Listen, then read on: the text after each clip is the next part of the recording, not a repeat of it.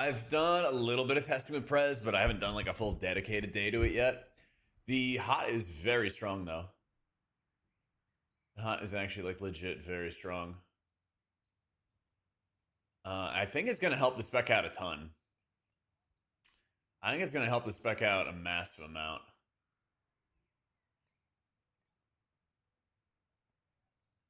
Let's see.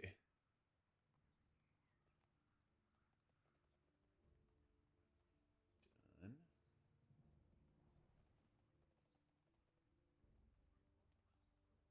Time for Mr. to Prez for a season? Yeah. Let me fix something real quick.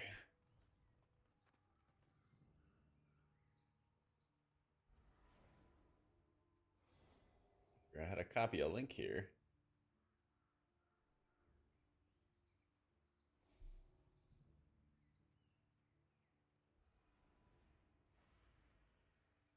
That's not that. All right. But yeah, one of the biggest things that I've noticed with just healers in general for like rating, and this is like especially true in season 1, is that there's just so much rot damage, so much ticking damage. And so if you have healers, you know, like Prez with these incoming changes that get a ton of their output from Dream Breath's hots, that's just going to make them super powerful. Like Prez actually did like pretty good healing. Prez did like pretty good healing in Save me from playing Druid in S2. I'll try, Bahamut. Thank you for the 27 months. We pray for some disc buffs, man. Well, design changes. They're already strong. Need some design changes. But yeah, like all the healers that are like really good in raids are going to be the ones that basically just like blast a ton of hots and like ticking healing and everything like that. Yeah, I'll show you talents. So that's why I want to do probably just like one shaman run, because we played it all yesterday. We played shaman for like 4 or 5 hours. But this is the latest build, the latest like cook that I think is going to work really well. So much of your healing is coming from just healing rain, and then like 10% of my overall healing was coming from downpour, since your tier set bonus is putting up more healing rains. And I can just give you a little link as well. We'll have like a dedicated Prez day. I think right now the best healer would probably be Mistweaver. Herkies. Hey, Donako. I think it'd probably be Mistweaver right now.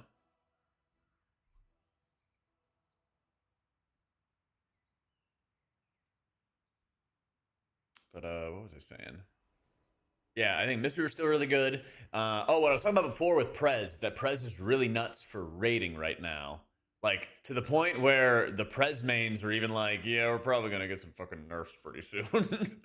So, that should be pretty cool to see if they don't get overly nuked from orbit. They don't get the full fucking tactical nuke shit going on. Yeah, Prez in raids feels kind of one-dimensional. I do agree with that. It does feel a little bit one-dimensional. Pally would be really nice. The thing is, they'd need to like really heavily increase a lot of their passive healing. I don't exactly know how they're going to do that. Right. And I got to take some more notes for raiding. And so Thursday, Friday, we're going to raid with Dratnos and Pop Tart Corndog for raid testing and test all the mythic bosses that they'll give us. So we'll see how like the encounters go. I think there's one fight that has like mass debuffs that you need a Mistweaver to dispel, but I forget what it is. Yeah. Honestly, the Glimmer would probably fix a lot of shit with Bally, yeah. It really would. There's a Shaman for raiding for the guild. Do you think Shaman will be good next season for raiding? Rest of the healers are druids and discs. Not right now, but that can change. It definitely can change. So far, Shaman looked kind of weak throughout the testing, but we also got to have 2 weeks where everybody could kind of digest the changes, and there's going to be a lot more damage coming up soon. So it didn't look great 2 weeks ago, but I think we might get changes today, or we might get changes tomorrow, and then we have raid testing Thursday. So we've got some time. We got some time. I'm trying to figure out what happened to this stream elements thing.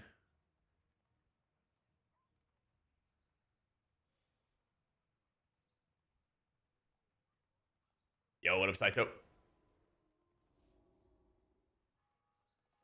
Let's see.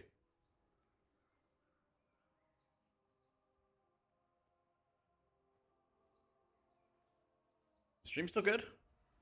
Okay. I think it is. Like Pally play like current Sylvie. There you go. HPAL for the first time. Been fun in keys. Made it to 3750. Impossible to plug higher keys. Rating was lackluster, especially with no innervates coming my way. Definitely going Mistweaver next season if I decide to still heal. Yeah, and that's the unfortunate thing, dude, is like you get into these moments where you're playing what's like not meta, not powerful, and it ends up not being fun. Yeah, shit gets really annoying.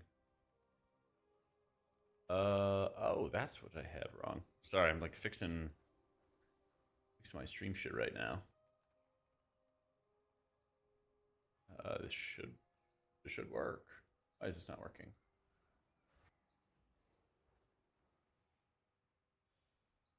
A shaman looking? Kind of the same. Kind of the same, man. It doesn't feel that different. You have like good synergy with your tier set bonus and like the rest of your kit, and like getting even more stuff, I guess, getting more healing rains, getting more like downpour value, things along those lines. But it also doesn't feel like much more engaging, you know? Where like the key starts, you have to reapply it and stuff, just PG. That, and it's like way too much on, it's all fucking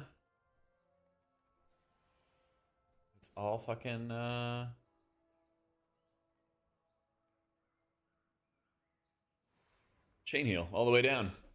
Healing meta matter outside of World First Hall of Fame? I think it matters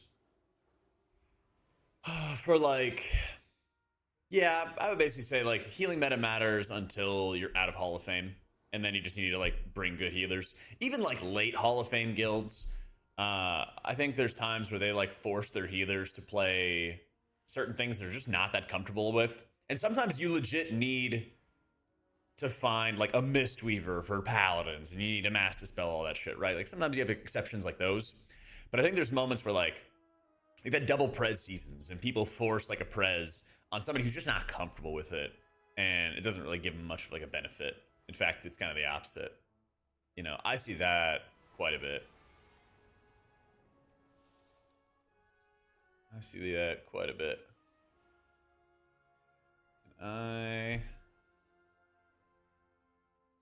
Let's see. Mr. needs to disappear for a season? Well, at the moment, it doesn't really seem like it's gonna happen. Doesn't really seem like it's gonna happen. Best option for Raiden M+. I expect there to be changes like this week, but if I had to say right now, probably Monk. Monk feels like the most complete overall healer, and I think that's like, you know, obviously one of the most important things.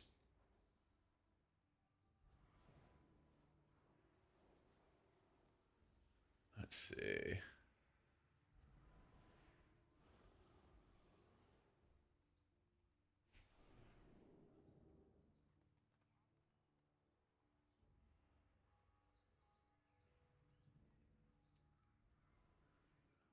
Like 2 seasons of being good. I think it's coming. Yeah, most people would be better off playing their main and the comfortability. Exactly, Jung. I realize I'm now just feeding into your narrative. Fuck.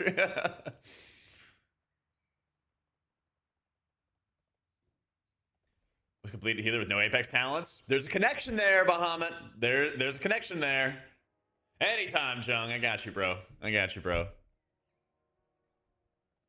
There's a connection there where healers not running their Apex talents actually turn out to have some very satisfying gameplay. There's something there. What a crazy idea. You know, what a crazy, crazy idea. Turns out, healers don't really need those Apex talents. So, I'm down to try it, Raider. Do you have like a build? I was gonna look up a bunch of logs when I logged into my Paladin. I was gonna look up a bunch of logs and everything like that, and then just kind of pull a build from that. I'm waiting on Shah. He said he would be on soon, so I think I have a minute to start setting up Paladin. Why do you go Downpour? Because you get multiple healing rains from your tier set bonus, and they also benefit from Downpour, Deluge, all that other fun stuff. So, what rating would I stop pushing keys if I'm just pugging? Probably like the 1% title.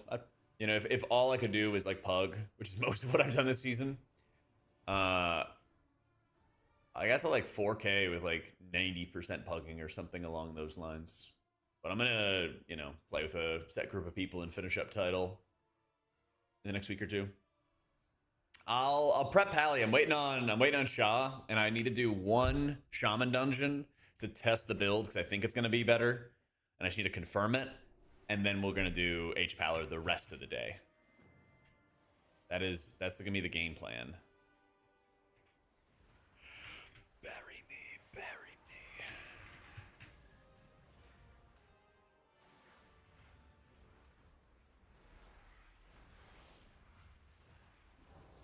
Okay. Okay, we also have been messing around with our UI a lot. People overreacting by the new tier sets being bad. I think a lot of the tier sets are not very good. I think a lot of them are not that good. Some of them are fine.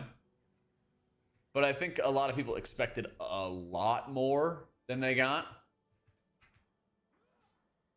I think people were expecting a lot more than what they actually ended up getting, so that's kind of what plays a big factor. But yeah, Raider, if you got a build, let me know. Otherwise, I'm looking it up like right now. Let's see, Warcraft logs. Nope. Trying to find. I think it's like 58 or something like that. Let's see. 5.8.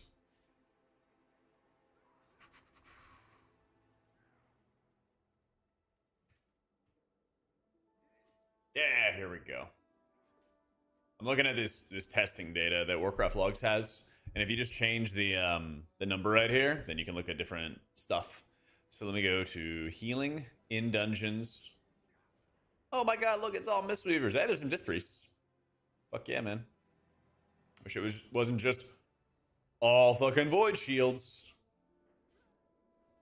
Let's go, Jinx. Look at the fucking Void Shields, man. Look at the fucking Void Shields. All right, before I get too distracted, let's see what Paladin players are doing. 16, 17, 17.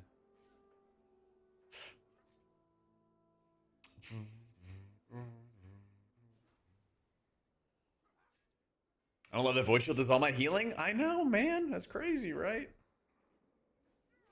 That's crazy. Oh yeah, we were playing with Scyther earlier.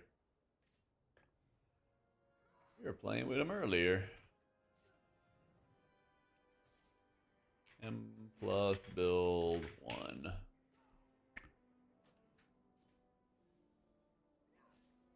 Fuck.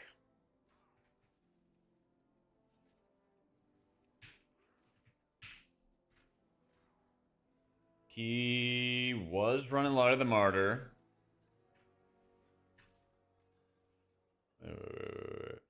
Yeah. Alright, we'll try out a couple build options for sure.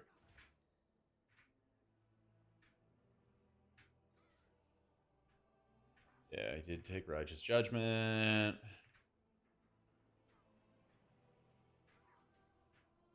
Didn't run Sunlight. Did run Double Beacon. What other builds?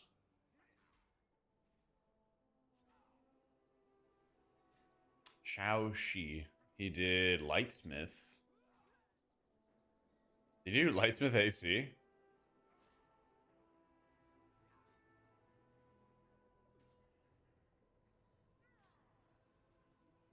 Normal wings.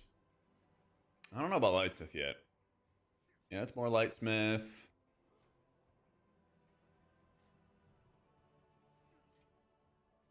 This performance-wise is actually very good, but it's only Void Shields. Exactly. And that's what I'm trying to like stress to people. Is I'm like, the numbers are there. The numbers are there. Yeah. I don't know if I found a build that I like though.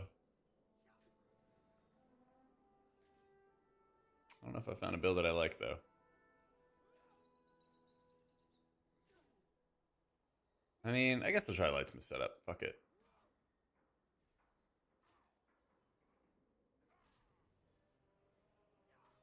Let's see if this actually works.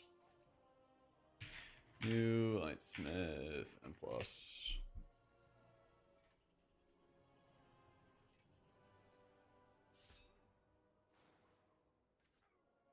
All right, anything look weird here, guys?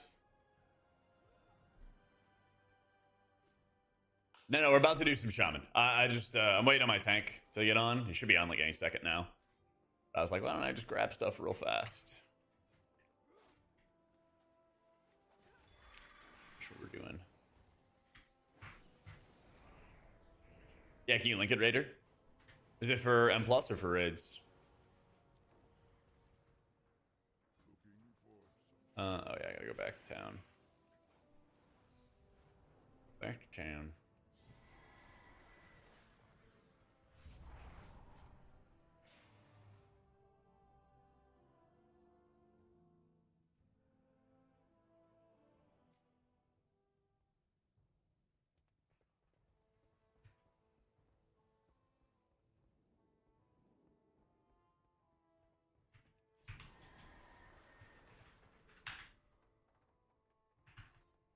Yeah, but the heal comb?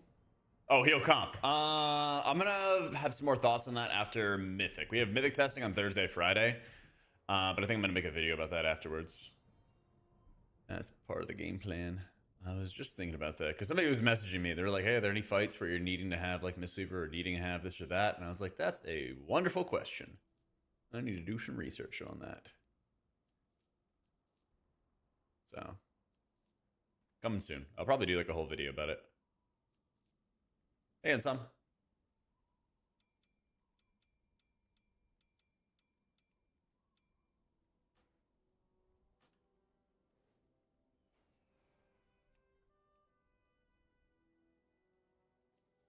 Let's try that again.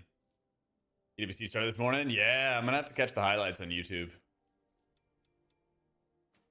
I got a bunch of shit I gotta do now that I'm back home.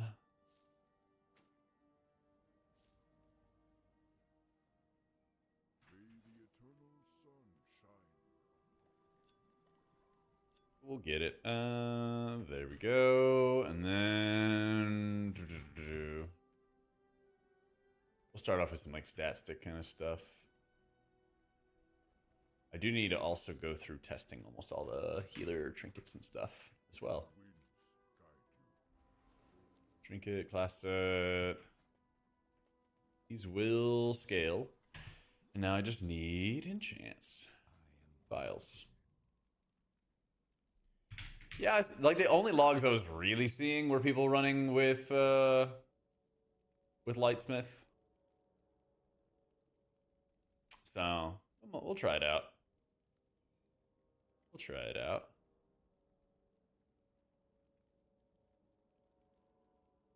Mistweaver Shaman for a raid and M+. I think Mistweaver is like the safest bet right now.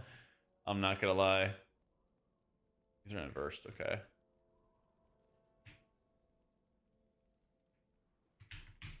No, if you really need to, but fuck it. Oh, no Holy Shock build. Is that also good for M+? Yeah, feel free to share builds for Pally. I'll try a bunch of things out because it doesn't seem like many people are trying it right now. But game plan is I'm going to swap to my Shaman, do one dungeon on it, and then we're going to go back to Paladin, okay? Yep.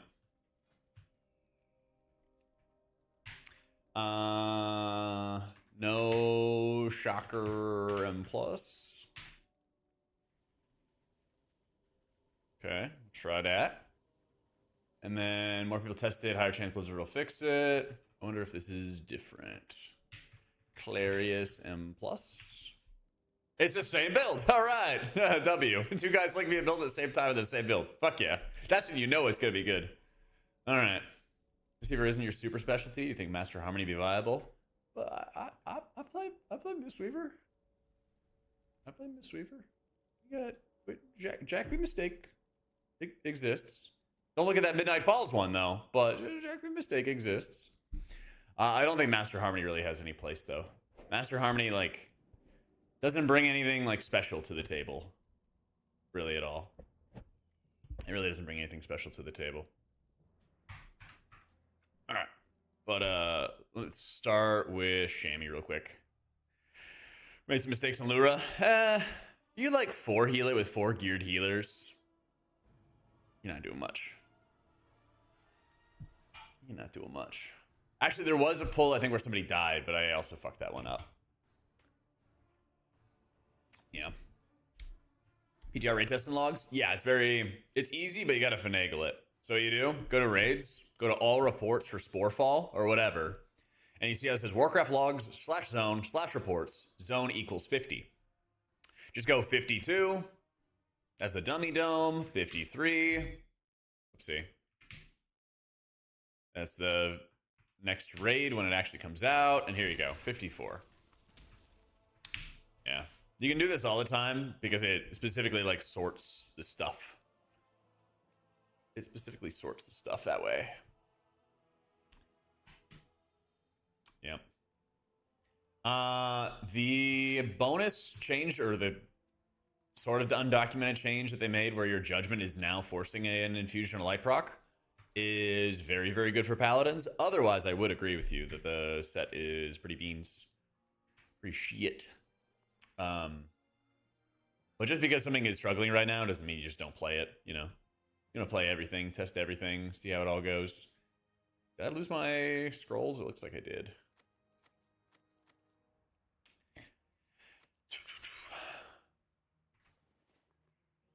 Need a container. What the fuck is my key? It says I bought it. Oh my god, it's auto-selling it. Ellesmere, you're auto-selling.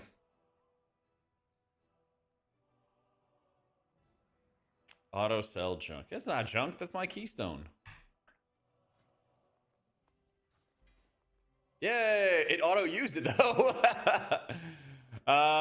Let me see. Let's do... I missed months Voice cause I Scar. kept forgetting I have Prime LOL. Let's do a Void Scar. 18. All right, let's ride. Pre-made groups, dungeons, start. Relaxed. Yo, Iris! This month's gonna keep forgetting I have Prime. Ah! Well, thank you so much for the 4 months. Shin, thank you for the 19 months. Thank you guys for remembering the primes. Yeah, I'll play that No Holy Shock build. Someone already linked it to me. I feel like I will still press some shocks in downtime, but I don't know. We'll see. I'll get some data. At the very least, I'll get some data. I also did find a Chinese Lightsmith build, so we will also try that too.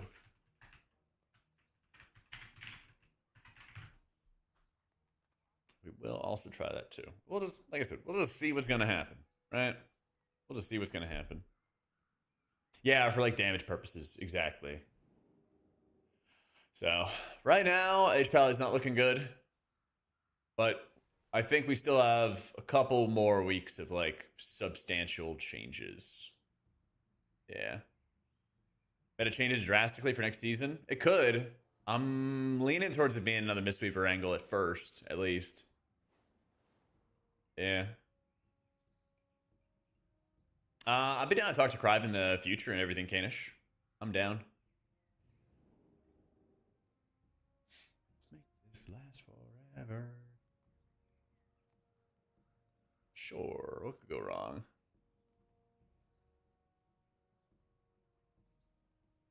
Gonna be a Dispriest forever. But what if they fix Atonement? The last time a healer other than Mistweaver and Druid is meta and M+. Disc was the most recent one in War Within. Shaman's always been...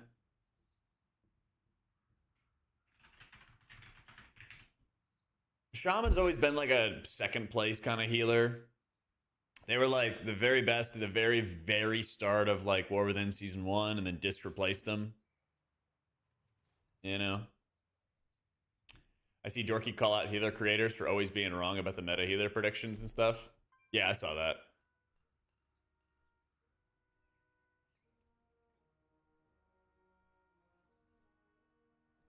It was not so subtle.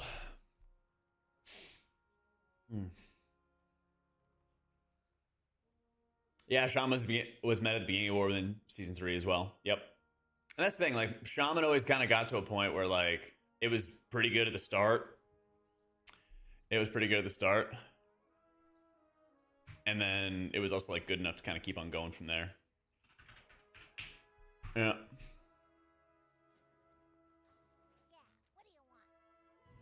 I don't know. Let's go Void Scar. Ellesmere UI has been great so far. I haven't messed around with the raid frames or anything yet. Oh, I don't know if the Platinator, Plater type stuff will be working right now. I'll try it. I'll try turning the nameplates back on and we'll see. Because I saw that he had an update today. I did not read the changelog. Let's see. Go find the changelog. Blizzard changed something with nameplates and raid frames that fucked with some things.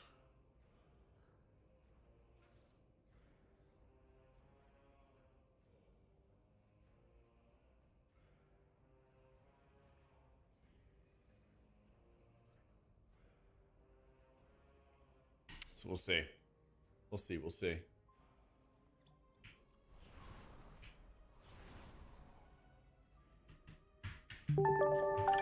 Yo, Danny. Thanks so much for the new sub, man.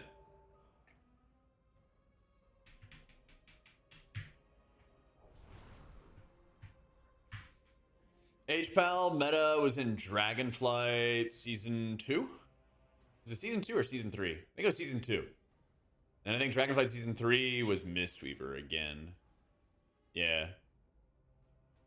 Because they like reworked Paladin in a mid-season. Everybody rerolled to it. And it was like a very bloated mess, but it was so overtuned. It was crazy. Yeah.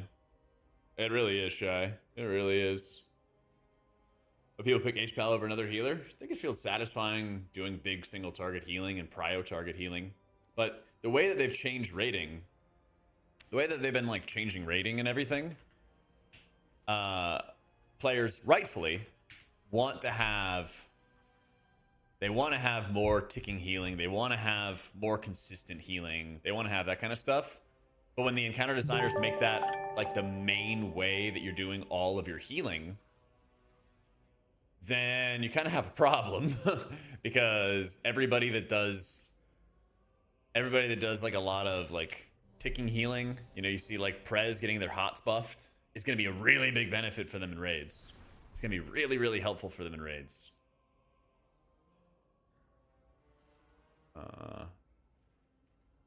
There we go.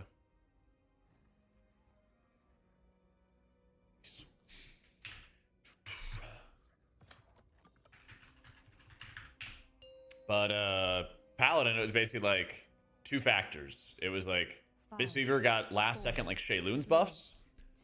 So they ended up dominating all of the like ticking healing fights, or all the prio target healing fights. You know, they ended up dominating on Paladins. They ended up dominating on 4, 3, 2, Cosmos and Lura for the single target healing. And then what's the other one I was thinking of? Oh yeah, and like Pally just doesn't really do any substantial ticking healing or consistent healing. It probably would have been a lot better if they didn't nuke like Empyrean Legacy, for example, right? We're just gonna do this, gonna do this, gonna do this.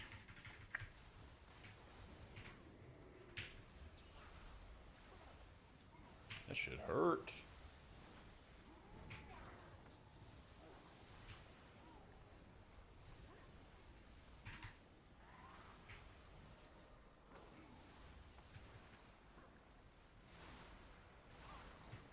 Well.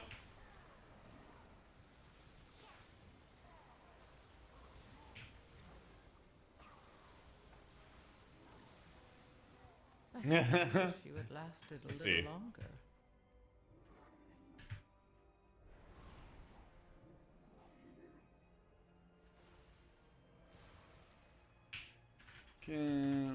Yeah, what's that?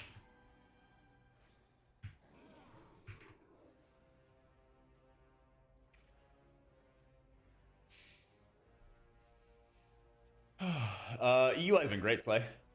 It's been great so far.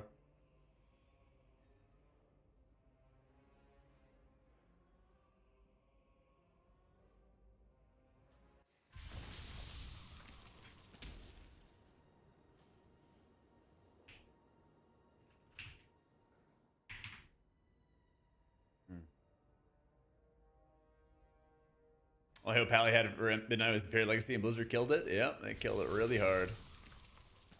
They killed it really, really hard.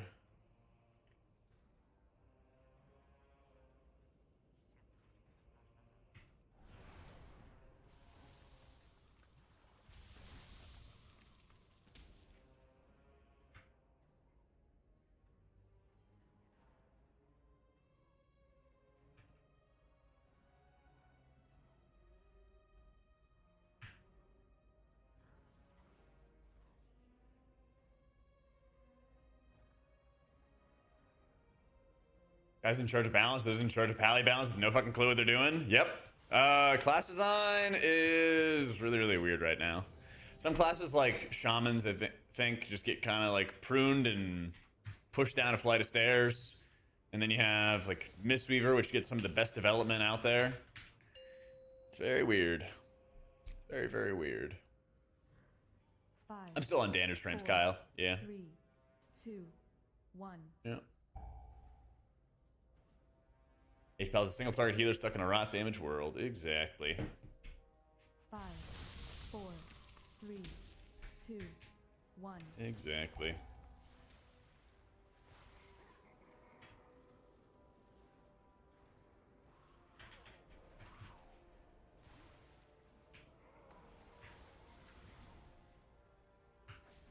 Dev in charge of balance plays Mistweaver? Maybe.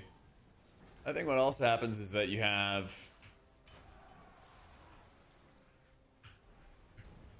I think what also happens a lot is like you have big, big swings in like quality for the specs.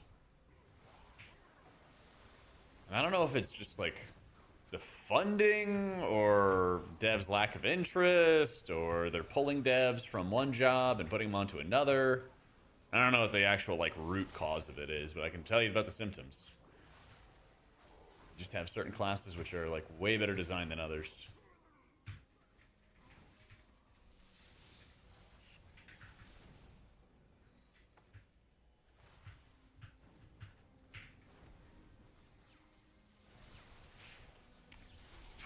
Oh, new class healer waiting room, to be honest. What's the new healer gonna be, Zauk?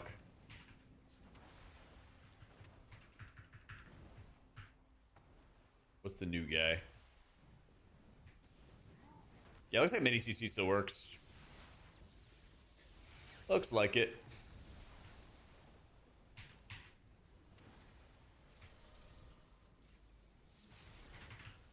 Well, they've even been like nerfing beacons a lot too. I think Pally's got like 2 or 3 rounds of nerfs for their beacons in beta. Gun healer that shoots you with healing missiles. There you go. That sounds sick.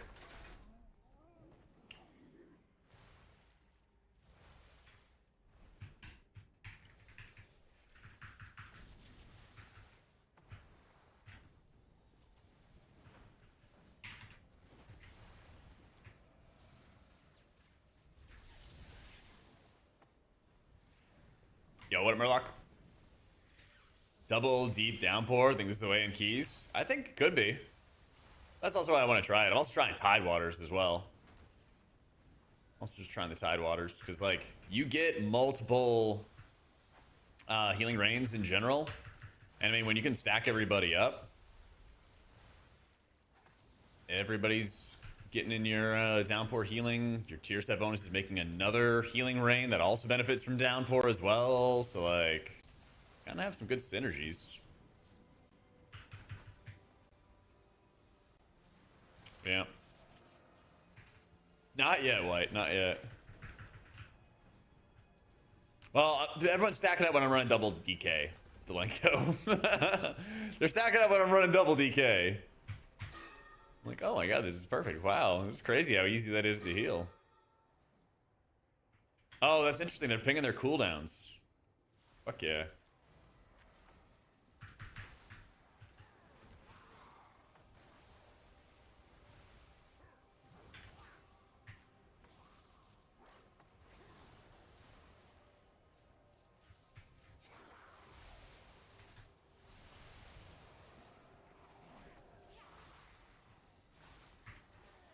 Good times in Shaman HPAL next season for Raiden and M+. Hell yeah.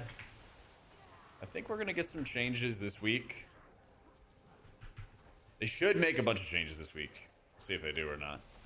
But there should be to get ready for raid testing on Thursday and Friday.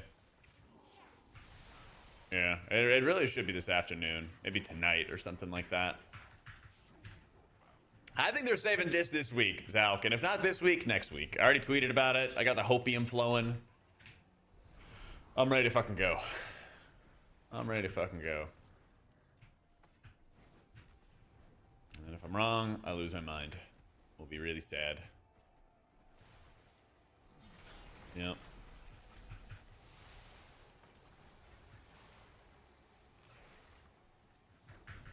I don't know if the changes will be good, but I think they'll probably nerf down Void Shield a lot.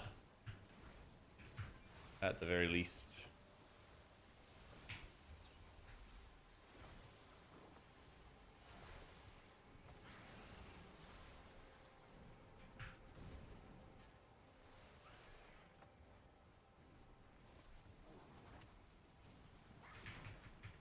No atomic compensation coming? Probably. Probably.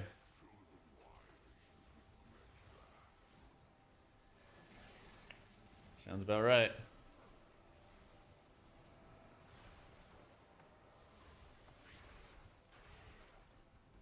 Yeah, that guy piped.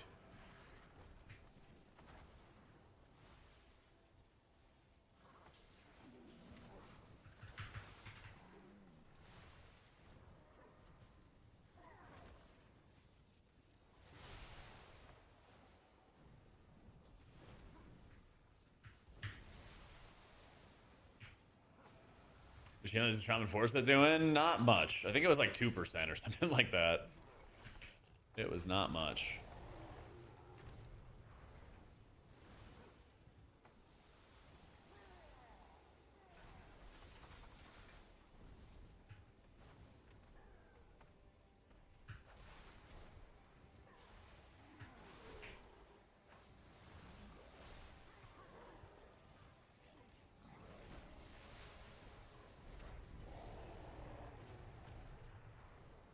Second healing range should last 10 seconds, but I wasn't looking at it.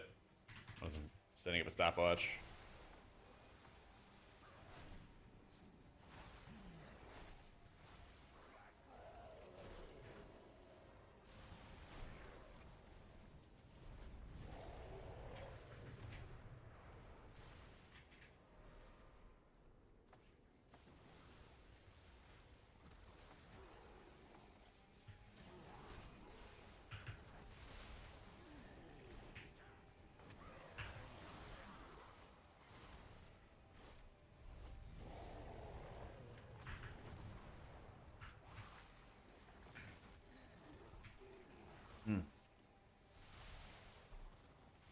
The videos about wanting DK nerfed.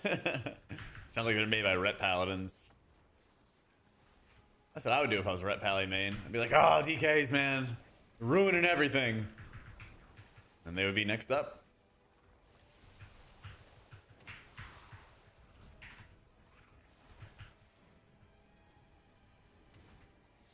They made a little bit of like Farseer changes, but they were like nothing, basically. They were like nothing.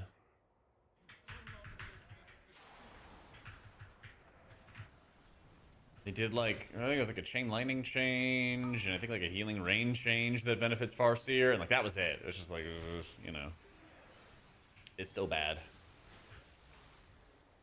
It's still bad.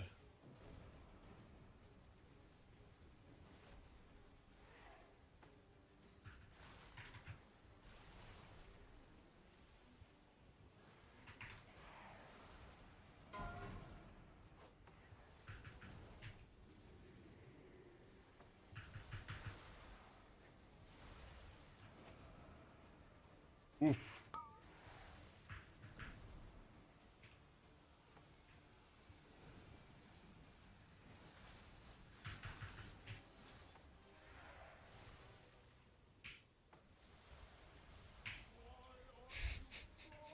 DK's not that tanky.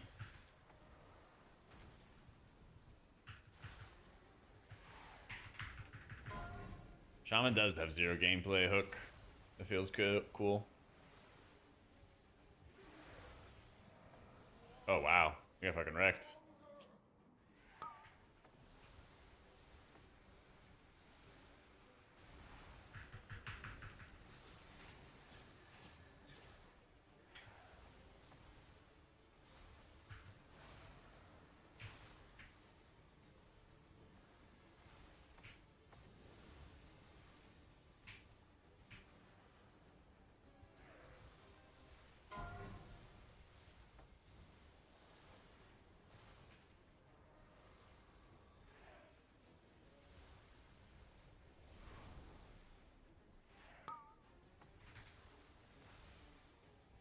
Ellesmere is busy making a UI. We need your help championing Hull once they fix disc. I got you, Goylan. We're playing HPAL right after this dungeon.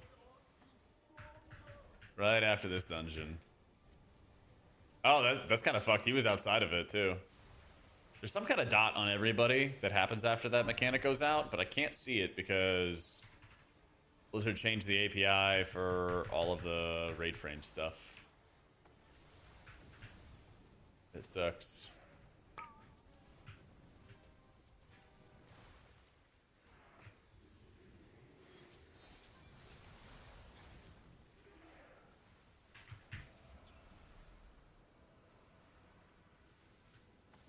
Damn. Yeah, that hurts real bad.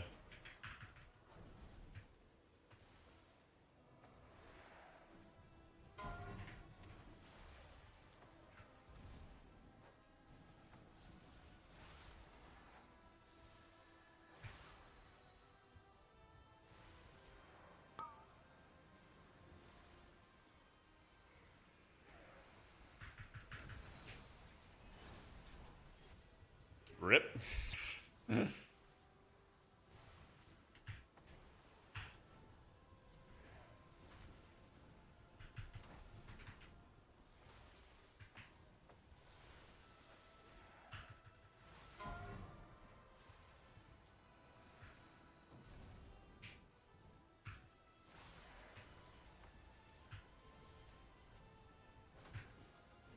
Don't worry, we'll get there.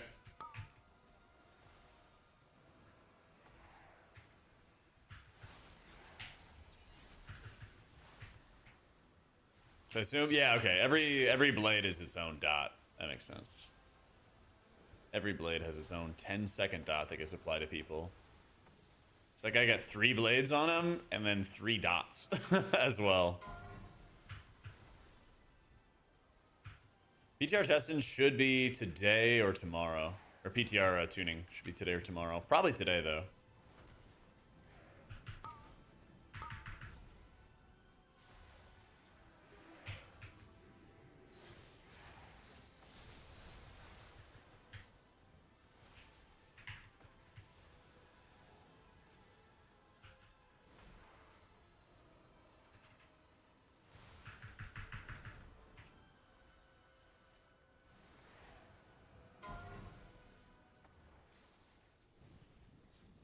Well, we got the double downpours.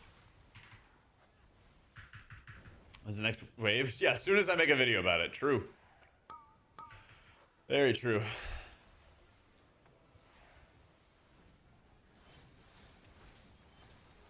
Oh my god, dude.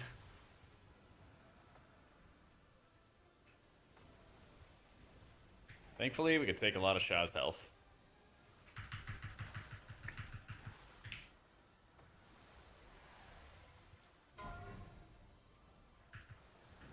Thankfully. You get these blades on you, and every time a blade goes through you, you get a dot, a 10-second dot. And since we have people dead, it's an even bigger dot. It's like, I might just die here. We'll see.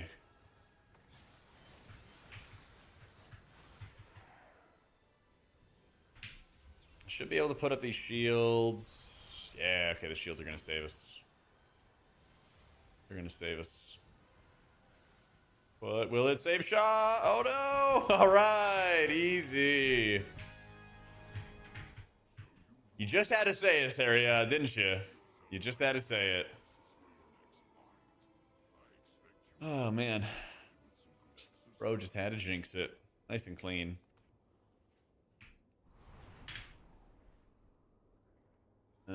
Yeah, vacation was great. It was a very American 4th of July. Went to 2 different baseball games. One with my dad, and then one with my brother. Grilled some steaks. Saw some fireworks. Got to visit my grandma.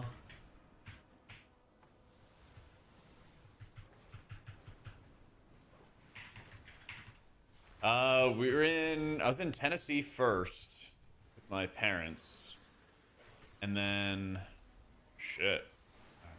Oh, I know what my button is. I was trying to find my poison cleansing totem button, but then I realized what it was. Let's see. Nah, we were in Tennessee first. We went to Knoxville to watch the Smokies play some Columbus team. So it was like AA ball, I think is what it was. And the Smokies, the home team, won. Everyone went fucking nuts. They had a walk-off win. And then I went with my brother to Cincinnati, and we watched his Orioles play the Reds, and they beat the Reds. What realm? I don't remember. I don't think it matters though. Might be like Anastarian or something.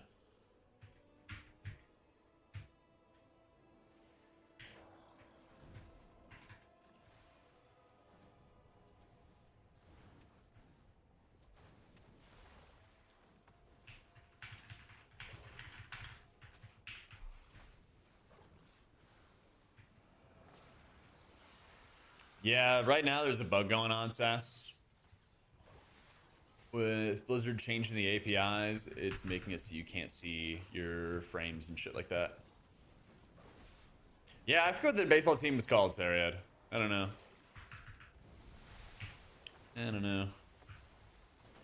Not yet, Seth, but I do have a brand new Prez video where I talked to Kig and UT, and I got to yoink their footage for the video.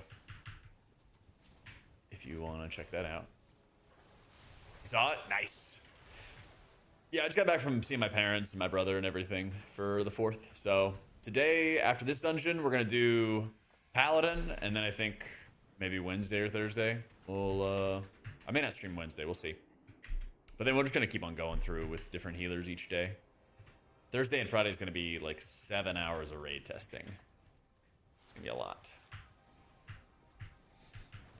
But yeah, keep an eye out for it. We'll definitely have some more dedicated days for each healer.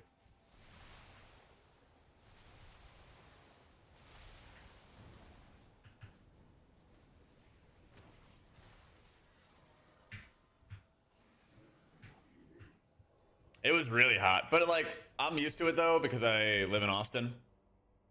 So it was maybe like 5 degrees cooler than Austin. My parents were like, oh my god, I'm so sorry. It came, the worst possible time. And I'm like, it's not that bad. I've dealt with worse.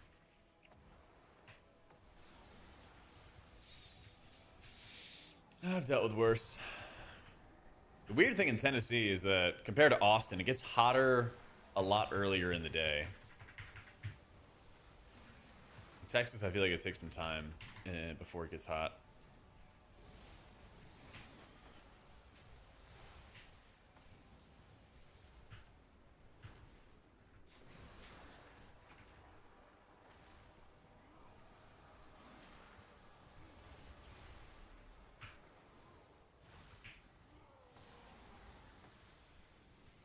Gonna move to Fleurville from College Station. Can't wait to have Terry Black's right up the road. Let's go, dude.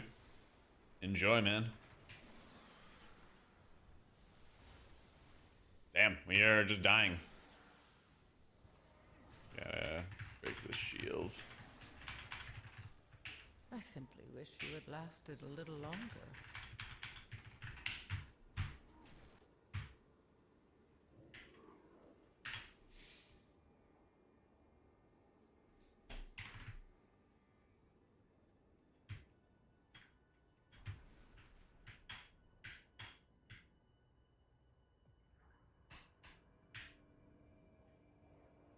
Sunburn in Tennessee at 9 a.m. with clouds? Yeah. That's nuts, dude.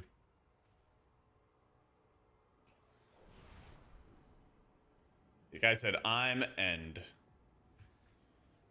People are such fucking bums on PTR, man. Oh no, we wiped. Oh no. Oh my goodness.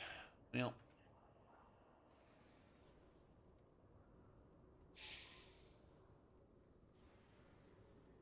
We wiped on PTR. We gotta leave.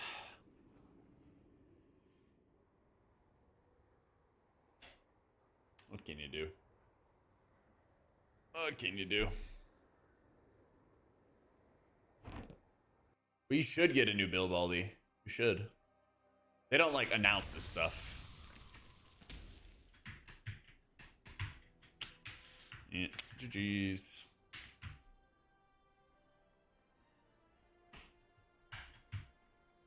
UI work for all the with other than healers? It does. You just have to customize the CDM how you like it. Yeah, which is just like dragging your abilities around, you know? Yeah, we did raid testing for 7 heroic bosses, and then we're gonna do raid testing for 7 mythic bosses on Thursday and Friday. Yeah. That's gonna be the plan.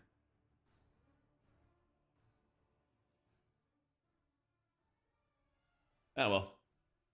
Paladin time.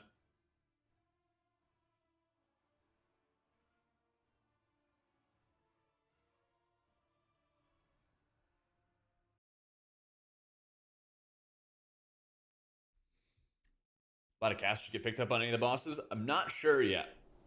I'm gonna do like a video, I think, talking about like, I guess just important factors that might like impact the healer meta kind of stuff.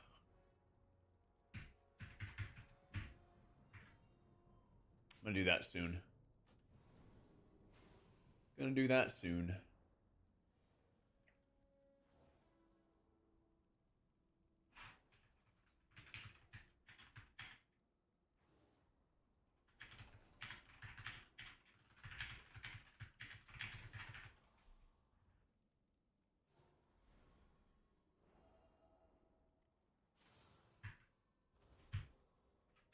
Okay, need to get enchants.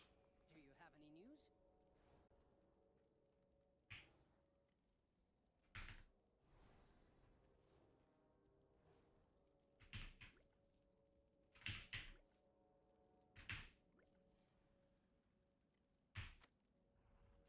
World Soul, Celestial's Roots.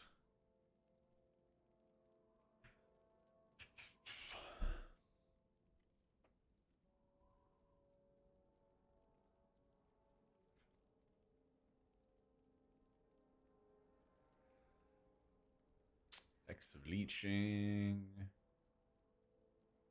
Where's this one? 33. That's 55. Okay, that's better. Shoulders is...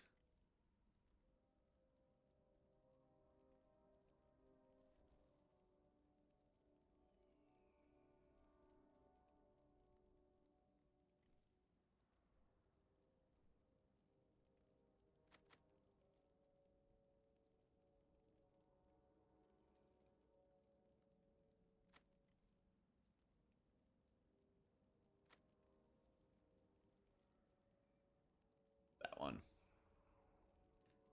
That one.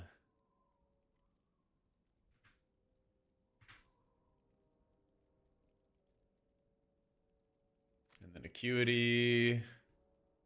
I think you want stamina.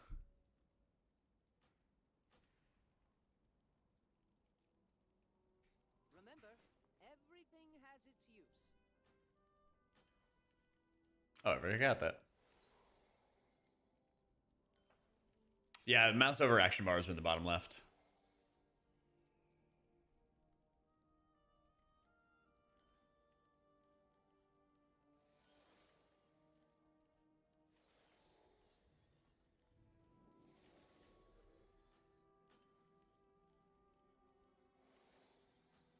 See over season 2? Still very early. Probably Mistweaver, though. Probably Mistweaver. Where are the gems? Where are the gems?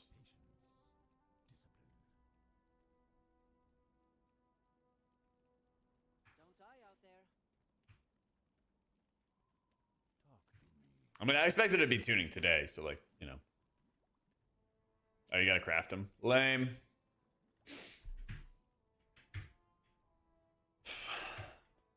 Yeah, Shaman I feel like has a pretty, like, just safe setup. They've always been, like, I don't know, second or third best for a long time now.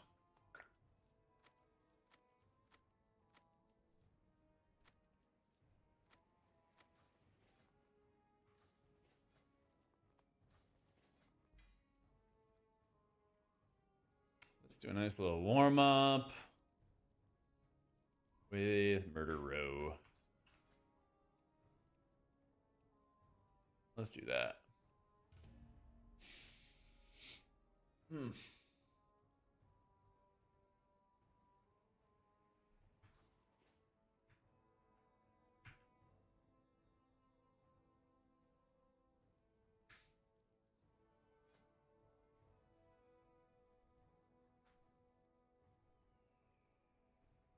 All right, so this setup, we're gonna try not using like any holy shocks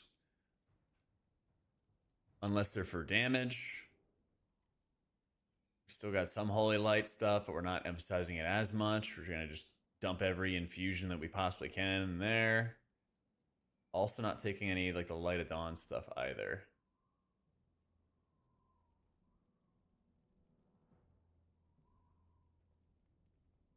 Let's see how this goes.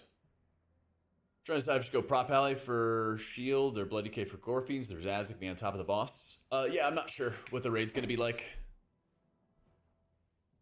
I'm not sure. It was like 2 weeks ago, so I'm going to probably like do a video on like what are the like super important like necessary things and everything.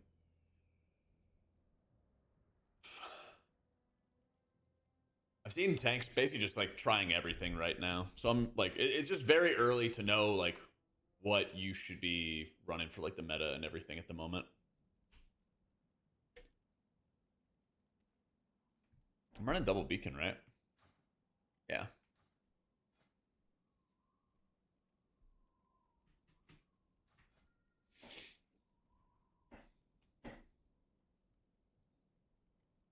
Like melee wings, paladin bis. Yeah, we'll see. We'll see.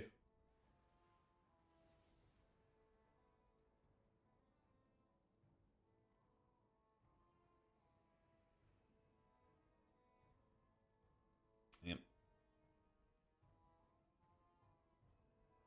Say Oracle Holy Priest key streams. We did a little bit a week and a half ago, something like that. But it still feels really weak. It still feels really, really weak at the moment. I personally like playing with Holy Prism a lot. I'll try with Divine Toll here, since that's what the build recommended. Where is it? There it is. But I'm always a big fan of always a big fan of playing with Prism if I can. Disc is really strong numbers wise. Disc is very strong numbers wise. The gameplay I think is terrible. It's just like all void shield all the way down. And I think that's a huge problem for the spec. Is like you just get all of your atonement healing, all of your shielding. It's just the entire backbone of your output overall. And it might even make it worse to run Void Weaver because you're really heavily incentivized to cast Mind Blasts on cooldown to get you more Void Shields. But you don't really want to do that with Void Weaver. You don't really want to do that with Void Weaver at all. Because you want to time, you know, your Mind Blast cast to go with when you can just cast as many Void Blasts as possible. So,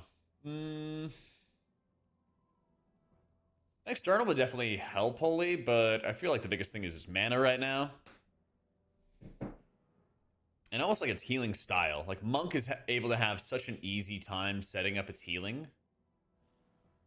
Monk can just do, like, such reliable, constant output by also just doing damage.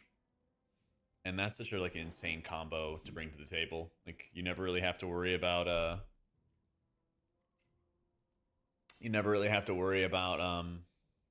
like, the maintenance healing side as a Monk, because you just are always dealing with it. By just spinning and kicking and everything like that. Holy Priest and even Disc as well. Just like constantly has to be like setting up shielding or setting up healing to deal with all of that. Which also fucks over your mana.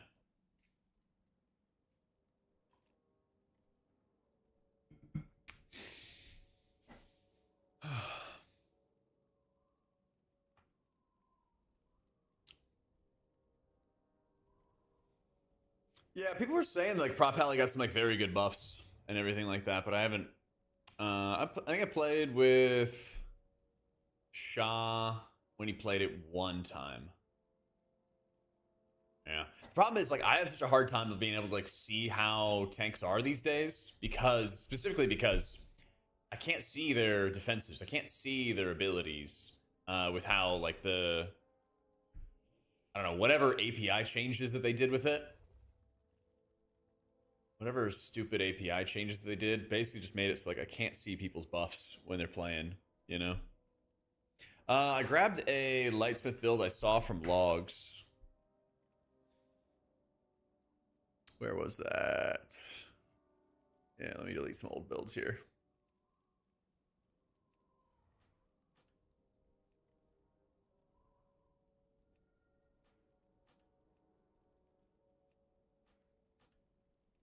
Yeah, this is the Lightsmith build I pulled from some like Chinese logs. I think I'm gonna go a couple rounds with Herald first, and then I'll try this build later.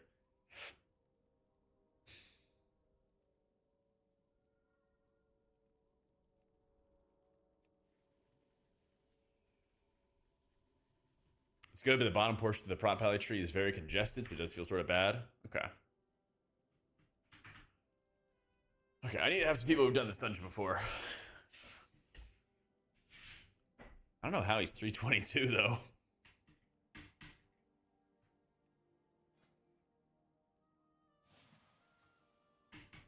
Alright.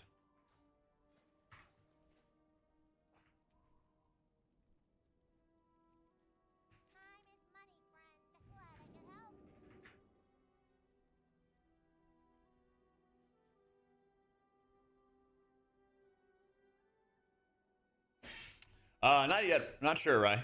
Just getting started with Pally. Oh, yeah, that's right. It must be crafted. New Temple and King's Rest final boss notes just say redesigned. Yeah. Well, there's no way they are going to have the last boss of Temple of Sethrulus be the same because... the fuck? Chat, you guys hear that? That's my UPS. And it's screaming. What are we doing?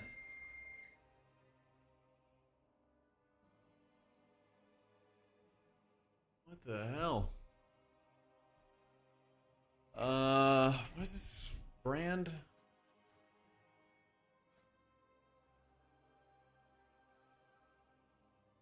What is this? Cyberpower?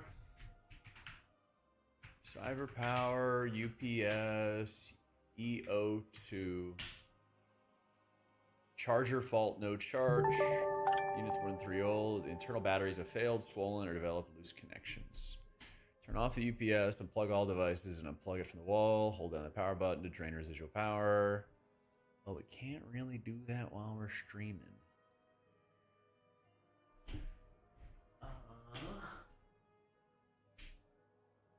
Does not look swollen.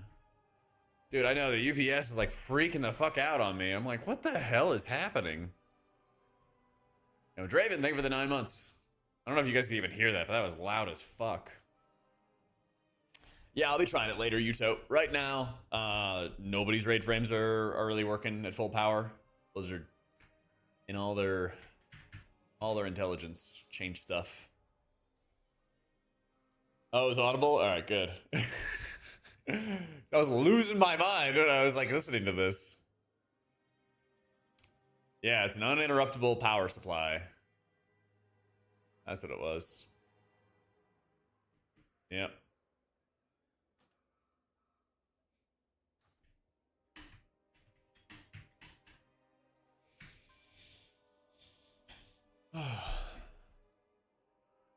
I basically just got back from visiting family and everything thick. So we're just getting started. Just getting started.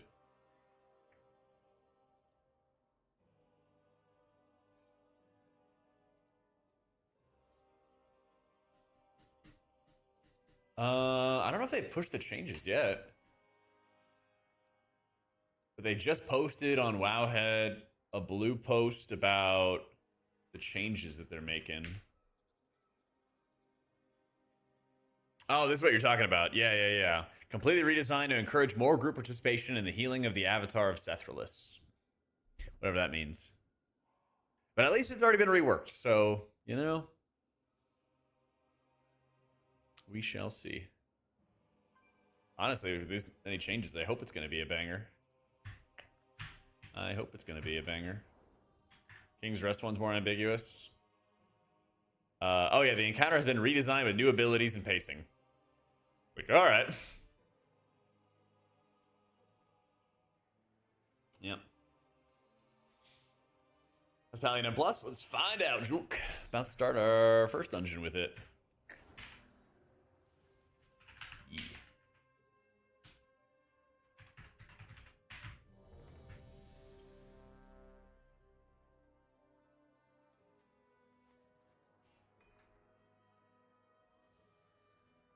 I think it's some feast on all my characters too.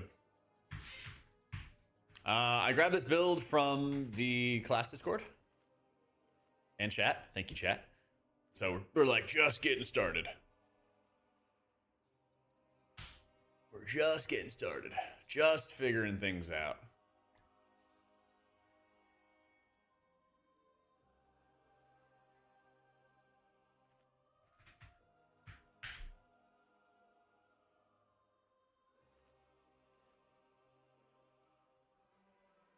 Yeah. I fix one thing.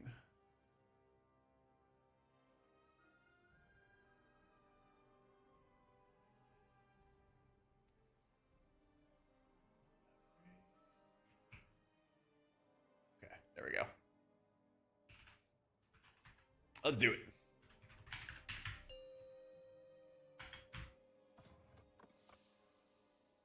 Five, four. Yeah, Cliff Notes even? Yeah. 2. I wonder if they did actually add it to the dungeon journal. I think my game is going to lag if I open up the dungeon journal, though. We need to act fast. 5, 4, 3, 2, 1.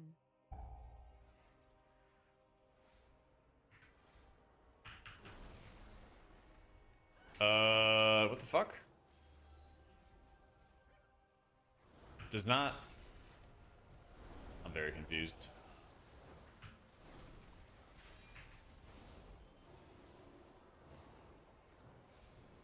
Did the notes not say that throwing out a judgment would give you infusion, or is that only Hammer of Wrath? I thought it was 100% chance.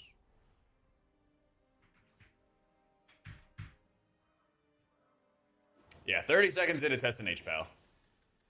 I thought it said... Okay. I thought they changed it with judgment.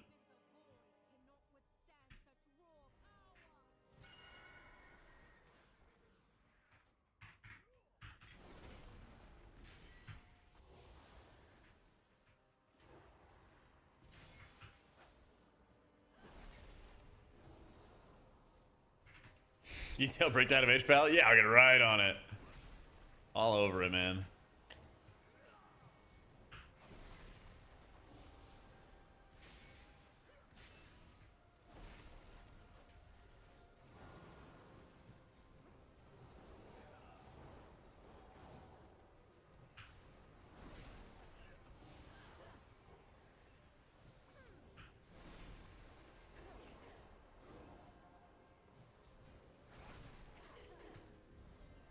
Yeah, I'm bubbling that.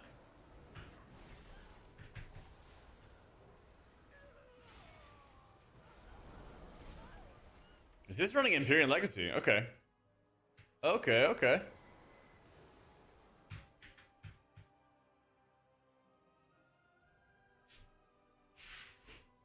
What eye level are we? We are 328. 328. Are you planning a purchase?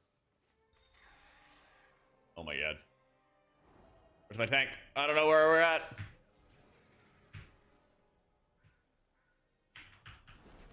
I digress.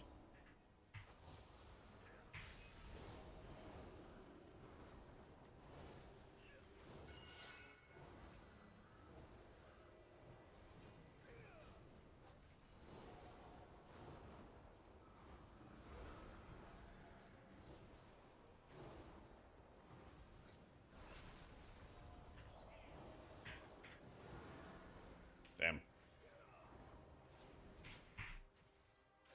Your Let's just survival reset. wasn't necessary. Yeah, I don't know. I don't know where everybody was. Oh, I know, Raider. Oh, I know. Give me more than like 2 minutes to get caught up on the new build and different things going on. All right. This is Dander's frames. All the unfortunately with whatever changes Blizzard made, your nameplates and your raid frames are like fucked on PTR right now. Yeah.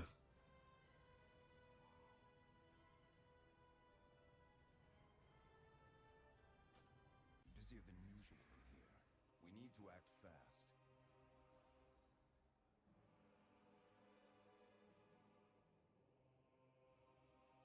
It very much is a healer problem, man. I can't see any of these debuffs except for the fact that they have a debuff on them, and much less see what they actually do. I'm like randomly seeing him get like mass HP reductions and shit. It's very fun. It's very, very fun.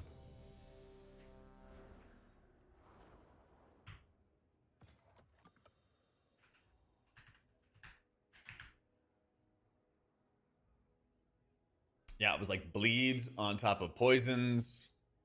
One of those was related to a... One of those was also related to a health reduction. Alright. Countdown 10.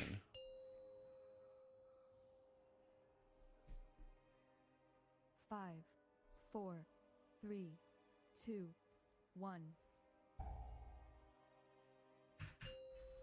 I'm playing this build. We need to act fast. 5, 4, 3, 2, 1. I have no idea what Blizzard's intentions are. I got no clue.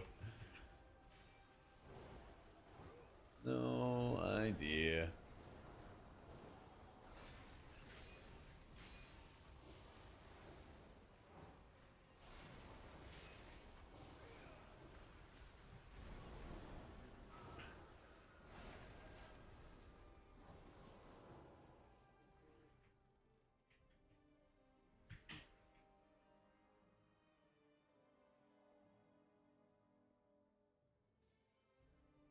Yo, things impossible. Just about to find out, Broski. Just getting started, guys. Just getting started with Holy Pally stuff.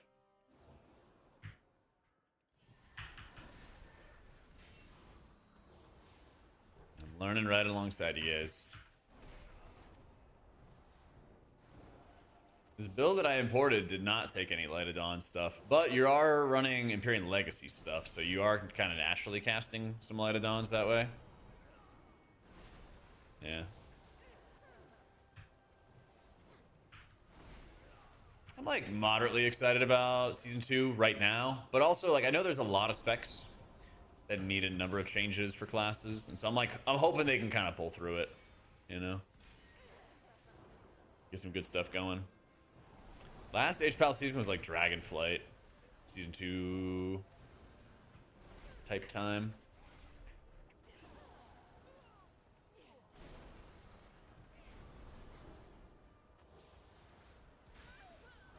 Yeah, it's been a while. Is there a snitch? Feel Way of the Serpent will be viable in M+. Problem with Way of the Serpent is like one of the biggest things, being able to like soothing on the move and cast on other people and everything, got just rolled into the entirety of the kit. Oh my fucking god, dude.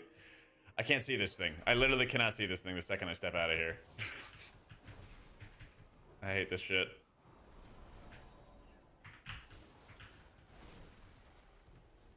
It's fucking chicken, man.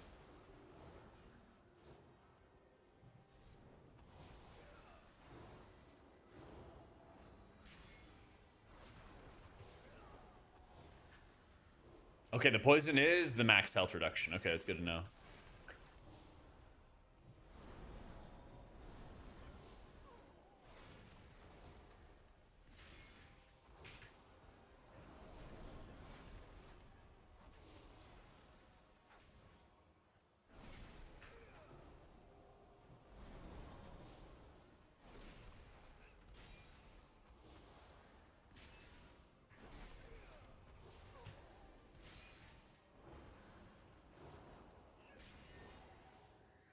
All right, your prediction for the healing meta? It's gonna change.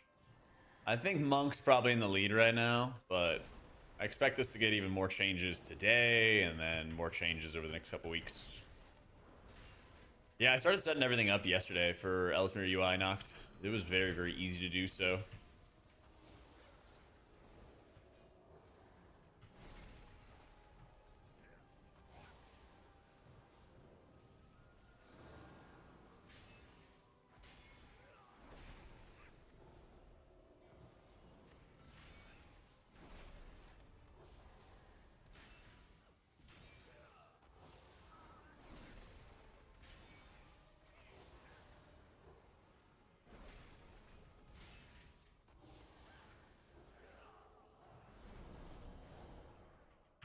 I'm just using shock for damage, Raider. Like if you see in the shocks, I'm using them for DPS.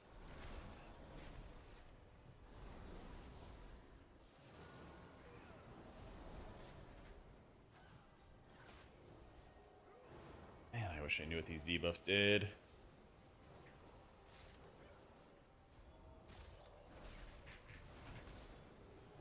Wings, Holy Light, double infusion. Another Holy Light, double infusion.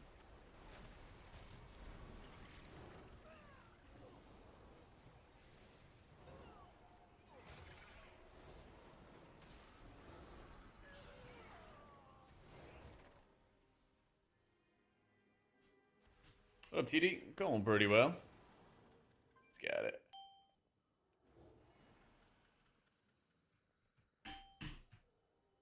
Alright, we got the snitches.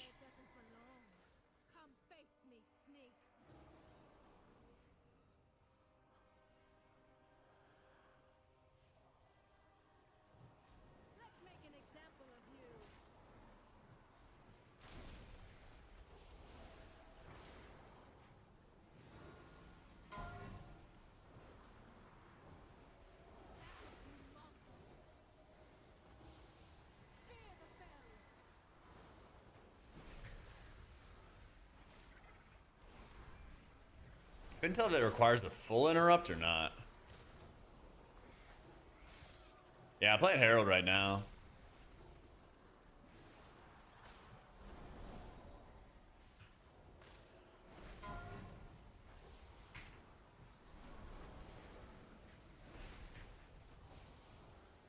But I found a Chinese lightsmith build, so we'll try that a little bit later.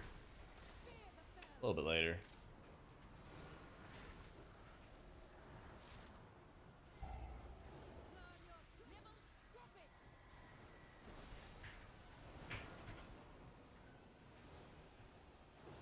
Damn. I'm gonna bubble.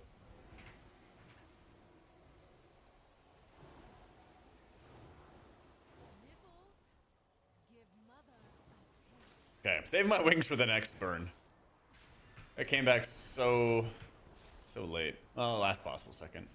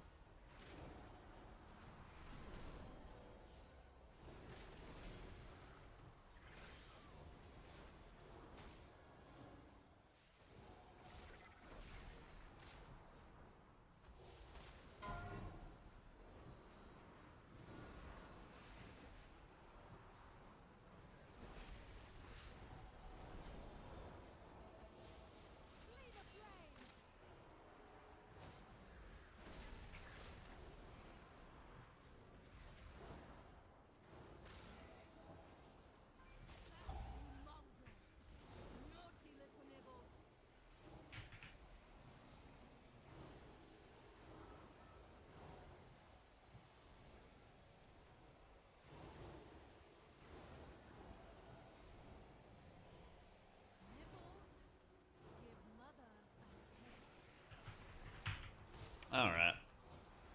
I screwed his disc. Numbers wise is good. I think I'm just worried about it being like a really shitty playstyle. Yeah. Like what I care about the most right now is like what are the play styles of specs. I don't know how this guy's taking a shitload of damage. The rogue is taking more damage than everybody else. By like a mile. I don't know why.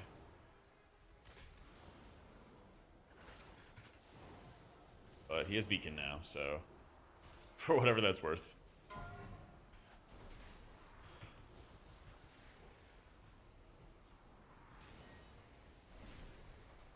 Yeah, deterministic void shield is powerful, and that's the biggest thing. It's like I want to stress that like the void shield setup is a strong playstyle.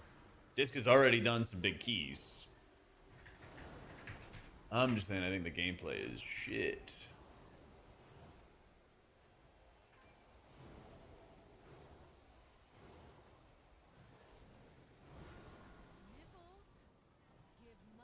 Look at this. There's like nothing else happening, and he's taking like huge ticks, like that right there. That's what I'm trying to understand. It's like, what's happening to him?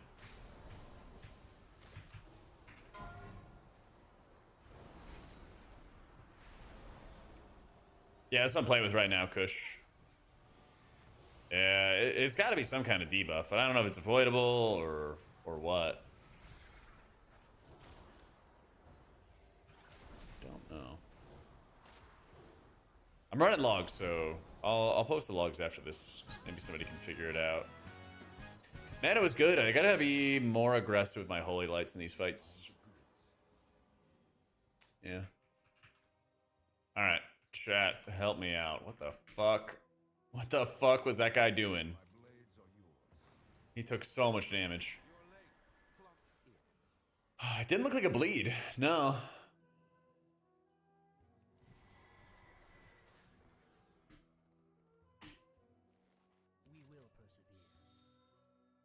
Bro, I hope I get the broom, man. We will have justice. Get to the stage and perform. Entertain on the stage. Okay, this one's easy. This one's real easy.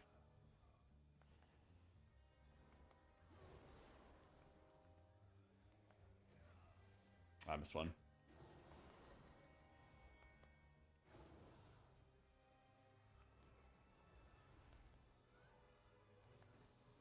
Oh, got it. Got it.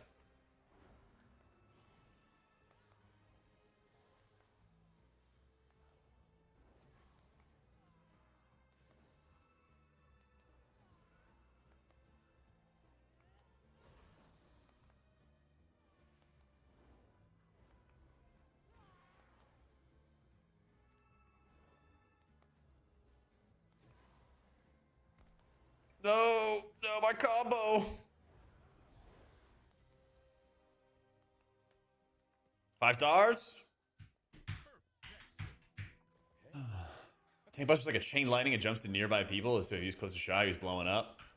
Is it supposed to, like, are you supposed to help the tank, Tolly? Or is he just like standing on him and just getting wrecked? It's one of those like don't stand on the tank scenarios.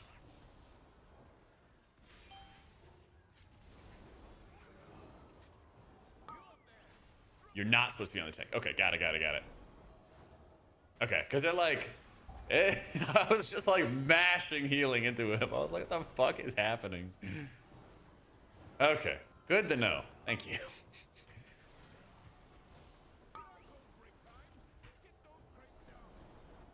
It's driving me insane.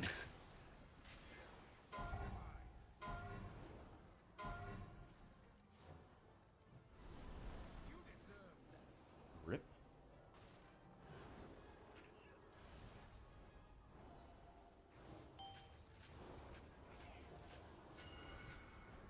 Damn. Have a bop.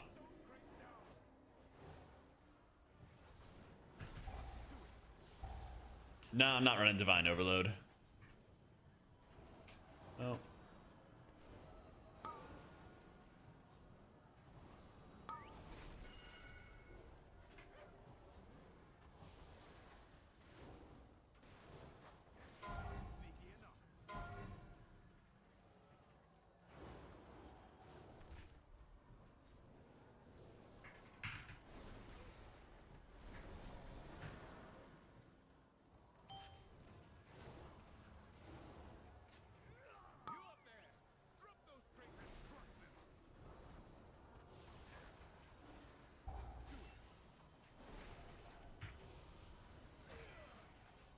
I think I'm getting into the flow of this.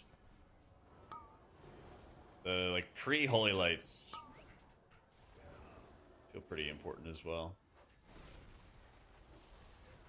Just like force the infusions when you need them.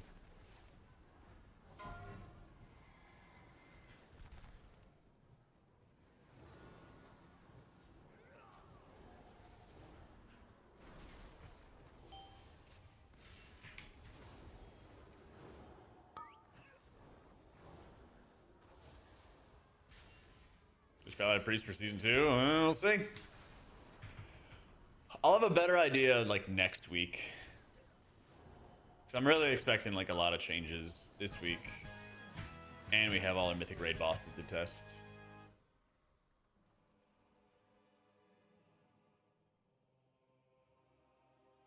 I'm starting to like this build a lot though. Starting to like it though. There's a boomer take. I love that. This is going back to shields. Ah, this guy. Yep, the Disc and Lich King. Yep. It's so funny. I always see people be like, oh, I love like Disc and Lich King. But I never hear people be like, oh, I love Disc and Wad. I never hear that.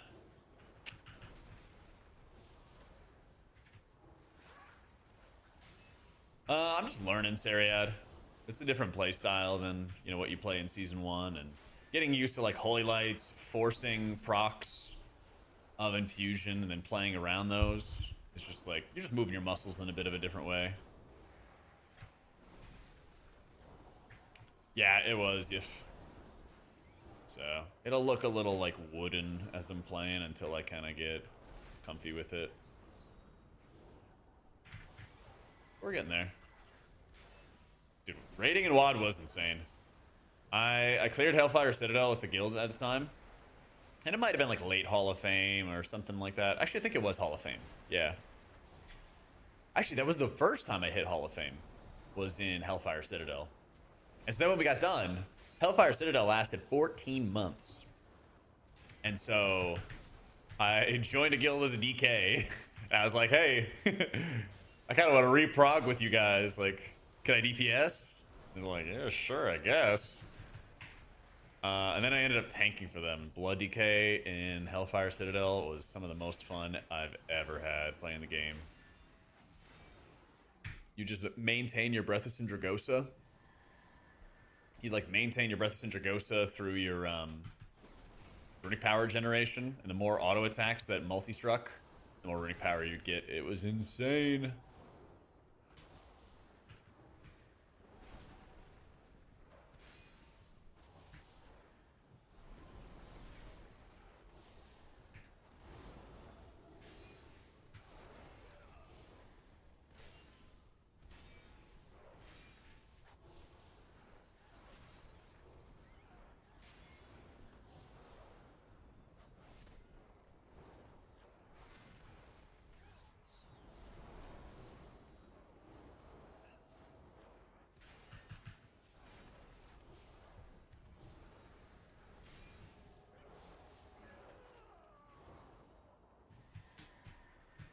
Anyone love WAD? I like the rating in WAD. I like the rating. I also like that you could get a toy, Aviana's Feather, and then you could fly from your Horde Garrison to High Mall. So you kind of, it was, you know, it was like the cope. It was like you had flying, but it wasn't really full flying. That shit was hyped too.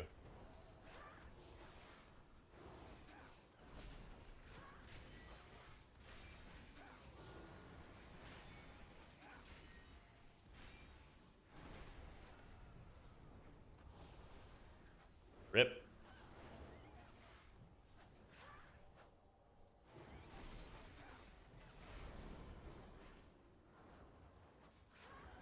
I think my beacons are still up, but I'm just going to reapply them anyway.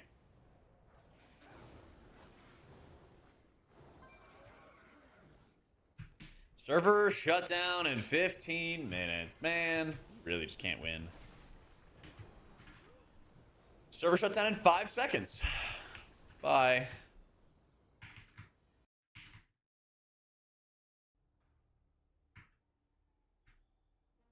That's fucking tough. That's fucking tough.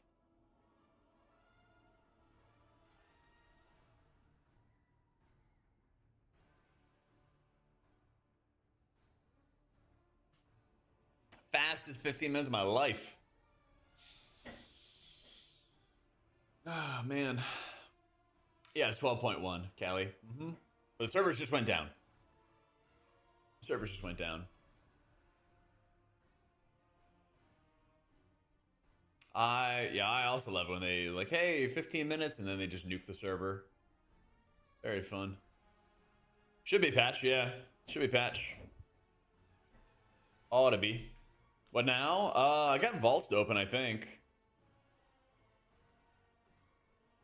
I think I have 2 vaults. I think I got 2 vaults. I'm starting to understand how I want to play it with Pally, though. Starting to.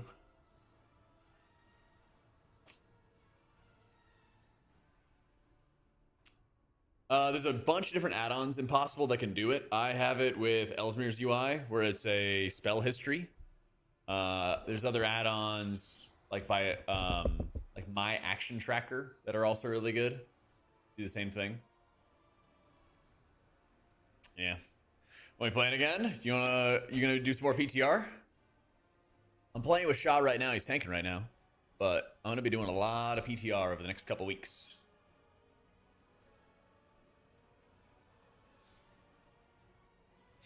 Geez, now both my wife and Blizzard think 15 minutes equals 5 seconds. That's rough, buddy. That's tough, man. Let's see. Season's dead, might as well. Yeah, I feel you there, dude.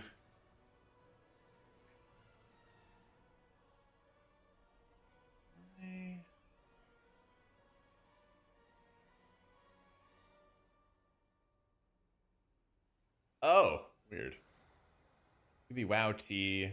You can be WoW E. You can finally play your Pally again. That's true.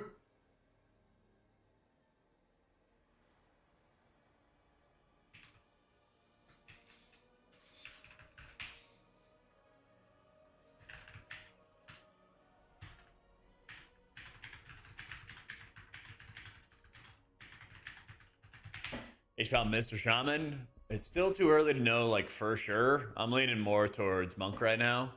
I think Monk just keeps on getting, like, the best changes and best design and all that other fun stuff. We'll see. We'll see, we'll see. Get my coins real fast.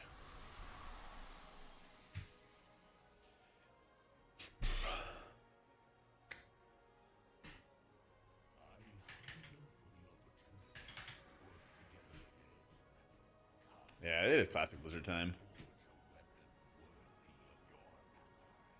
I wish they would be able to like deploy the builds like early in the morning or something like that, but what can you do? What can you do? There's a straight lag in here?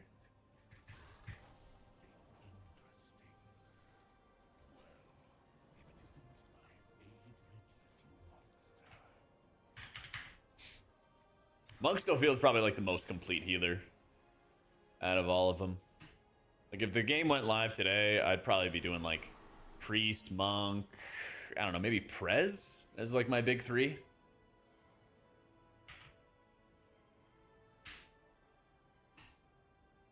Well, doesn't Final Fantasy do their patches at night because it's in like Japan or something? Maybe they're just, you know, taking the servers down because they want us to play retail. They want us to play live. All right, let's see what we get out of our vaults. Let's see. While we wait, there should be notes. I mean, the bright side about it is that there should be notes. It might take an hour or something like that, but there should be notes coming soon. Offhand, a belt. Another offhand. Fuck, man. I think Paleo feel for a casual heroic raider. Hopefully better, but I got to do like half a dungeon, so I was on vacation for about a week seeing family, so I'm just getting into like the thick of all the testing and stuff right now.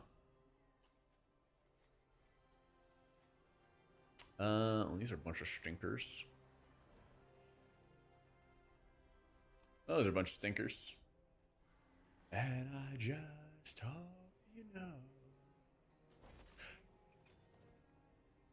Damn, I don't have another vault. Fourth weekend was awesome, dude. It was a great American weekend. Went to 2 different baseball games. One with my dad to like minor league. And then I went to a major league game between the Orioles and the Reds with my brother and some of his friends. Drank a lot of beer. Went to a couple 4th of July parties and barbecues. Grilled some steaks with my brother. We watched Independence Day while fireworks were going off and we could like see them from our window. Because like his living room would like look out towards the park. And so we were like, oh, that was like a big one. And then we're watching, you know, Will Smith punch aliens in the face. Got to visit my grandma. She's 88. She's doing better.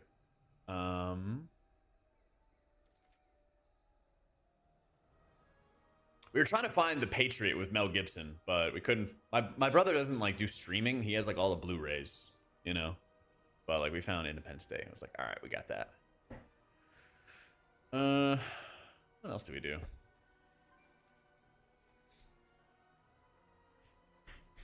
That was a lot. What'd you guys get up to? Oh yeah, and then my parents went out. My parents went out for their 4th of July. They were doing their thing, and they sent me this video.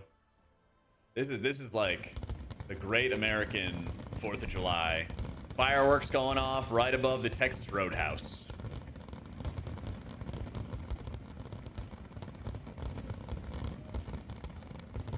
Yeah, they're having a great time. And the Cheddar Scratch Kitchen, which are both in Texas too. Yeah.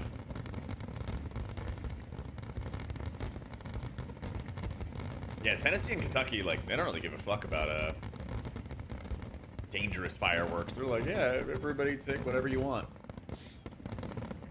Yeah. Yeah, yeah. My brother, I think he had a hat or a shirt. It was like, raise hell, praise Dale. Yep. I got to see a lot of Tennessee, a lot of Kentucky, a lot of Ohio. It was nice. It was a very pretty drive. We passed like horse farms, a lot of cows, all kinds of stuff, man. It was good. Talk about Holy Priest in that like winners and losers video I made, Vitrenic. Yeah. Yep. Oh, did you respond, Sariad? Somebody guessed it. Thankfully, my parents don't live there, but they went there for the fireworks. Yep. Blizzard is at least trying to get HPAL away from the Light of Dawn spam, which is boring. So as raid-wise, we get to use more spells than an Innervate. Machine key-wise can make it more fun. Oh yeah, let me see the log. We didn't get to see the entire run at a Murder Row. We didn't get to see the entire thing, but Light of Dawn, it overhealed a shit ton, to be honest. If we include overheal though, 2%. Like 2%. I also gotta use my trinket more. No, they shut down the servers. They don't want me testing Palivox. They don't want me to know and discover the truth about Holy Paladins. And that's why they shut it down. To try to hide it. Just to try to hide it. I don't know if the server list is even up. I don't care what Kala says. You're all right with me. That Kala guy, it's shameful the things he said, but I support you. Thanks, man. I agree. It is shameful the things that Kala says. Can't believe him. What is this? Oh, I was watching Scrim highlights of EWC. Disc is powerful, like numbers-wise. Numbers-wise, Disc is powerful. The problem with Disc is like the gameplay. So, nah, I flew to Tennessee, spent some time with my parents in Tennessee. Then they took me to Kentucky, and then I went to a baseball game in Cincinnati with my brother in Ohio. And then I flew out of Cincinnati to go back to Austin. So, my dad always suggests, he's like, yeah, you just drive it. But like driving out of Texas is like, Texas is fucking huge. It's like a 2-day, what is it? Let me see. Austin to Nashville as a drive.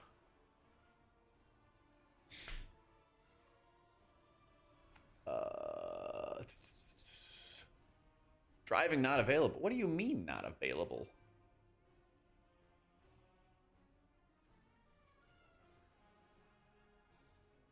Google, you're so fucking stupid. 12-hour drive. Yeah. Yeah.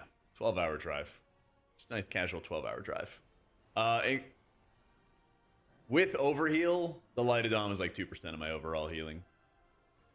Yeah. Just fly? Yeah, exactly. That's what I did. Yeah, that's what I did. Yeah, it's a whole day just to get to the Texas border from Austin. Yeah. Yeah. Arduino or Disc next season. I've enjoyed Disc this season based on what you said. Doesn't look good. Yeah, I don't like the gameplay. I don't like the play style of Disc. That's my big thing right now. And that's why I'm like hoping that they're gonna make a change. Cause like, let's see. 8 days ago, I think this is some disc runs I had. That was Monk. Here we go. Here's a disc run I had. And it's like 40% Void Shield, man. And a big chunk of the Atonement healing is also Void Shield. You know? So my dad asked me to drive, asked him to pay for the hotel so he could split it into 2 legs. Yep.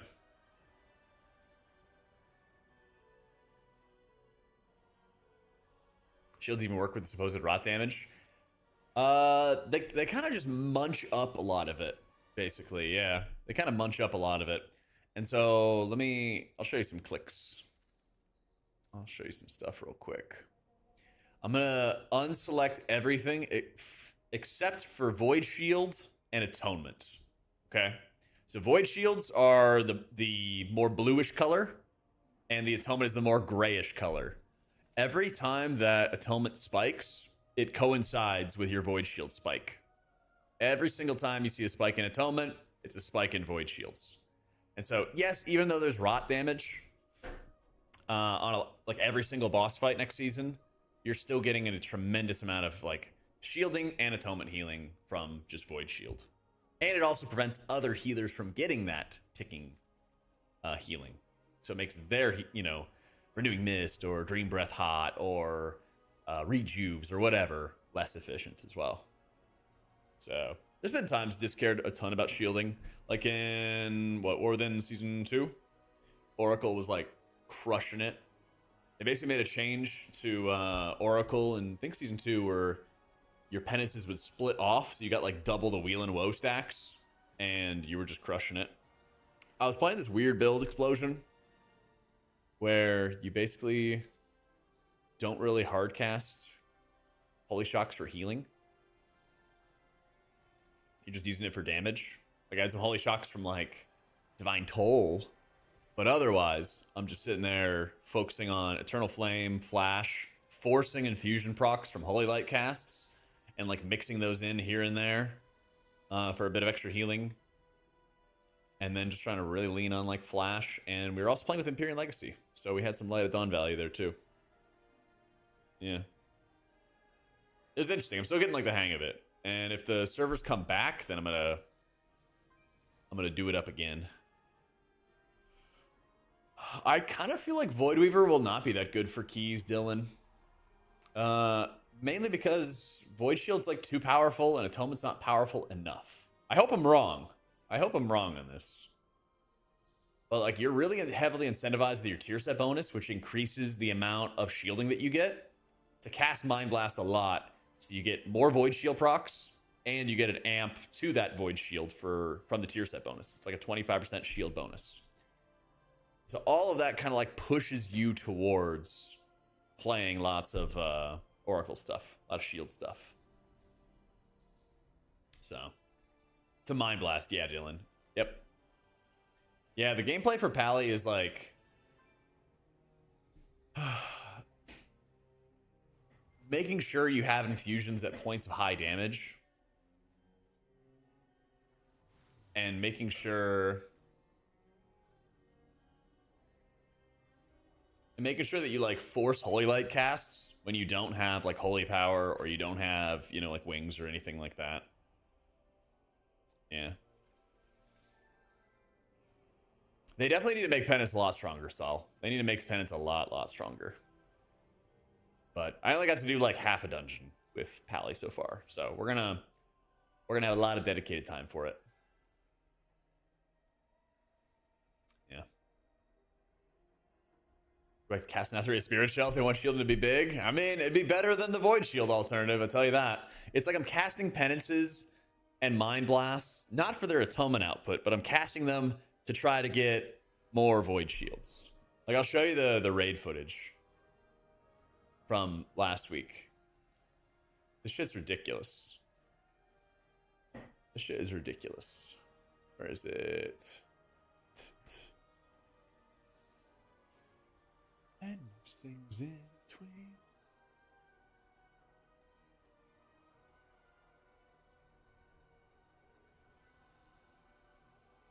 Okay. This is like the highest damage boss fight. Yeah, this is like the highest damage boss fight. We got pretty far with it. We were playing with Velocity, so it was a great squad. Made a really good squad for this. Okay. So it's like double snakes, right? And I'm going to start putting up Void Shields on everybody to get ready for this. And so you basically just like cover everybody in Void Shields as the like fight begins. I even did it more in other areas too. But if you watch whenever, we'll see if we can find a moment and I'll point it out to you guys. But what I want to do is I want to point out specifically when everyone's taking a lot of damage and I have like penances to hit. And I'll show you just how little atonement healing. Oh, right here. See this? Let's go back one sec. Okay. The bosses are going to like knock us back here. I think it's right here. So see, we get knocked back and I'm going to hit a penance, okay? Watch this. Hits the penance. Does not do anything. Does not top everybody. Doesn't do substantial healing. And everybody else is also healing. We have, 4 other healers or 3 other healers at the same time. Yeah. Yeah, servers are down for PTR, Croys. I see the server lists, which hopefully means that we have the servers back fast. So. Oh yeah, I hope Holy Priest gets more changes, man. I want to have them make like an ultimate Sanctify kind of talent that makes Sanctify not like an awful feeling button to press. They could really just make it into a new form of like Circle of Healing. That way you don't have to actually like place it down around other people. I think that could work. I think that could work. Yeah, so you always press offensive penance now.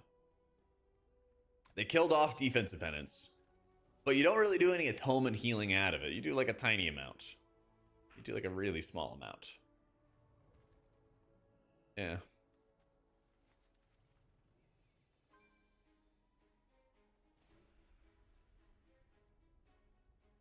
So like my healing breakdown was like 45% void shield and like 40% atonement or 35% atonement or something like that. Yeah. Yeah, there should be class changes. There should be, Illum. And I'm hoping... hardcore hopium. That it also means we get like a lot of class changes before the raid testing. Yeah. I was playing without pet. Yes. Yeah, I was playing without a pet. I think I have pet for like mana regen and M+. But yeah.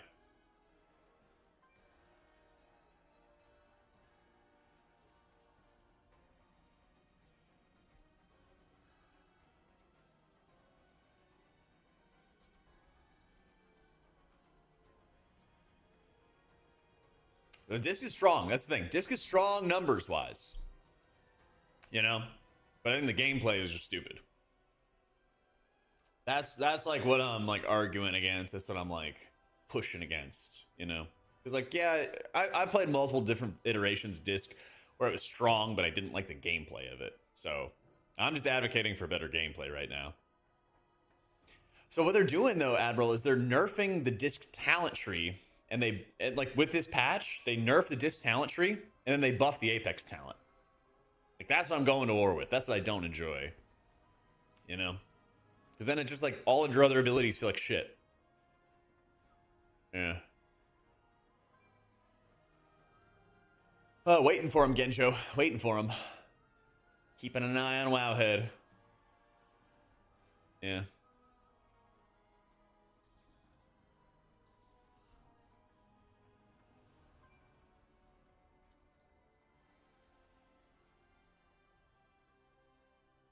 So they nerfed the shield reflect, correct? But they gave you a lot more shields. And they nerfed other things that give you atonement healing. So you get more shields, less atonement healing from things like Inescapable Torment, and a greater amount of your total healing is coming from the shields. Yeah. You could put up 20 atonements, yeah. You just have to, like, be smarter about putting them out. You're not going to have, like, perma 20 atonements out all the time. And you didn't really need it. Yeah, I'm playing Oracle for raids. I think Voidweaver for raids is not good. Because with how Voidweaver works, you want to cast your Mind Blast at a time that damage is going out, and then you want to mash out a bunch of Void Blasts, right? Just, you know, pretty bread and butter basics. But with Void Shield forcing a Void... with Mind Blast forcing a Void Shield... it kind of runs counter to what you want to do. Kind of runs counter to what you want to do. That's the nice thing, Eskar, is like, I'm glad they're nuking down the execute garbage, but then they're not really giving you something that I think is good to replace it. So, you know, one step forward, two steps back is kind of how it feels. How to play DPS, what would it be? My first class ever was a rogue. But if I was going to play something now, probably like DK. I played DK a lot in WoD, a little bit in Legion, a little bit in BFA. Yeah. Exactly, Flux. They didn't want you to be reliant on the RNG of Void Shield, so they got rid of the Void Shield RNG, but then they made it really strong. Heard I play a mean Shadow? Nope. Nope. I served my time, man. I served my time. Don't listen to what Corsair or Seppi or any of those guys are saying about when I played Shadow Priest, okay? You don't wanna see it. You don't wanna see it. Yeah, I played Shadow a couple times. I played Shadow in what was it? Emerald Nightmare and Trial of Valor. I played Shadow because like you needed the Mass Dispel a lot on Helia, and it was insanely difficult to afford the Mass Dispel while also healing full time on Helia. And also, Priest like was not that good in those tiers. That was before like modern disc was kind of created. The Ramper disc was created, so like you would just like the meta was like get Innervates, mash Radiance, and it had no cooldown, but it only applied 3 atonements at a time, and then do damage and stuff. Yeah, like 4 people played it or something like that at the time. So I played a lot of Holy. Yeah, I know, Flux. That would be a crazy idea for an independent atonement modifier. Yeah. Yeah, what an idea.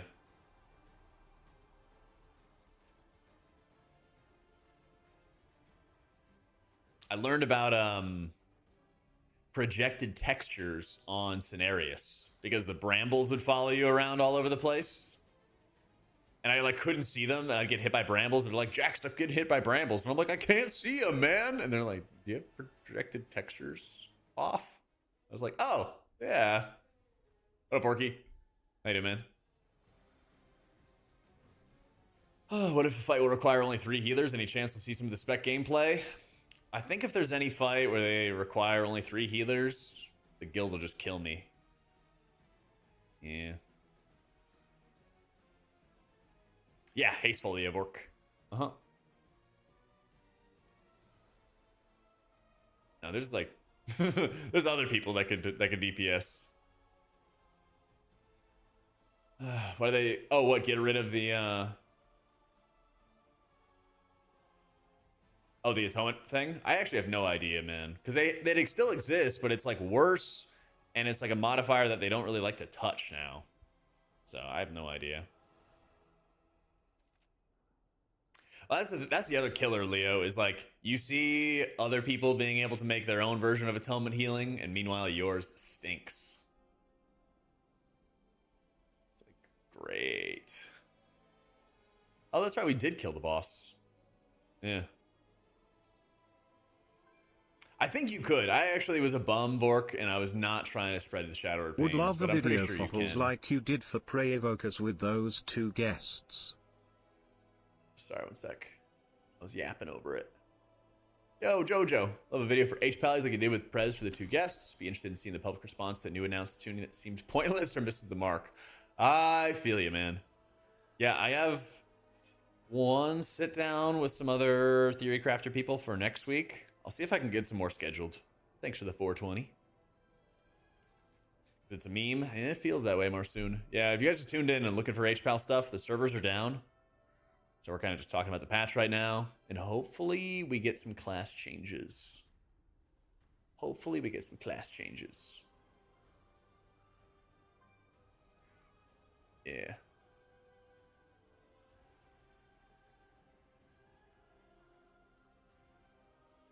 Yeah, so servers are down, which means we should get some changes. Should get some changes. Yeah, I gotta do another video with Vikman. That was fun too. That was fun too. 100%. Neat Void Shield rework might be reduced the base shield size, but Atonement output pumps up active Void Shields. Incentivize them to put more into Atonement for balancing. Could be. Get Aura API changes. Is that the like nameplate and... Is it the nameplate and what do you call it? Raid frame stuff? Yeah, because I just can't see shit. It's driving me crazy in dungeons. I can't see the debuffs, and I can't see what they do. It's driving me insane. Yeah, I hope that happens. I hope that happens, man. 30 minutes until disc is saved. Let's go. That's what I like to hear. Hey, Meta, how you been? That's what I like to hear. Save disc. Looks like I colored my hair recently. Oh no, the light is just super warm. The light's very warm in here. I had them like this for late night because they didn't want to have like very white light. I still haven't figured out how to tie the 3 lamps in my room together. I'm gonna write that on my list for tomorrow. I got like a 10-point list of shit to do tomorrow. Fix lamps. All right, I'll fix them though.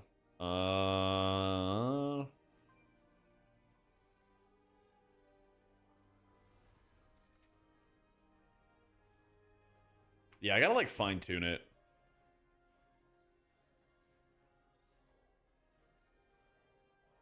Set it to that. Set it to that. There we go. That looks a little bit yeah, it looks a little bit less warm. Looks cool in you. Thank you, Mila. What a blizz will make all healers great this tier, but make this horrific for the season. Will I take the deal? I mean, is it gonna make Holy Priest really insane? Looks like I'm taking copper peptides or a nice bronzer. Thanks, man. Thanks, man. Void Blast should be baseline like Shadow Mend. Rift already upgrades Atonement. It would give us time to use Void Shield and Penance then in the last minute. Maybe. They need to do something with Void Weaver. They really do. Oh, that's awesome, Mena. Hope you get that mount, man. That's the thing. At least, yeah, the ramps and the setup and everything for your atonements has gotten a lot better this expansion. That's true. Please don't do anything with Void Weaver. They at least got to make it viable for dungeons. I think that's the bare minimum. Yeah.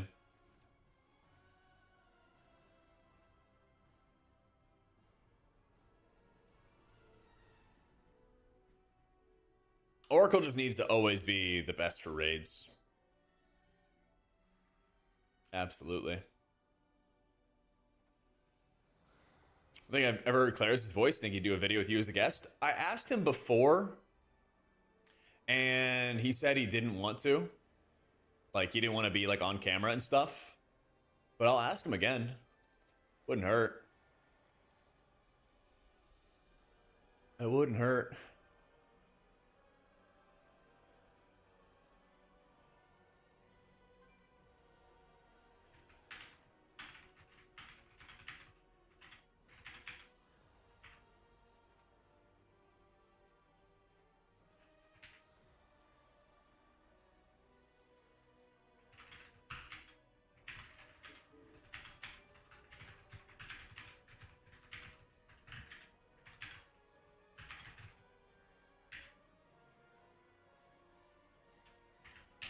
Yeah, I could ask Ryan as well. Yep.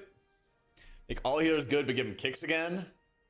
I kind of don't want more kicks. Because Blizzard's gonna just compensate for healers having kicks. Like, if healers get kicks again, then the encounter designers are just gonna add more kicks to the dungeons. Yeah. Like, that's just what's going to happen. And then Priest is also not gonna have a kick again. Priest will just not get a kick again anyway. And then we're kind of back to square one. Yeah, it's the play style that I do not like with Disc. It's just always to clarify. I don't like the play style of Disc. Numbers wise, it's very good. Yeah.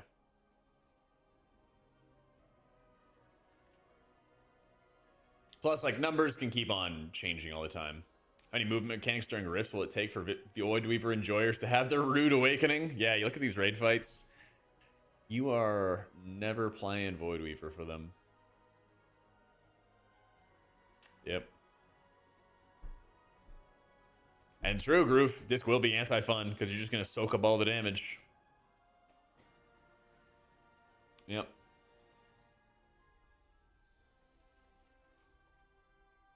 Oh yeah, Prez is gonna be good not only because people are stacked, but also like the Dream Breath Hot crushes, dude. It does so much fucking healing. It does so much fucking healing, dude. Your current level, is there any time you watch another healer or blown away by how they're playing? No drama, just curious that it really is another step up from where you're at. Where I'm at to the world first, boys. You mean like in a good way, right? Yeah, absolutely. Like watching... Okay, yeah, that's what I thought you meant. Yeah, like watching world first and like commentating world first and everything. I kind of describe it as like, you see some people who are newer to something play kind of wooden.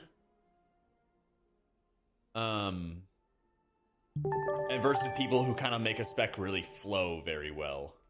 I think that's kind of the difference that I notice. It's like sometimes you just see people like they're pressing the right buttons, but they're kind of like a second late, or they kind of hesitate, or something along those lines.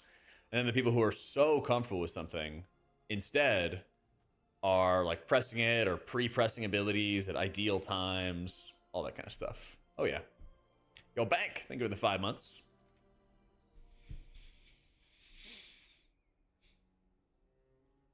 Like there was actually one time where I was at Race to World First during Narabar Palace, and Sevi was playing Resto Shaman, but he didn't have a stream, and so I went behind him, and there's like it's like a full glass wall, and so I walked up behind him and basically stuck my face against the glass to go watch him play Resto Shaman and understand how he was healing that intermission.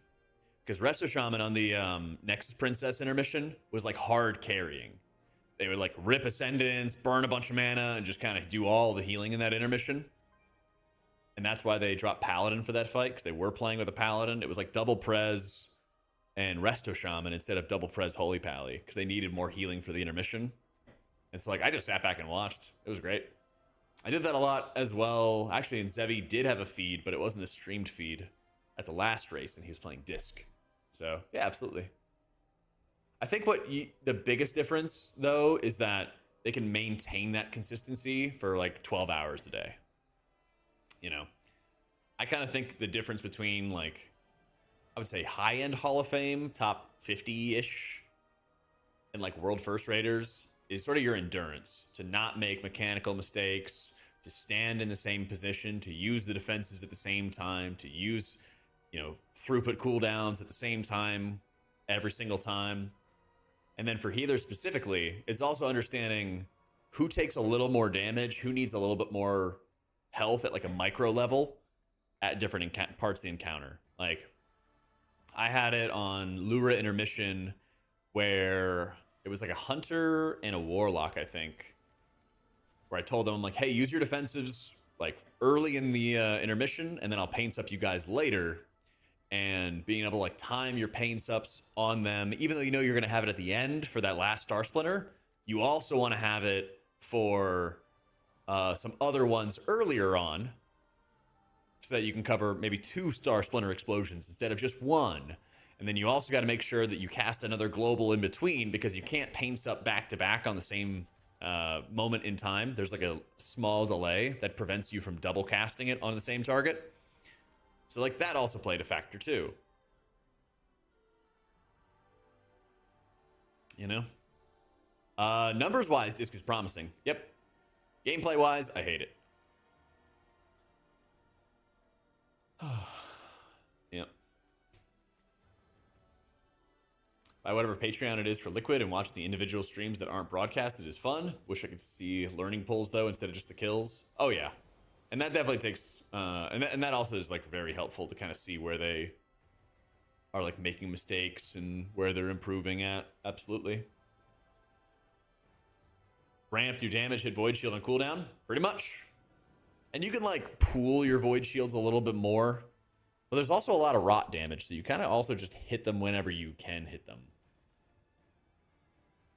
Yeah. Place for Holy Priest next tier? Not at the moment. Not at the moment. Raid's interesting. There's a lot of rot damage. Mechanics seem to be pretty interesting so far, but I think I'm going to hold off on raiding it until we do Mythic tomorrow, or Thursday. Thursday, Friday. We have 7 hours of Mythic. But I'm positive about it so far. I like it so far. I think in general, the encounter designers have been doing a lot better They've been doing a lot better than previous expansions.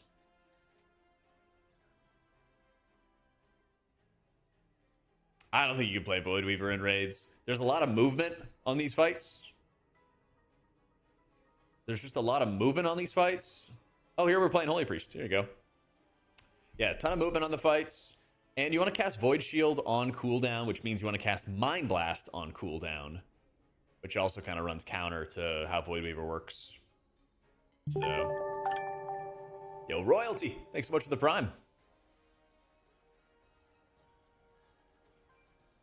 Holy could be in the top 3. Not Holy Priest. And I don't think Holy Valley at the moment. Not right now.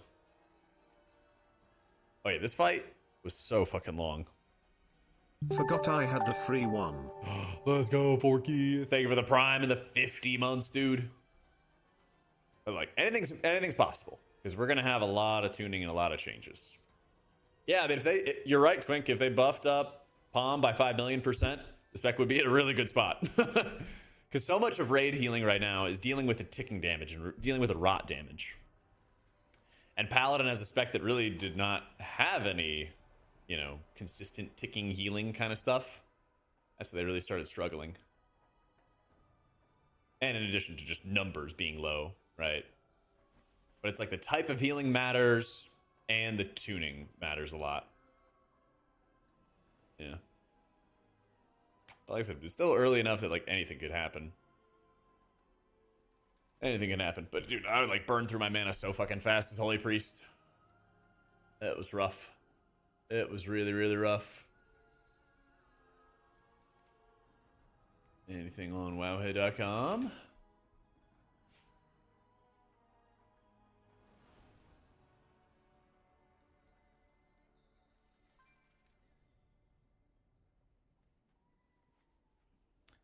Gonna make rot damage a huge portion of incoming raid damage. Also, Holy Priest, fuck you. Your palm's gonna be more worthless than it's ever been in 4 expansions. Yep.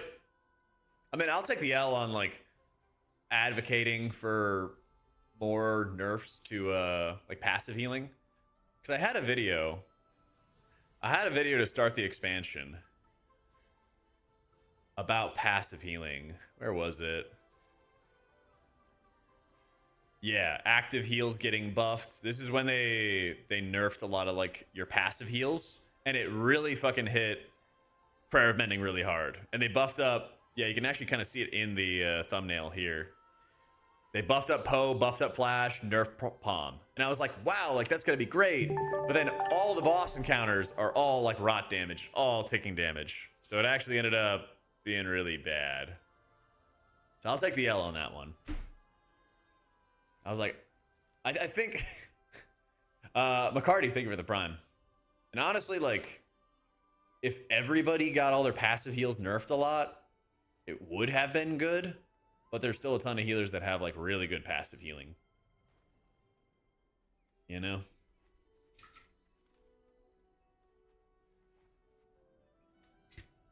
What can you do? What can you do? Like, Oracle should be the best next season for raids for Holy Priest. But when we tested it, it was doing like no healing. So I think that the easiest, quickest, dirtiest way is honestly just to like make Palm hit like a truck. And they did buff Renew already with the latest changes, so yeah. Prez gotta get nerfed. Prez does insane healing. Yeah. It does so much healing, man.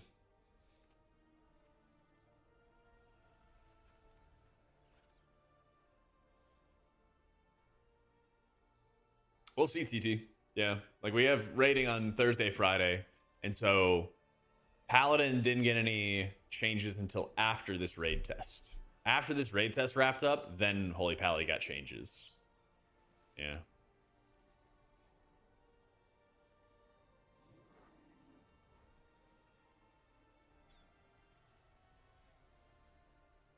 Heavy Palm who did a couple tiers. Won't that help? It will, but Palm doesn't do a lot of healing, Jojo.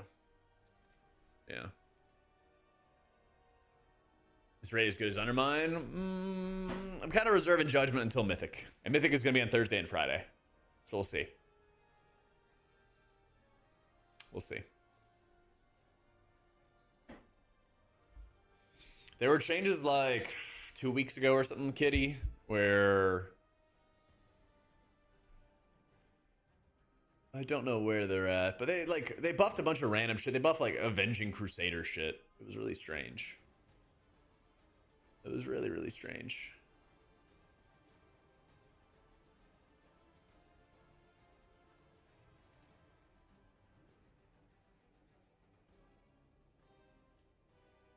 Renew build would have sufficed? It would have, yeah. It would have. Honestly, if there was like, I want them to find a good way to like incorporate an Ultimate Sanctify type ability, so you're not just locked into Ultimate Serenity all the time. That way you could have like Ultimate Serenity for when you play like Archon, and then have like an Ultimate Sanctify type ability for when you play Oracle. Maybe just having that also like amp up your Renew healing or something along those lines. That could be really cool, and you could like combo it with a Lasting Word type setup. I would love some talent overhauls, Talu, but it just does not seem like they're making as many like big design changes to healers this expansion right now. They like did a bunch of pruning and then they just stopped. So I'm like, we'll see. You know, we'll fucking see.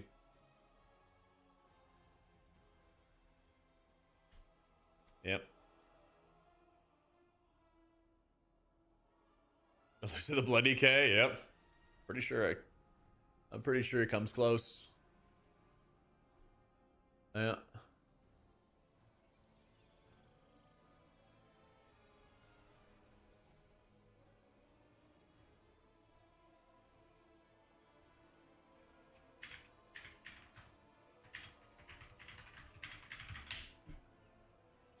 Fights are cool. There's so much movement. There's so much movement. Yeah, I was out playing pickleball and they had a bunch of TVs up. I was watching some of the soccer game. I don't know what happened with our goalie, man. He fucked up. It's okay. We don't care about soccer anyway. Unless we win. Unless we win. What can you do?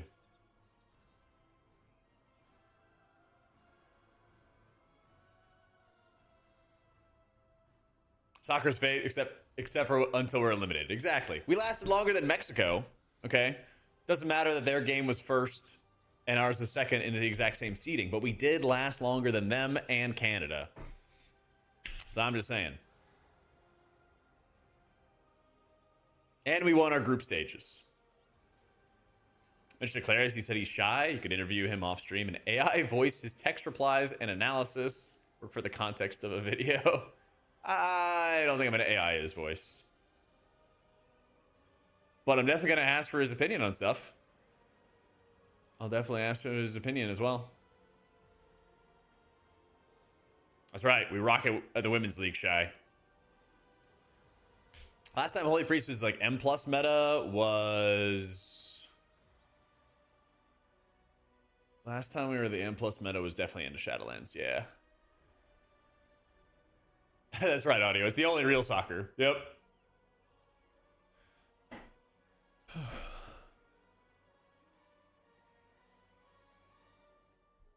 But yeah, I mean, that's the thing. And I've had that happen with other like creators or theory crafters. It's like some people just like don't want to be on camera. They don't want to like, you know, they don't want to be out there or whatever it is. But whenever like I've hit up Clarius and stuff like that, he's always helped me. He's always answered questions and all that kind of stuff. So you gotta go with what people are comfortable with. I've had people come on and get like nervous at first, then they start talking about what they're comfortable with, and then they have a great time, So healer feels the best, smooth and PTR, probably Mistweaver. Mistweaver feels like the most complete and the most like well designed, I guess. Cala, no, save Calabazi. Oh, he's at 6%. Anytime Cal says I don't heal him, watch this, guys. Okay. 30%, 27%. He's right here. He's right here. Okay. Trying to find him. Trying to find him. Trying to find him. Oh, we save him. And then we get mind controlled.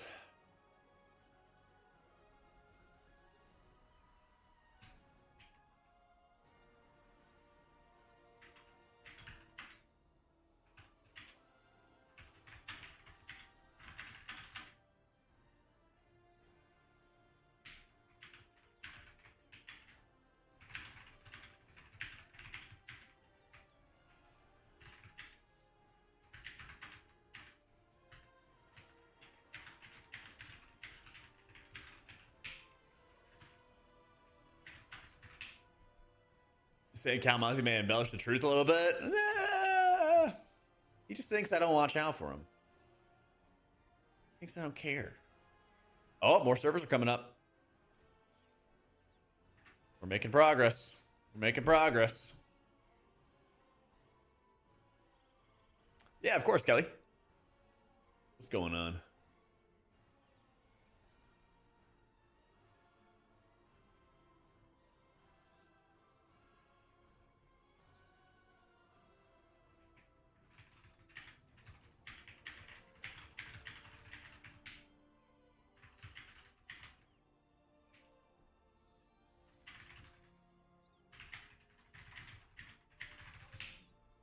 Oh, DPS don't think they get heals. I'm like, I was spam healing you. What the hell are you standing in? Oh yeah. Let me look at this log. Where's that log? Okay, I gotta find what happened on this boss fight. Because the first boss fight, does it not have a log? Aw, man. Dude. This guy was getting annihilated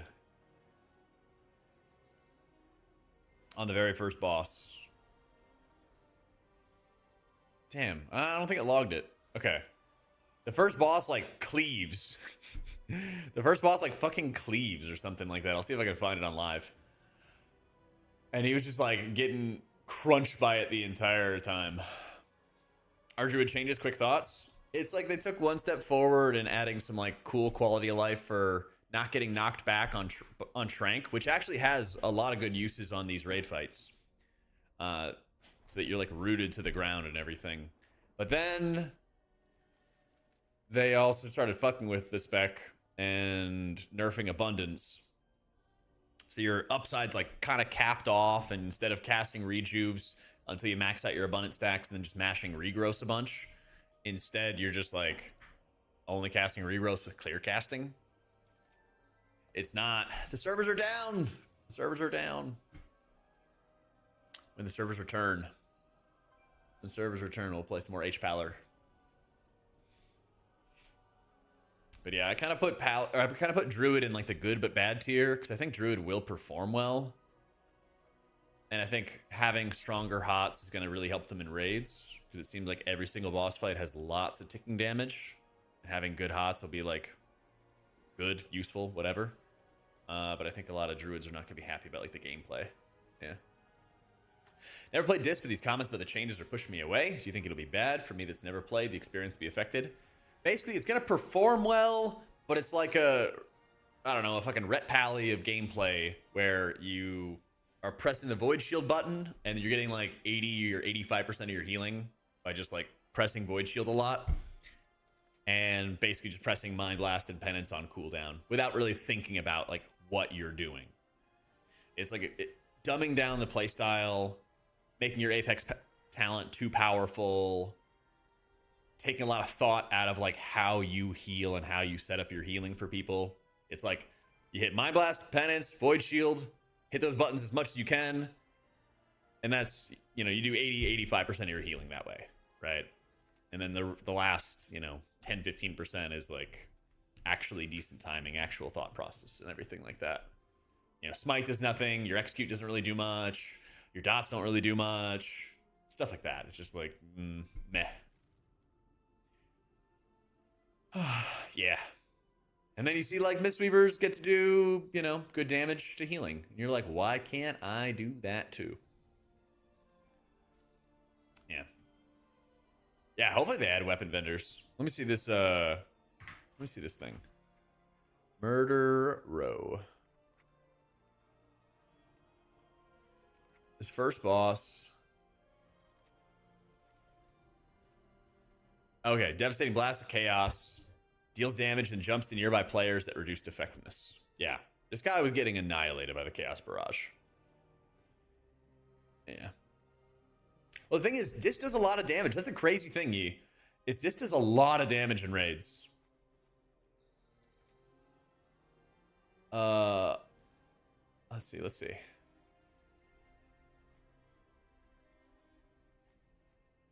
Here it is. It's not even about that.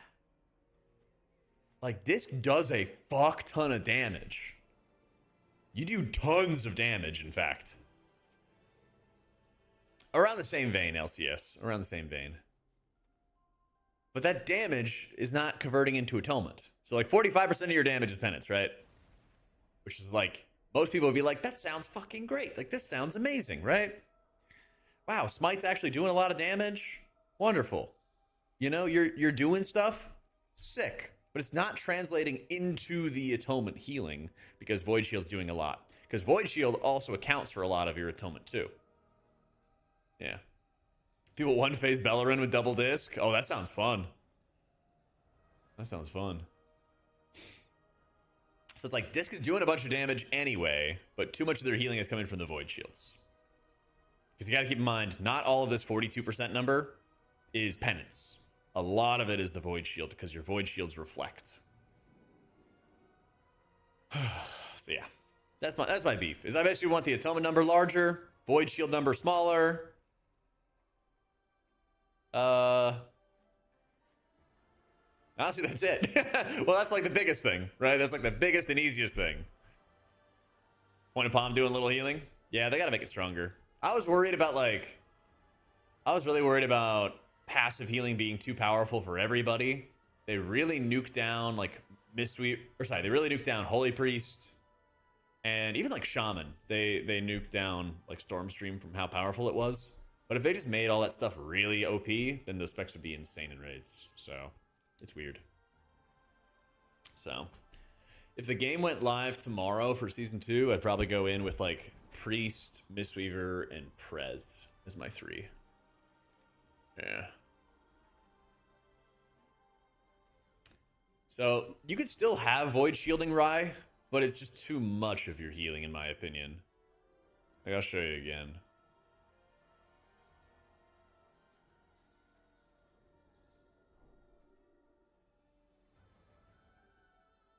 Like, I want to have it so that when I press a penance, watch this right here. Pressing a penance here, Dark Spider-Man is at 50% health. Okay? Well, he got healed by something else. He got healed by something else. Trust me, bro. What about the Hunter? Nut fast. Okay, penance goes off. See, his like health's like barely moving as I cast back-to-back penances. Yeah. You're just not feeling like the entire raid is getting like good healing when you hit the penance button. That's the issue. Passive healing needed to be higher. Wouldn't reduce the Void Shield healing be counter to that? Not if you're making more healing come from your penance and from your smite. Because atonement in and of itself is not passive healing if it's coming from damaging sources, like smite or penance. If it was coming from dots, if it was coming from Void Shields, then yeah, I would say that's more passive output. You know?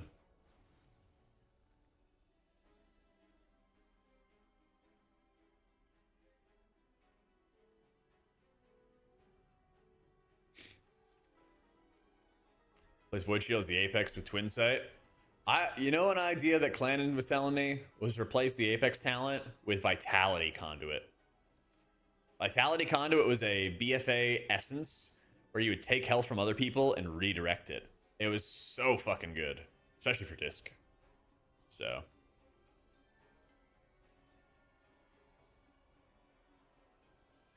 Yep.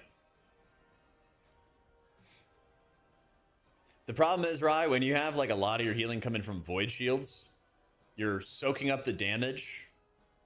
You're soaking up all the damage with your shields. And then when you look at it in the logs, the peak moments for atonement are the peak moments for void shield absorbs. This peak right here coincides for atonement in the gray, coincides with the peak moment for your void shielding. So the more that your shields get absorbed, the more atonement that you're doing. And it's not coinciding with when you're casting penances. It's coinciding with your shields. And so you do atonement healing just by setting up shields. And that doesn't feel that satisfying. I would rather feel like my atonement's powerful when I hit the penance button or when I hit the smites. So void shields reflect damage and they also do atonement healing. That's what I don't like. I don't want to have my atonement and my void shield in the same button. I want to have it where, like, you can have some powerful shields, but I don't want it to be the entire spec. That's why I'm like, this is too powerful. This is too strong. But like peak atonement, peak void shield. Peak atonement, peak void shield, over and over again. That's my entire issue with like everything here. So big damage starts going out on people, and then I go hit penance, and I'm hitting the penance more so to get void shield procs rather than getting more atonement healing. Direct atonement healing, I guess I could say. What up, dude, Rave? Here, let me get some more water real fast, and I'll be right back.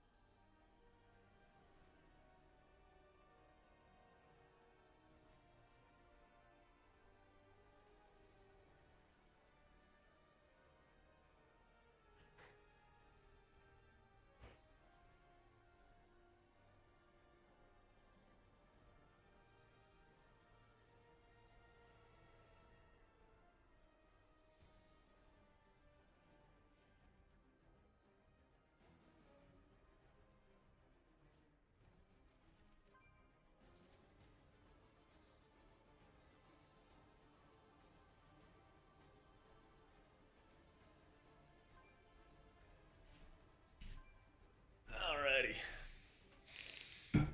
Void Shield's really RNG and M plus relative to who it goes to. Yeah, it's not. Not anymore. Not anymore. Prez is really, really strong. You see, this Mavie who's healing on Prez. It's so strong.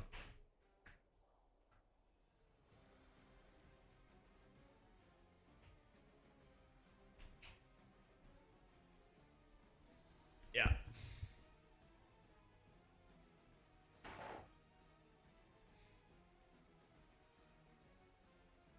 Yeah, one of the nice things with Prez is that you get a couple of different things working in your favor. Better hots out of Prez is going to mean that you can just kind of push up health bars more easily because you always have something working for you there. And when you consume your Essence Burst, you're also getting the instant Living Flame at like 125, 150% power or whatever it is.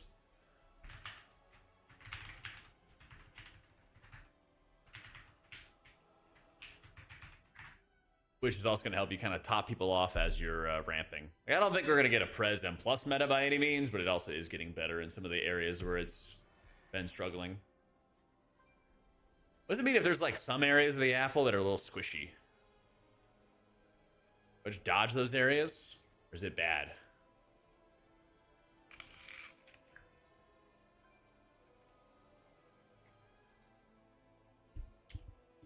Worms? Really?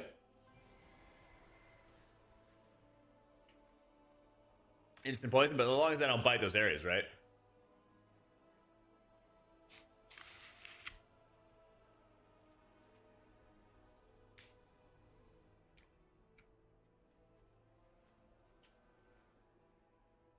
Yeah, we just don't bite those areas.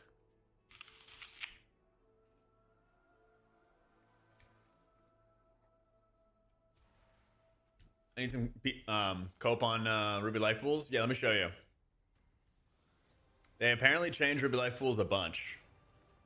They slowed down the ability pacing on all boss encounters, changed creature pack composition, and adjusted ability packages to simplify the pacing and mechanical asks of each pull, reduced trash density in some sections, changed the patrols of Thunderhead and Flame Goulet to occur on the ground, rework the abilities like Earthshaper's Tectonic Slam to reduce cast bar clutter. First boss, the movement force has been reduced. The shard's now interruptible. The Whelp's Cold Claws is a melee proc instead of a cast. Second boss, the Blaze Binding Ritual applies a rim visual on the targeted player. Molten Boulders have a clear directional indicator. Inferno Core's ability chain has been simplified and renamed to Inferno Spit. Flaming Embers no longer reapply Inferno Spit. Improve Cloudburst cast visibility. So they did a lot. Yeah, servers are down right now. We're waiting on the patch notes. Oh, the next server actually came up. Let's fucking go. I did see the Captain America skin, Jake. I did.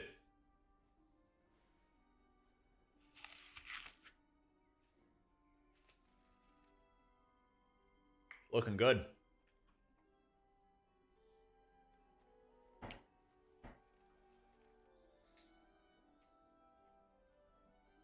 Looking real big.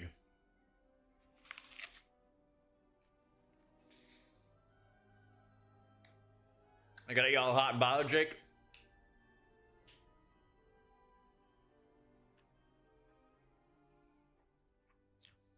Yeah, it's my phone background. I got some shit on my phone background that you wouldn't believe.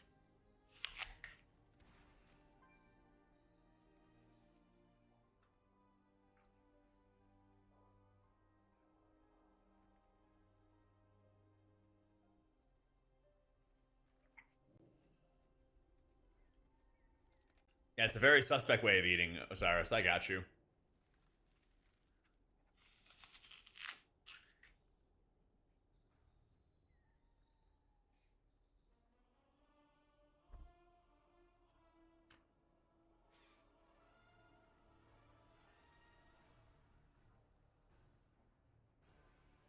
That's the thing, Shy. Gunner skins are great. You just gotta make sure you do it across the board. You know? Equality.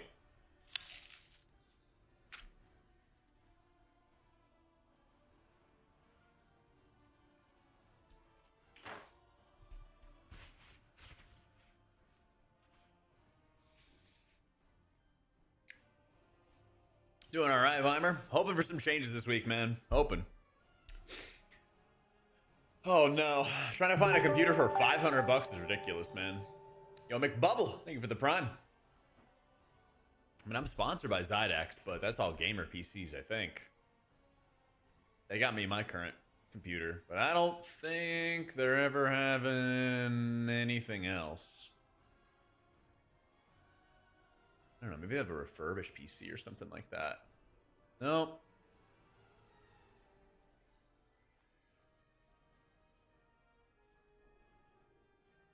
Turn into a heated rivalry. It's just inviting guys to cosplay like that. You know?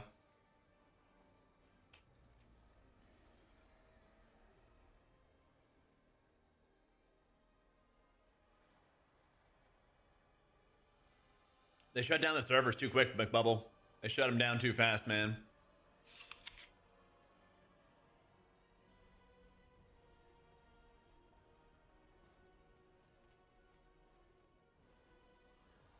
Just as I started playing it.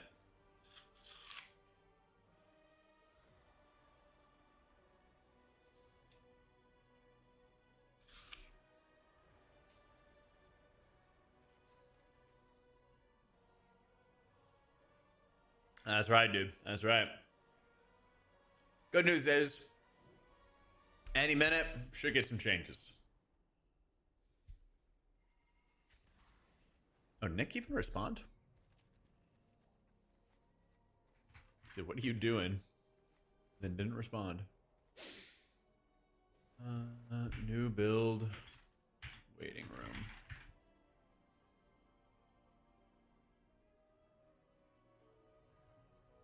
Class do I want to see get a healer spec?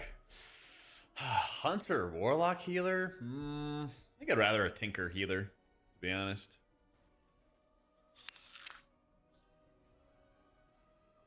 Yeah.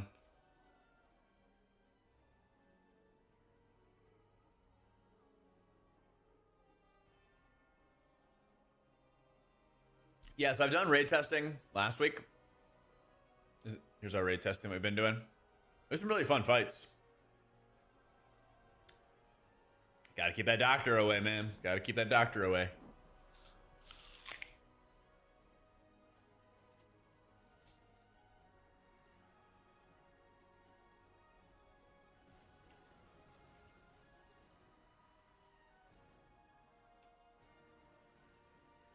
Mage healer is coming.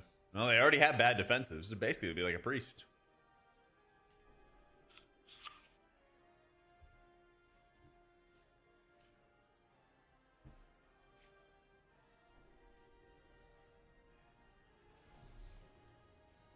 Honestly, they got to bring back borrowed power. If we're talking about like health of the game, they got to bring back like borrowed power abilities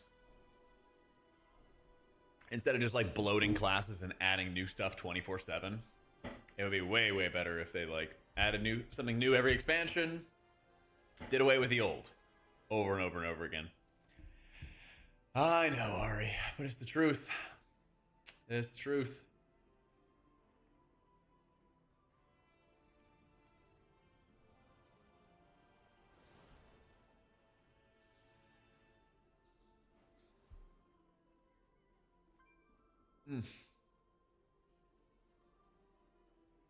Ancient power. There we go. Last Titan. Ancient power of the Titans.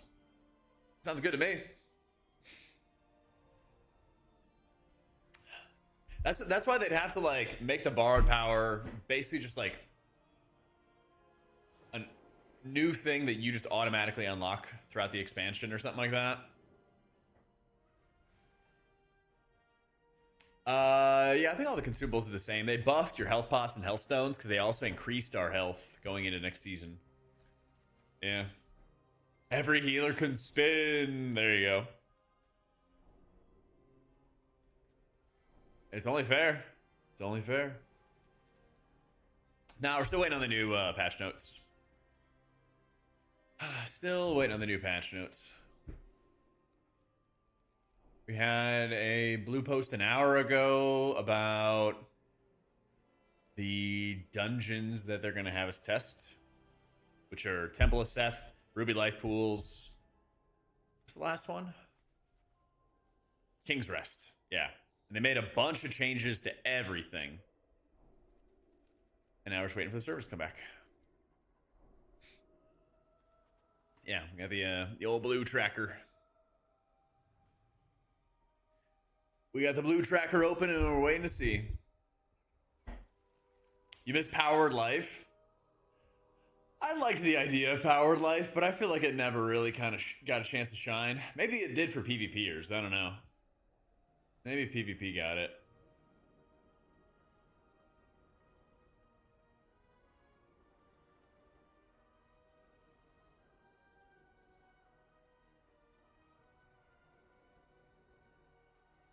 This guy's been playing BM Hunter. Yeah. He's been playing BM Hunter the whole time. This fight has a lot of knockbacks. So you have like one arrow going one direction, one arrow going another direction. You gotta like bump into each other. So you're supposed to try to bump into each other. Oh no. As you can see, not everybody did. Try to save Cal there.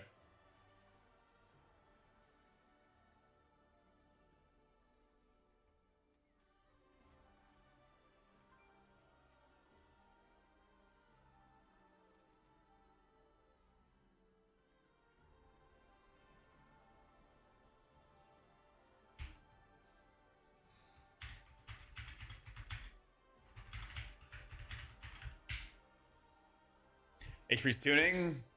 Hopefully there is today. Hopefully there is today.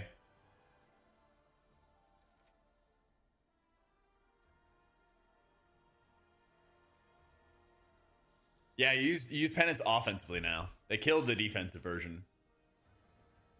They killed the defensive version.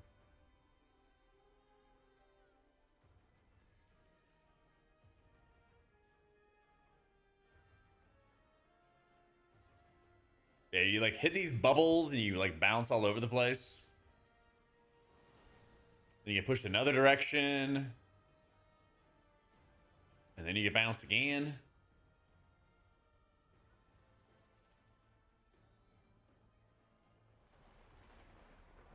You just like run into these bubbles right there. You go boop and you get knocked back. And so like if you had a druid who's tranking, they're not going to get knocked back by any of that stuff because they're just rooted to the ground. Yep.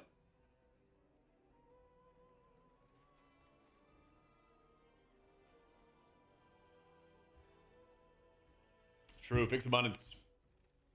You could like flash heal, I don't know, if you wanted to set up your ramp more easily. You basically would only use it with like a Surge of Light proc, since you get a lot of those for free. Yeah. I don't think you run Shadow Mend unless you're in dungeons. And even then, it's like 3 talent points to actually get everything supporting it. It feels really bad. Yeah.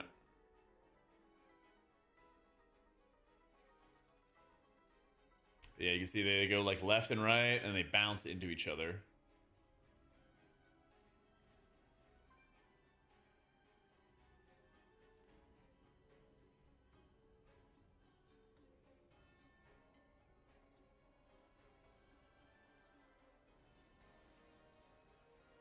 Druid's dead to me if I'm spamming a rejuve. Yeah. I think it's going to do a lot of healing, but it's going to be really fucking annoying. Only casting regrowth off clear cast. Or I don't know, maybe it just seems like that's going to be their way of trying to limit a druid's mana. Did you ever feel like you could really burn all your mana down very easily in Season 1? Do we save the 2 charges for ramps? Yeah, more or less. There's a lot of rot fights, though. So you can also just kind of do a lot of overall healing. So you just want to make sure you don't, like, overcap at all. Yeah. Never heard Vickman more desperate. I hope, Cook. I hope, man. That would go hard. And it was never truly an issue on Druid. So maybe, I don't know, is that their thought process where they're saying, like, we're going to nerf Abundance and then let regrowth spam be your limiting factor? I don't know. Just spitballing here. I'm just spitballing.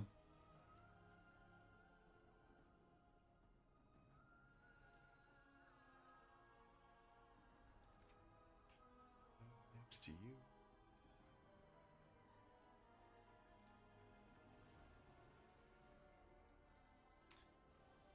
The challenge is like it's Holy Light 2.0, yeah.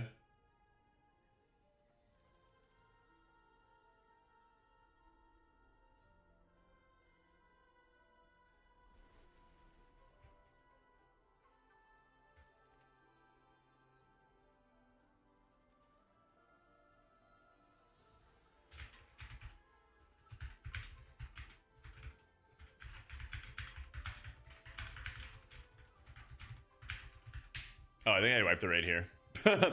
I think I got knocked. Oh yeah, there's the bubble, and if you touch the bubble.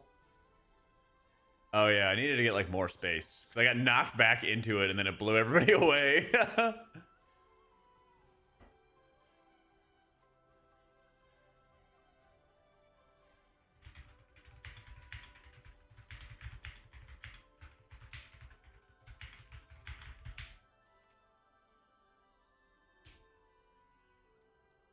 This viewer from HPAL, that ship blows for rot. Yep. Well, I'm asking other Pally players right now. I'm like, what do you guys want? What do Pally players really like want the gameplay to go to? People have been talking about Glimmer. I'm like, what if you had Glimmer that also increased in its healing if there's less out? And so that way you have like a 5-man alternative to make it more powerful, make it feel better. Fuck no on Glimmer? All right, what do you want to see? What do you want to see? Not Ashen Hollow.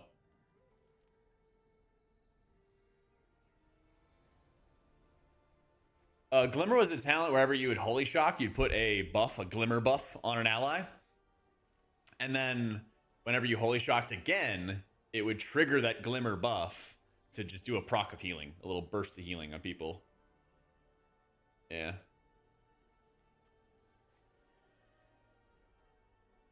Seraphic Barrier do 50% or more shields. Yeah. That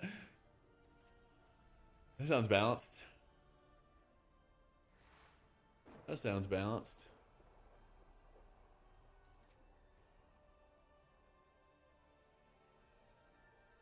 Raid just isn't about big chunky heals anymore. Well, that's what I was saying. If like you leaned on casting lots of Holy Shocks and let those small Glimmer heals go off and just do all kinds of healing, that'd be sick. I feel like that would be sick. That would give you, you know, the raid coverage. That would give you the consistent healing, you know? Build up healing on our beacon targets and then detonate it with a WOG. Oh, that sounds fun. Yeah.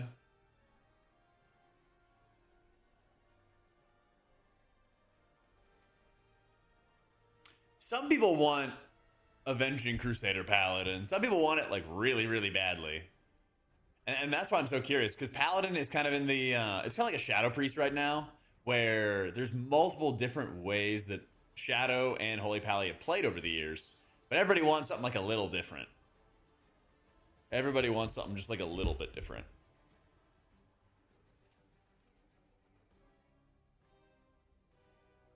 Hang on one sec.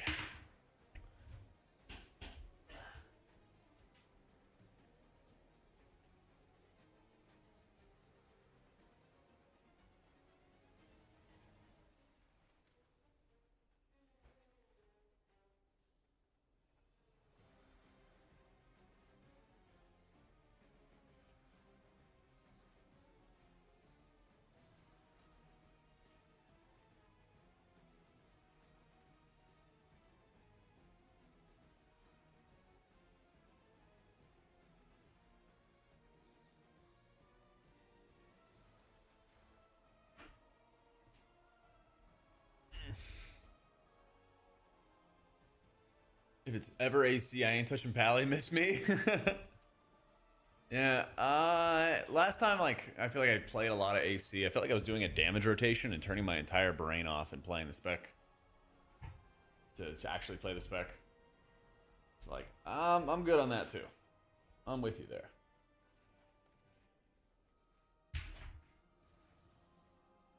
So you're to go raid GG again and have Mastery get nerfed again after the buff? There you go.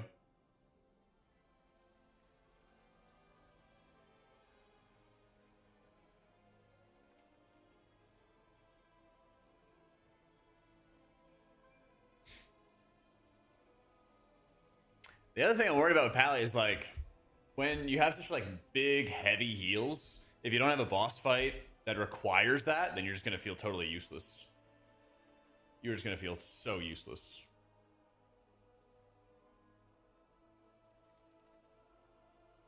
Oh. I think I like twisted my knee or something like that last night. I just grabbed some ice for it.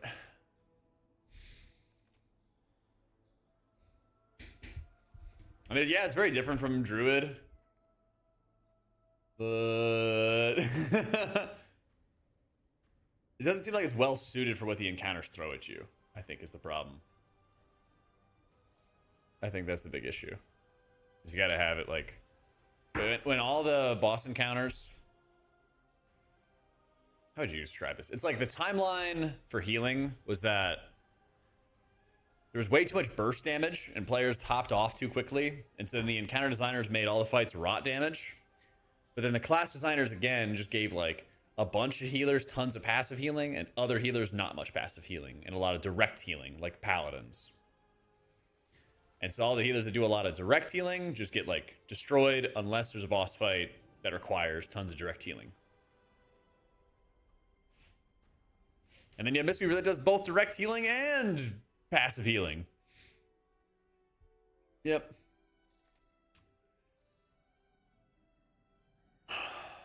Yeah.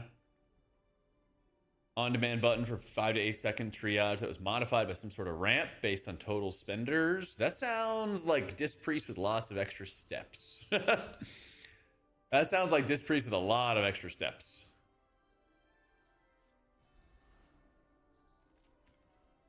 Someone whose friends stand in everything and avoid nothing. What's the suggested healer? Monk.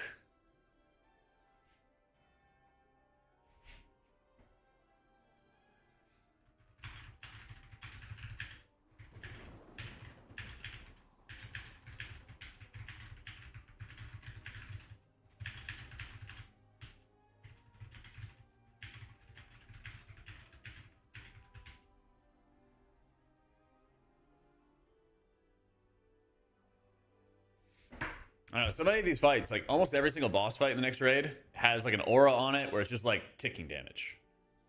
It's like every 2 seconds you take, 2% or 3% of your HP in damage. And that's like every single encounter. And if they don't have it, then they also have a mechanic which will do it on like a 30-second duration. Like, the dots on, gosh, what is it? Saladar. Like when you pop one of those orbs, it's like a 20 or 30-second dot. It's stuff like that.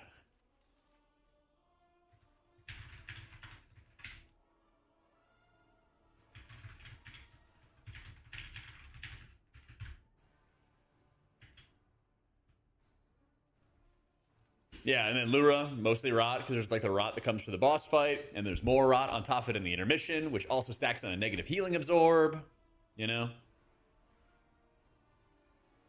very, very fun. Make Resplendent Light go to all single target heals or add flash to it. Yeah, maybe adding flash to it. I mean, Holy Light seems just so overweight for what it is, It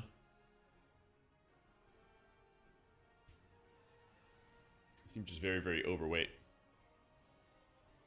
Well, ramping is whenever you're just like building up healing on everybody through different buffs.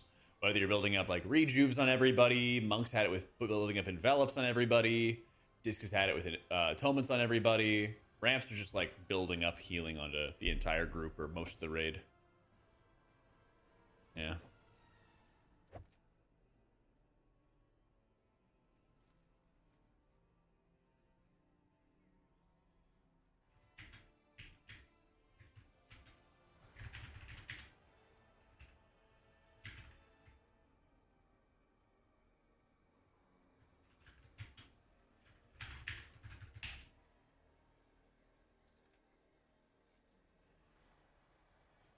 You get a Virtue, replace with a modifier that Savior hits the raid for 5% or something. I kind of like the Glimmer idea. I don't know. The Glimmer idea is just growing on me now.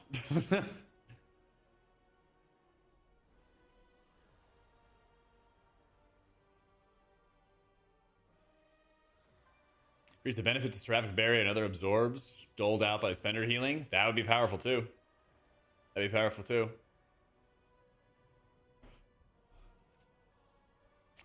Basically just like make Glimmer really good. Every Holy Shock puts a buff on people, and then when you Holy Shock again, it procs a heal on them. I feel like that'd be good. Make a talent where just like whenever Holy Shock overheals and makes it absorb, make that also include Glimmer or something like that. So you have some like small absorbs you put out on people. I don't know.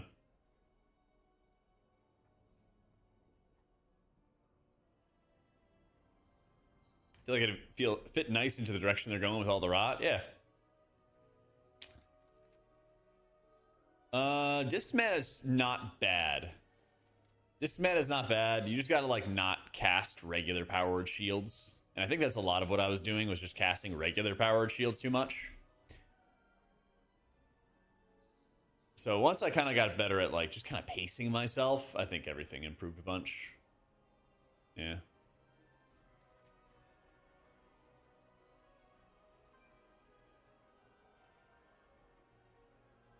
Are there for a Windwalker? I was just told if I'm not a tank or healer, I'm useless for their +8. Wow.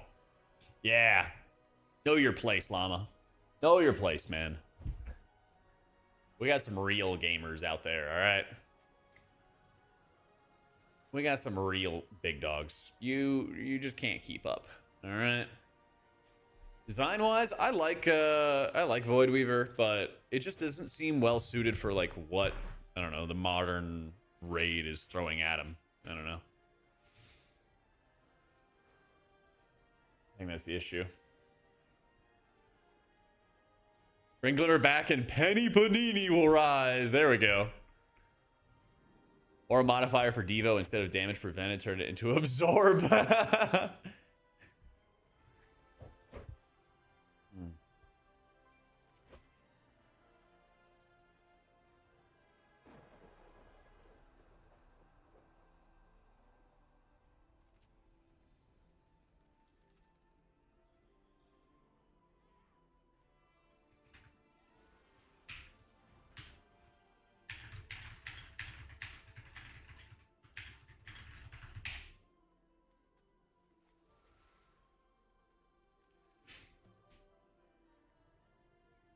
Yeah, I'm liking the idea of like Glimmer and maybe some kind of absorb stuff. Problem is, I don't know if they would even want to make those changes in time. Yeah, Void Weaver's fun, and I like having like M+ seasons with it, Fob, but I just don't think you can really have a realistic world where Void Weaver's ever good in raids, and the gameplay doesn't feel like shit. Yeah. Everybody gets absorbed. There you go, Tal. Have Holy Priest overheal get absorbs too. I think that there's just a heavy lack of like,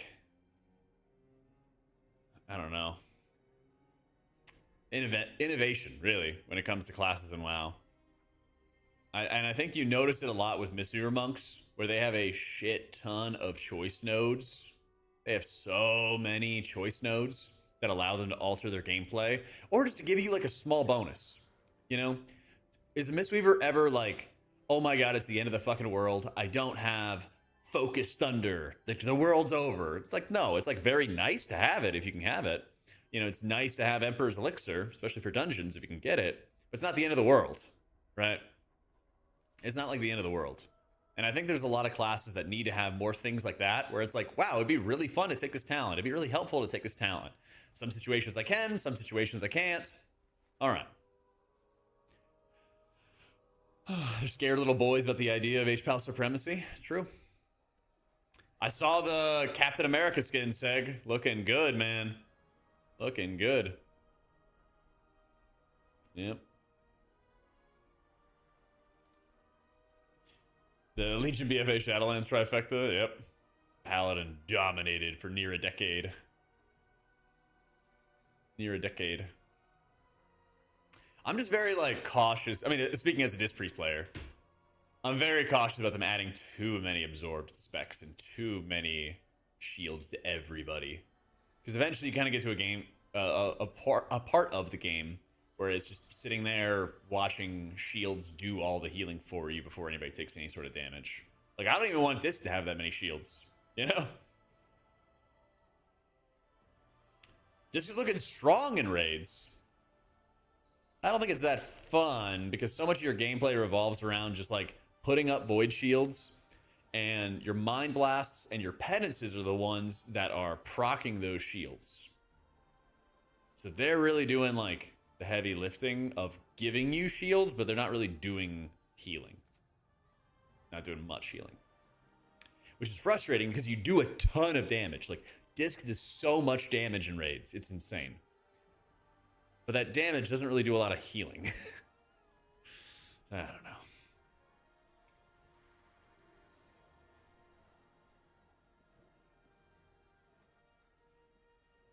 Yes, you do use penance offensively. You do use penance offensively all the time now. So it's like a pretty straightforward playstyle. It's a pretty straightforward playstyle of basically like making sure you have atonements on 20 people before damage goes out, and you want to pool your void shields to help you apply those atonements. So most of your atonements that you apply to people are void shields, surge of light flash heals, and radiance. You don't really plea, you don't normal powered shield, you don't really do any of that other stuff. It's like void shields carries a lot. It carries a lot.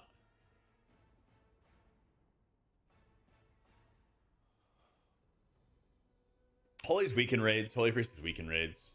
Archon does like pretty good healing, but in order to actually just like keep up with everybody else, you just have to yourself. And Oracle on paper should be good, but Palm and Renew don't really do that much healing. So they changed the tier set to be a crit bonus instead of a haste bonus, which helps. Which definitely helps. But they really need to make like Prayer of Mending do a ton of healing for it to really be worth. Yeah. Dude, Defensive Penance feels awful. I'm so glad it's dying. I am so glad it's dying. That shit was the worst.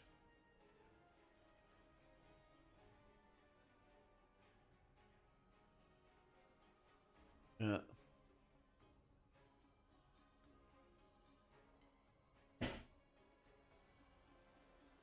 Yeah, there are still some like HPAL absorbs.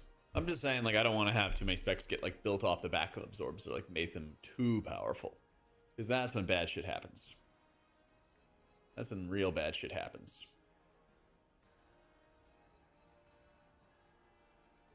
Healed someone with penance and your whole character did a 180. Yeah, yep. So it lost its atonement application, and you are kind of they basically nerfed a lot of other talent options. So they nerfed Inescapable Torment, which is like your pet execute damage, or it was like the extra pet attacks basically. And so when they made that stuff worse, it limited a lot of your options as to like what you could really take and what you could go after. So instead what I did was I basically just ran, I wonder if I could find an area where I show the talents at. I wonder. I have them somewhere.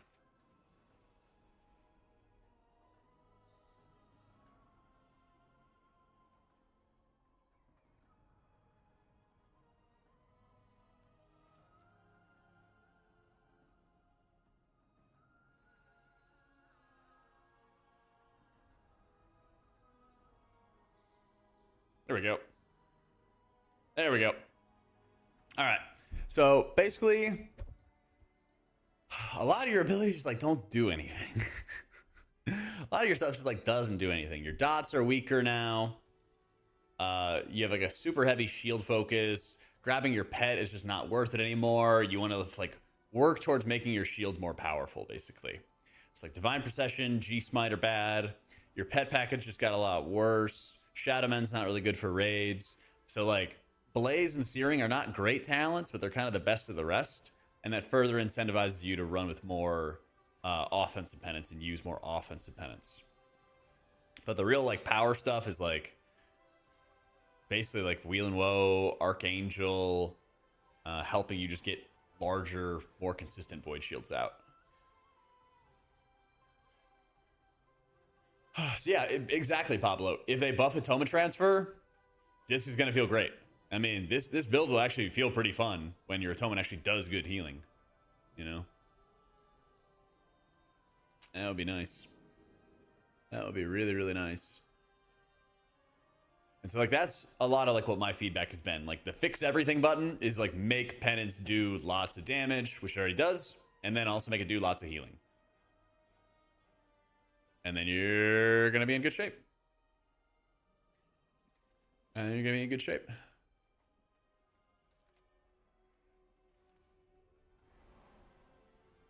The stat threshold should be aiming for with disc. A lot of haste.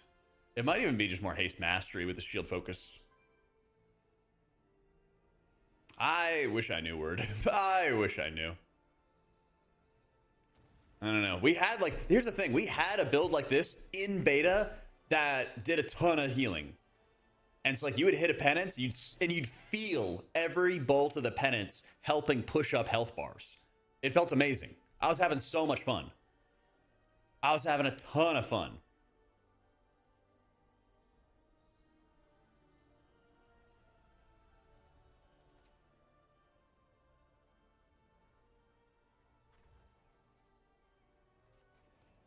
And then they nerfed it all. They need to, Cook. They need to. They need to separate tuning for raids and M+ between all the healers, man. That would fix, like, so many problems. That would make, like, raiders feel better about healing. And it would also leave M+ less changed or not very changed, but the option to change it if certain healers really needed it. And I'm thinking, like, Holy Priests could get, like, M+ buffs without getting over-buffed for raid. Mistweaver could get like M+ nerfs without being over nerfed for raid, and vice versa. You know, it's one of those like this would fix a lot of shit. This would fix a lot of shit and make a lot of things feel a lot better. So.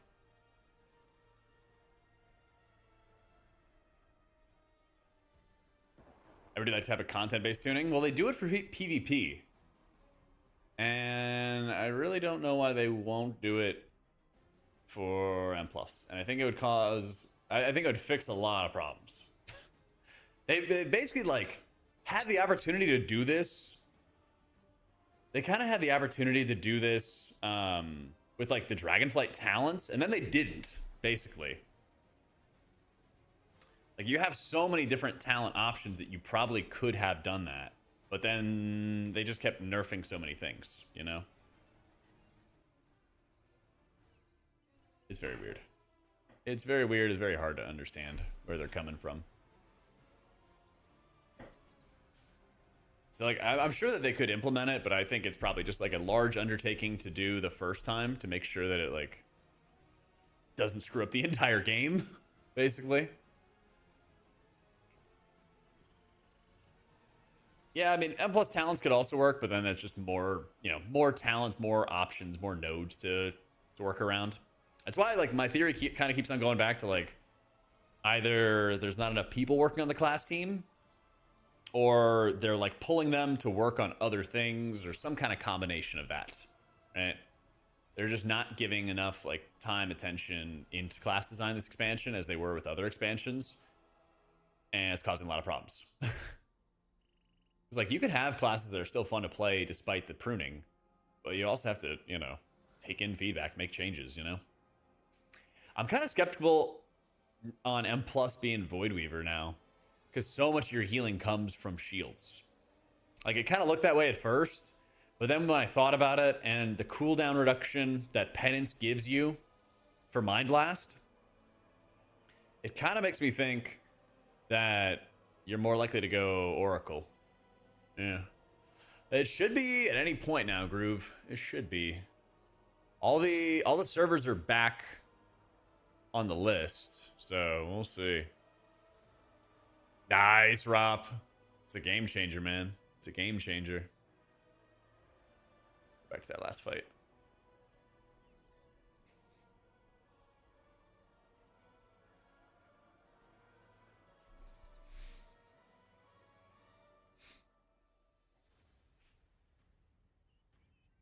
Too much open world content. I miss when we had open world content that was like really puzzle heavy. I miss those world quests. I miss when they made them hard.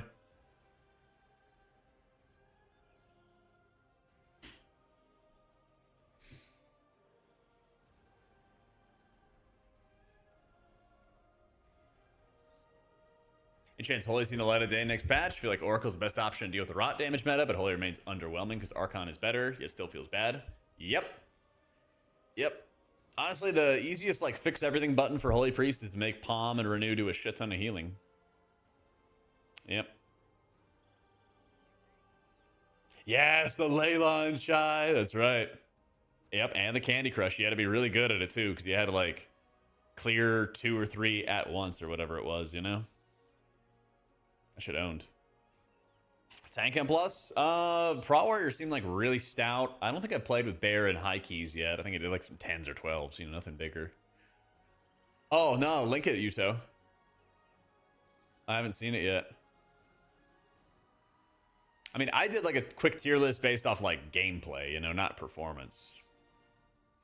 I know it's not my favorite thing, Rob. It's not my favorite thing making your passive heals do a lot, but it's like when they nerfed passive healing in beta, they heavily nerfed like Holy Priest, Shaman, and then of course they nerfed Atonement for Disc. But then a lot of other healers did not get big nerfs to their passive healing, and they stayed super strong, and then they just stayed really, really good. For now, Amelia, for now. Yep.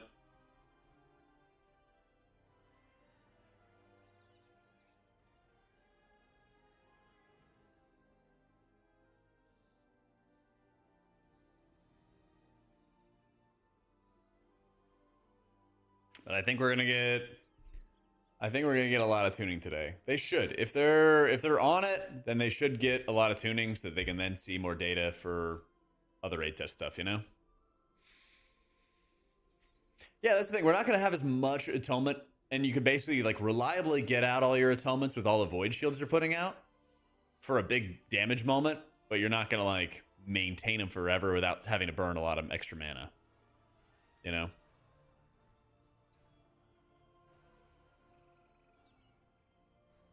Bad quality. Oh, let's see.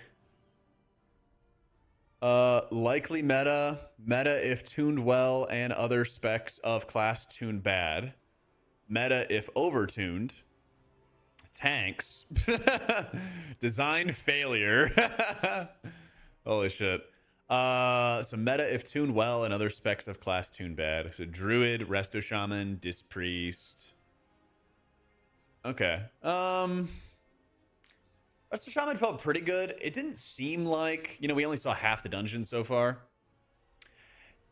It seemed like the biggest struggle for Shaman was Prio Target, but so far, you know, we only saw half the dungeons. It didn't seem like Prio Target was a huge deal. Feels like Druid's mana is going to be worse. Disc, I think the gameplay's bad, but it performs well. It also feels like its output's kind of capped. I don't know about Prez being bad, though. Yeah. I don't know about Prez being bad. I talked to the Prez people, and they were, like, having an amazing time. They were like, this shit owns. Yeah. Holy Priest, I would agree with design failure.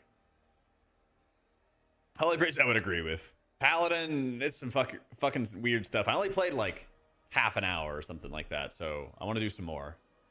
But I was playing this, like, no Holy Shock build, and it was feeling more powerful once I kind of got into the flow of it, but definitely not like great gameplay.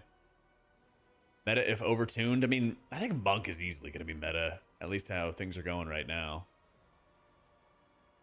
I think it's easily going to be doing really well right now. Like Spin isn't really dead, especially if you get a Dance of GG proc, which still happens a lot. Which still happens like a ton. And then like one of the things that's really good with Monk is your single target damage, your Rising Sun kicks, your Blackout kicks. You could just really like feel how much healing that they're doing.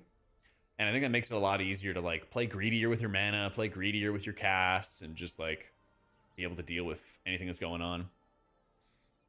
Yeah, I was gonna have like the entire day dedicated to Holy Pally. But then the servers went down, unfortunately. It's a good thing HPAL is bad. We got a good UI out of it. That's right. I already started using Ellesmere UI. Should they change about Shaman? I kind of want them to add Cloudburst Totem back. On PTR, Rob. On PTR. I got started with it. I haven't messed around with the raid frames yet, which is just as well because raid frames and nameplates are not working properly because they changed something with the API. Yeah, but I miss Cloudburst Totem. I don't know. There's not really like any procs or things to track or situational casts or just like anything to really think about. I don't really want them to bring back High Tide because having like, if you spend this much mana, then you get a buff. I think that's kind of like a shitty tracker or shitty bonus or something like that. I don't know. I kind of want them to like, actually, you know what I want? I want deeply rooted elements to give me a button to press for when I activate it. That's what I want. I don't like how deeply rooted elements feels. It's like you pop it and then you have what, 6 seconds or something like that to quickly cast some healing waves out before the entire value's gone. I don't know. It does not feel good. Does not feel good. Ellesmere's UI basically is taking almost all of the like big names who are UI designers, and they all seem to be working together to have this massive like one add-on that does everything, while also being able to turn off features that you're not using or don't want to use. And it's just intuitive, like, hey, where do I change this thing? It's like right in front of your face. It's like easy to find. I think I spent like 30 minutes putting everything together because it was just like, hey, I want to move this. The option's right in front of your face, you know? So yeah, I think everybody is probably going to be on Ellesmere UI next season, or like 80%. So it's a free add-on. Yeah, it's a free add-on. Yep.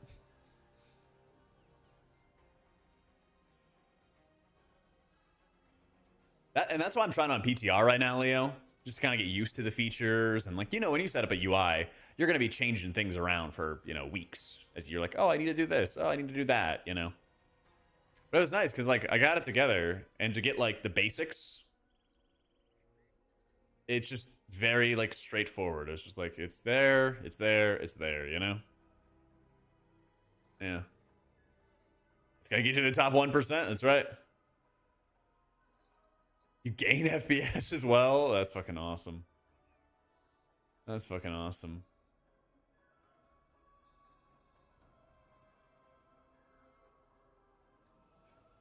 And he added the targeted spells. Yep.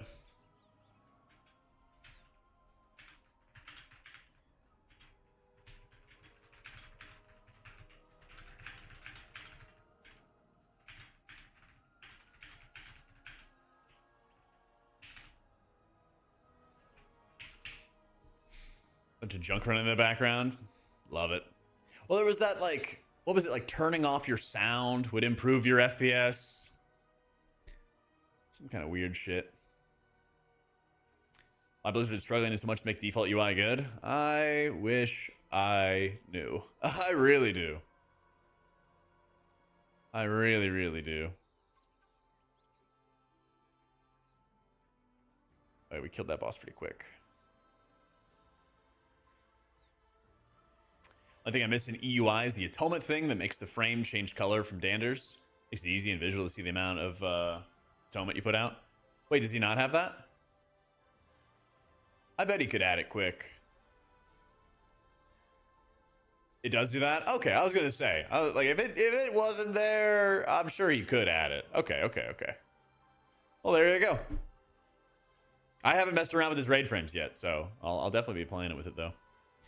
I do love Danders frames though. I do love me some Danders frames.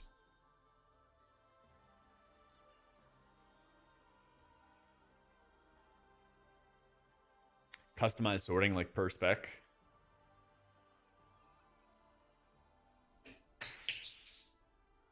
The heck?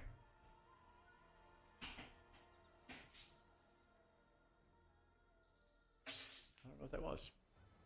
Well, see? You just gotta ask in chat. That's the thing, Yudo.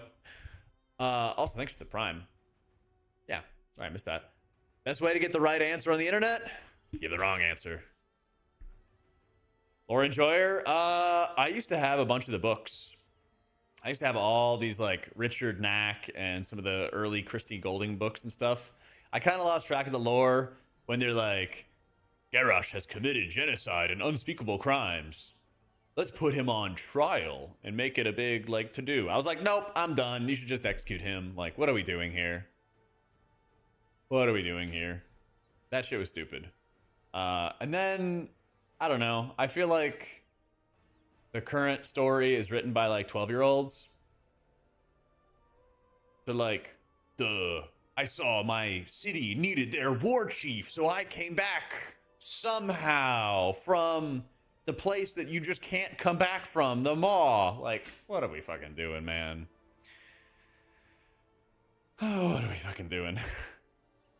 It's like, exactly, Rallick. It's like cartoons. It's like, the WoW player base is like 25 to 35. Like, they can handle a little story. Yeah, it's like somehow Palpatine returned. It's like, fucking hell, man.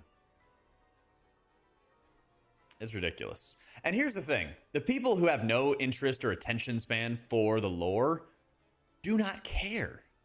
They don't actually care if it's like some, you know, involved storyline or not, because they're going to skip it. But the people who do like the storyline probably would like to have something a little bit more than somehow Palpatine has returned. You know? Well, that's the band that I have for my stats, Rob. It's 25 to 34, and that's the largest chunk for me. But you're right, it probably is generous. Somehow Arthur's... I mean, honestly, if it was somehow Arthur's return, that'd be kind of sick. Yeah. Game of Thrones Season 8. Yeah, yeah. And I don't know. It's like...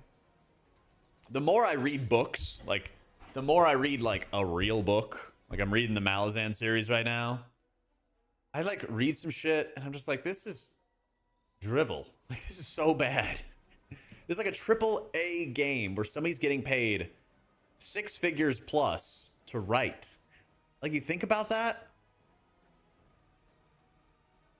Well, it's not like, you know what I mean, Lyra. You can't write a good book, just worm your way into a creative position and ruin a good story. Yeah. And that's the thing, there's 20 years of lore to work with. There's so many stories to work with. And like, how would people react? Well, there's like 20 years of books and games and all that kind of stuff, you know? Yeah, it definitely feels like they're writing for kids. They're like, we have to have all these morals and truth and justice. I'm like, no, he committed genocide, just execute him. Done. Sylvester Aben. Thanks for the new sub, man. I heard the Supergirl story was not good. I heard that. But I mean, like, what was the last? Oh gosh, what was it? I'm trying to think about the superhero movie Eternals, I think. Might have been the last one I watched.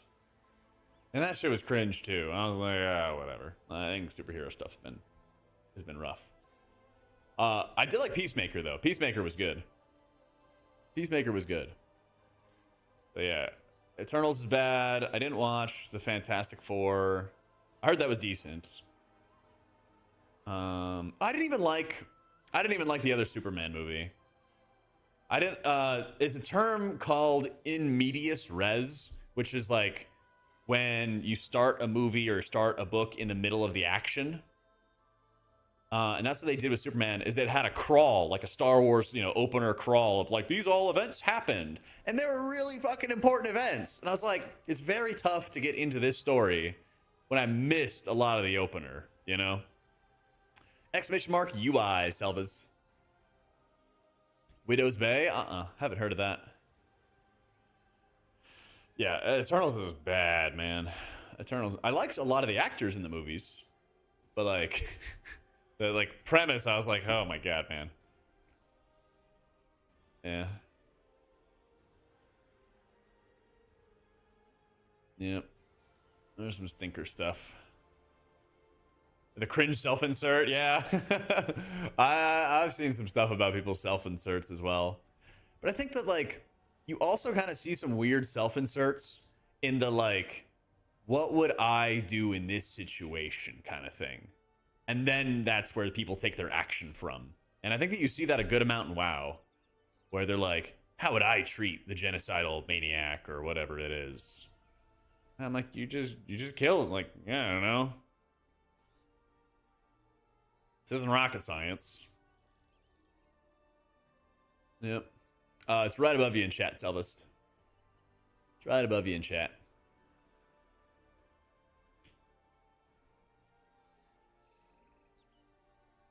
It's from a much older Marvel story, like the 70s. Yeah.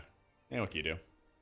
Not sure if Malazan's a good example. If you just started, I won't spoil, but it's not a good story for a video game or series. I agree with that, but I'm saying Malazan's a very good story overall. I'm not trying to compare it specifically to, like, this would be a good story for a video game. I'm just saying, like, it's a good story overall because you have to kind of think about people's motivations, and you do see development, but you also see a lot of consistency where some people kind of hold themselves back from what might be better for the group or better for other people and stick to kind of like their own selfishness or their own like old habits. So, I don't know. Yeah, exactly. Current day morality to a world like WoW. That just feels really weird. Like, this is like blood, thunder, violence.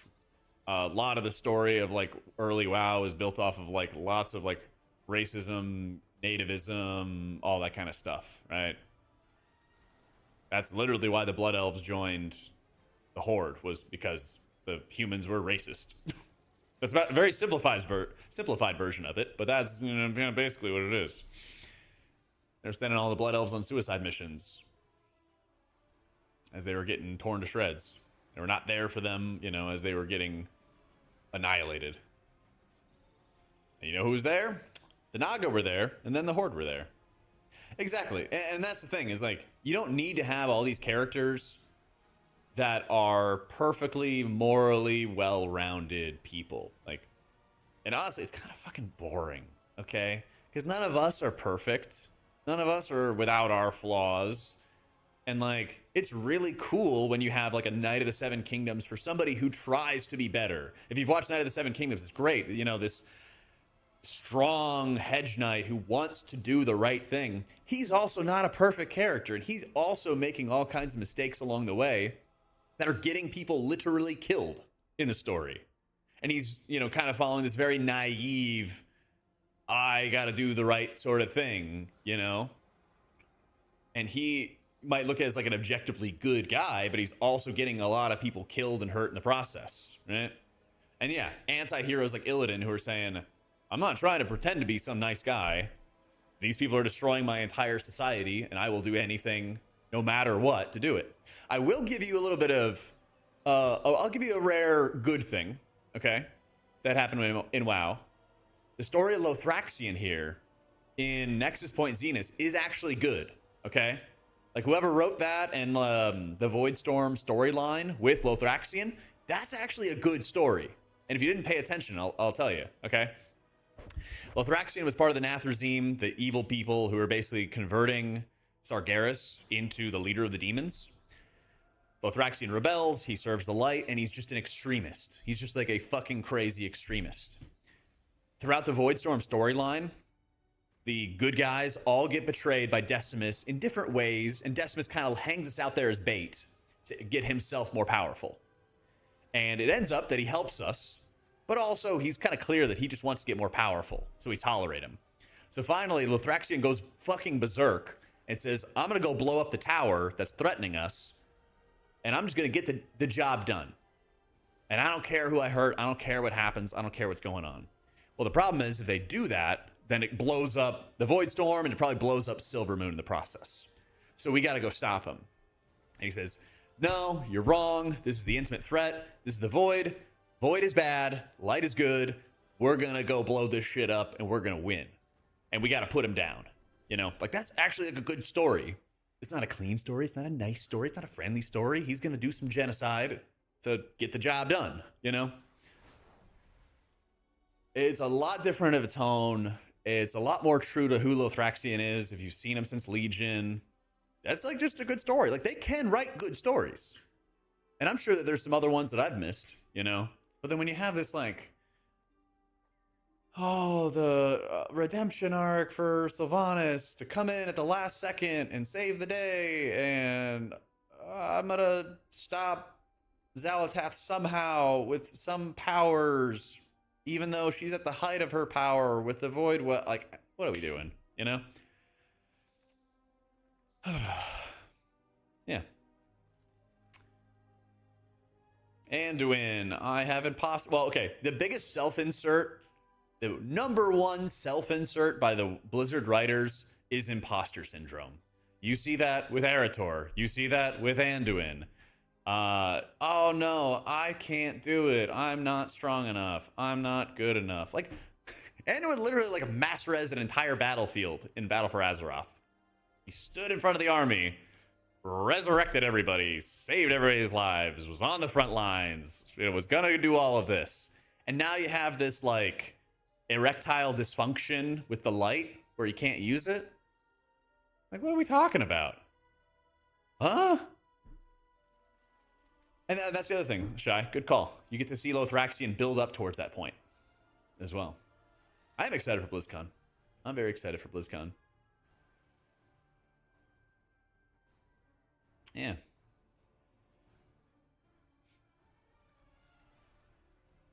Tired of the bad guy getting redeemed, or they're just misunderstood. Like, we can understand their motivations, they can still be morally wrong. Exactly. And that, like, nobody thought that Thanos was like morally good. They might say, yeah, he's good at a point about overpopulation, but like genociding everybody wasn't the answer. You know? Yeah. This gun's gonna be a banger for classic people. True. Yeah. And Garrus did nothing wrong, I know. How you been, Bizzle? What up, Boristal? We're talking about our frustrations with the lore.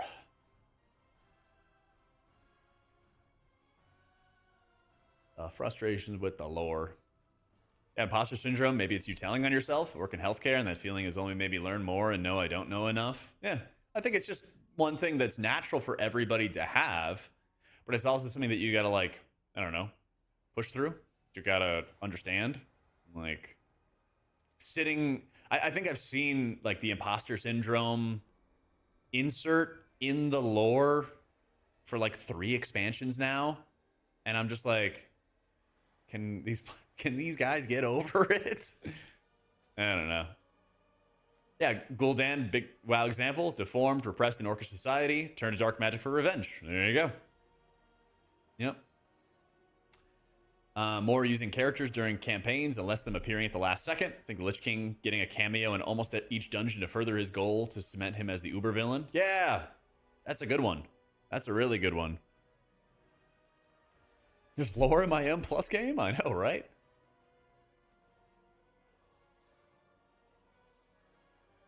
Yeah. Oh, good luck, Bizzle.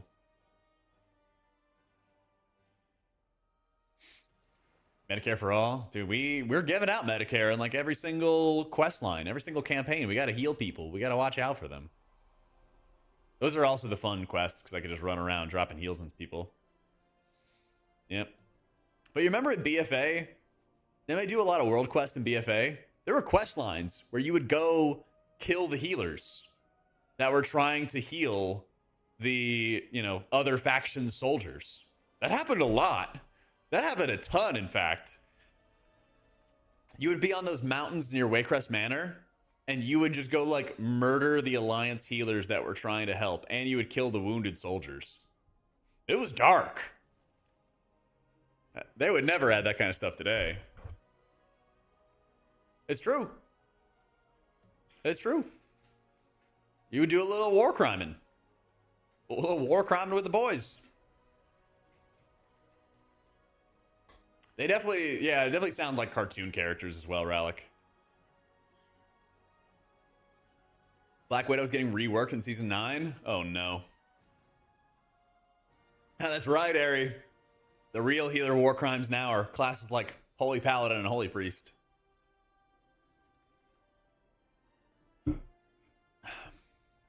She's gonna be insta banned. Good. Good.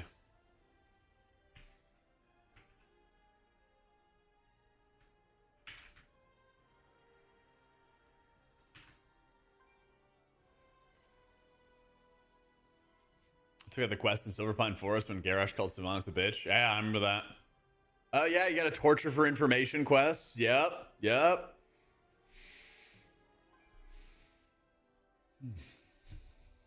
I didn't play BFA. Was it poorly received because of lore or because of the systems? There were a lot of different reasons that people didn't like BFA. This was kind of like the peak of like Asmongold and Bellular complaining about the game. That was probably like the highest point where they were complaining about the game and leading the crusade of like, Blizzard bad, you're giving us too many chores kind of stuff. And there were a lot of chores. There were a lot of fucking chores.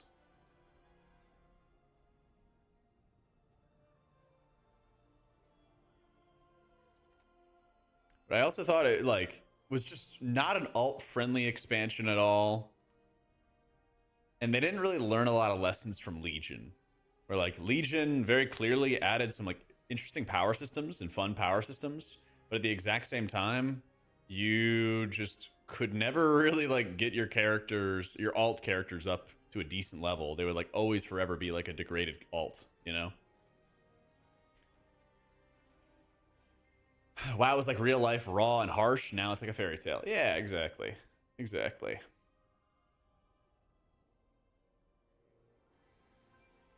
Depth lore there was for every area in BFA. There was. There was. Yeah, exactly. Like the whimsy feels too fairy tale-esque when there's not something raw and evil going on with it too. Oh wait, I missed it. Where is it? Tweet. Like look at this. Past BlizzCon ceremonies.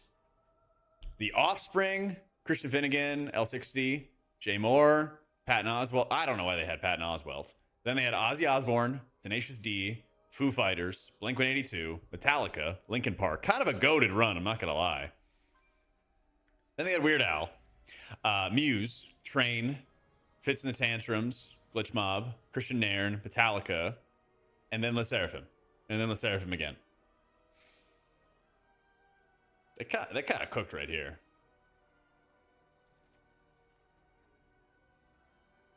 Pet package and raid? Nah. Shield set affair. Big shield setup.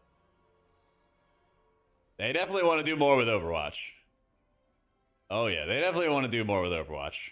But it's like, the thing that gets me is if you've been to a BlizzCon, people are there for WoW, mainly, predominantly, right? People are primarily there for WoW, and people are primarily there when it comes to a closing ceremony. They're there for this, like the demographic that's at BlizzCon is here for this, okay?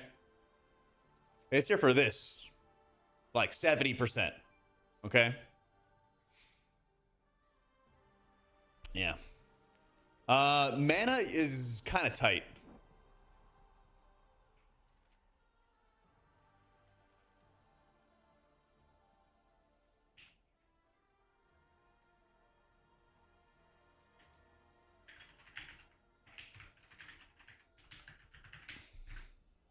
Yeah.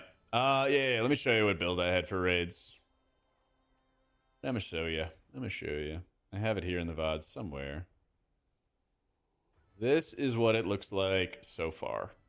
You basically just don't press regular powered shield, and then your mana's fine. Yeah. Especially Classic Plus being announced. I think 40-year-old men want to see this group. Not for their music, Rallic. Not for their music. Yeah. I mean, maybe they want to see the K-pop group for other reasons. Yeah, no Mindbender. All your healing is Void Shields. It's Void Shields.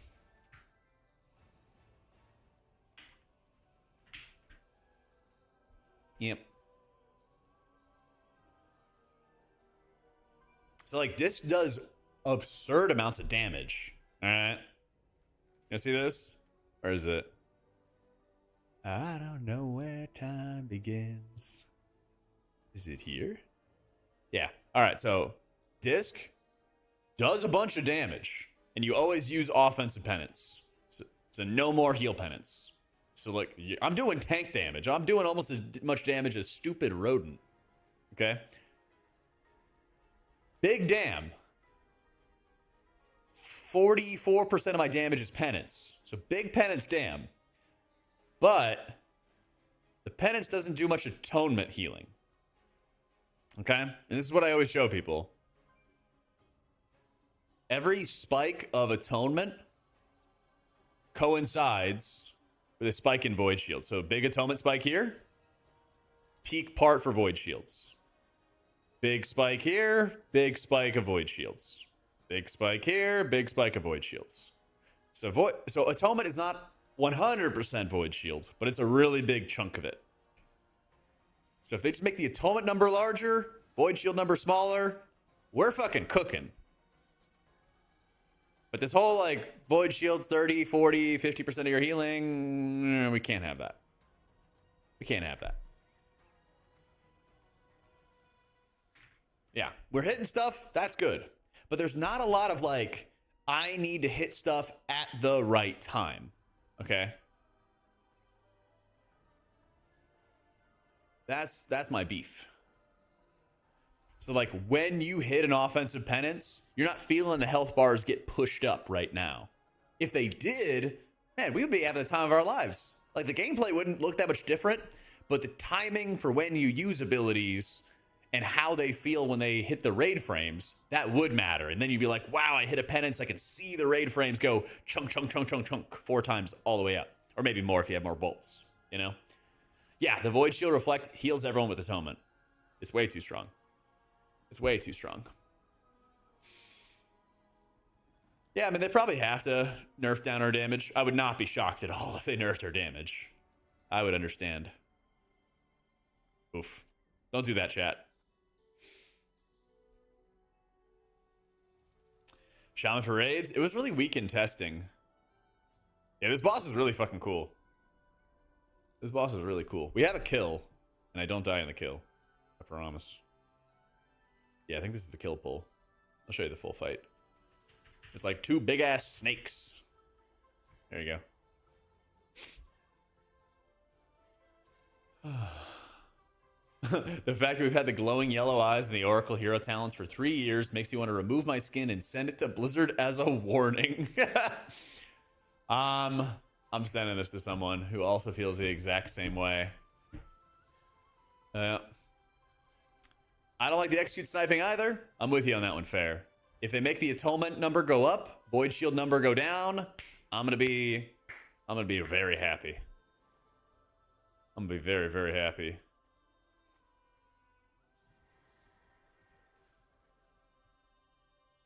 Save yourself.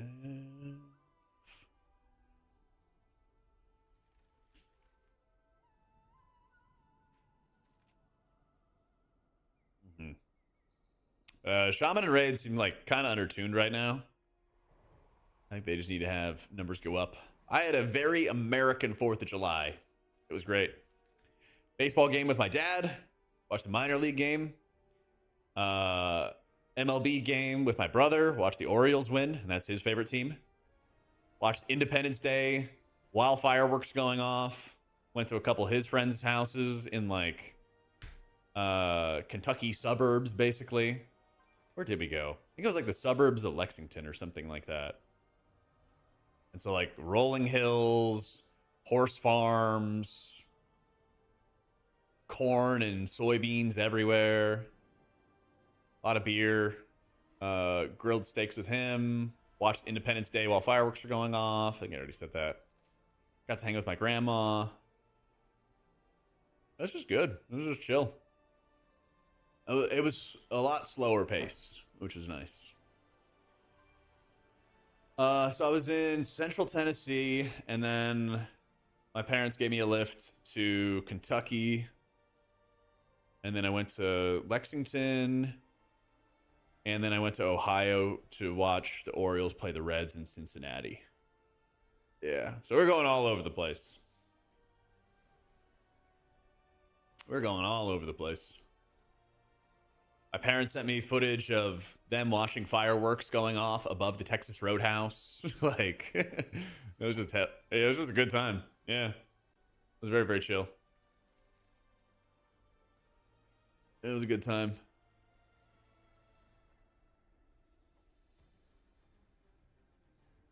Then we got to watch President Whitmore and Will Smith save the planet from aliens. Haters will say it's fake.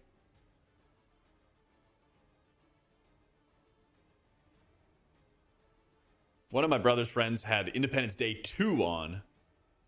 But that movie sucked. That movie sucked. Thankfully, we left for the baseball game very quickly afterwards. Yeah, that one was a stinker. So, yeah, I've been trying Ellesmere UI, but I have not tried the raid frames yet, but it does have atonement frame coloring. So, what I'll do is I'll basically do the same thing that I have with my Danders frames, is I want to see in red when the atonement's about to expire, and then I want to change the entire frame color.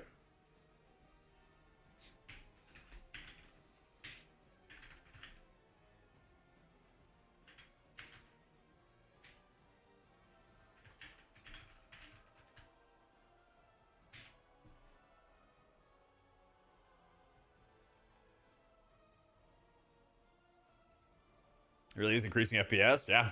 That's what everybody's been saying, man. And just it has like every feature you need, you know? Devil Dino, 2 large magnetic cannons as a Punisher team up. The Dino can shoot cannons. Oh, what the fuck? Outside the match based on their preferred play Let's see.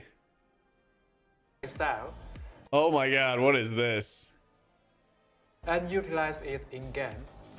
If a player wants to swap to their art and but either appearance match based on can pre-select one of He these got team-up cannons. loadouts outside the match based on their preferred play style and utilize it in game. If a Oh, player that's cool wants as fuck. That's cool as fuck. Is there any chapters for the healers?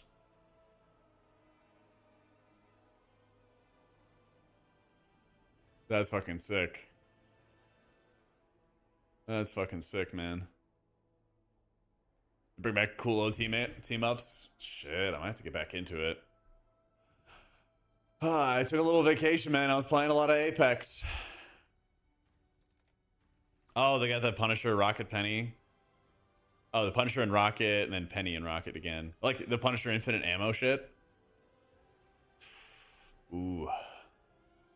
The like old days of like Punisher, Bucky, Rocket, and they're just gunning people down. Oh man, that's gonna be sick. Good, as long as it's not buffing fucking dive. I am on board. I am on board. When is the new season? I'm sure it probably said right there. Dive's bad right now. Well, isn't it like late in the season? Because I swear, every time that it gets late in the season, everybody just locks dive. Everybody just fucking locks dive for like the last 3 weeks of a season. Yeah. Everyone's just OP. Yep. I think it was like a season ago I was playing, and like every game was dive, and they banned at least 3 healers every single game, and I'm just like, fuck. I'm literally just like playing to not get killed. Yeah. Yeah, that shit was exhausting. Guys, you know, it's getting to that time where if I get offline, then the changes are going to go through. I need like, I swear, there's every time like Megaset is in my stream, she'll like start streaming right as I end streaming, and then all the changes go through. I swear it's going to happen again. Okay, she's not here. It happened like 3 different times where like Mega's just like chilling in the stream. And I'm like, all right, guys, I'm leaving. And then like 5 minutes later, the patch notes come up and she like would send me a message or something like that, or she'd be streaming and then checking out the patch notes. It's like, fuck. Oh, that's right. There is a new support. 3 healers. 3 healers is definitely cancer. I hate doing 3 healers, especially because people don't even do it right. They don't even, like, the healers don't even try to like optimize their damage. They kind of just like sit in the back and heal bot all the time, instead of like trying to get a little bit of an advantage in a poke war or something like that.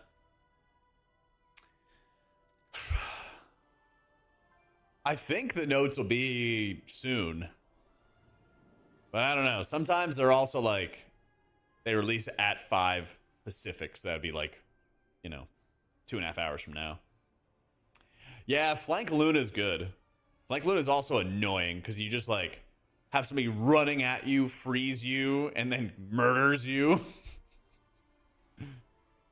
Yeah. I'll give it another 5er. We'll see. We'll see.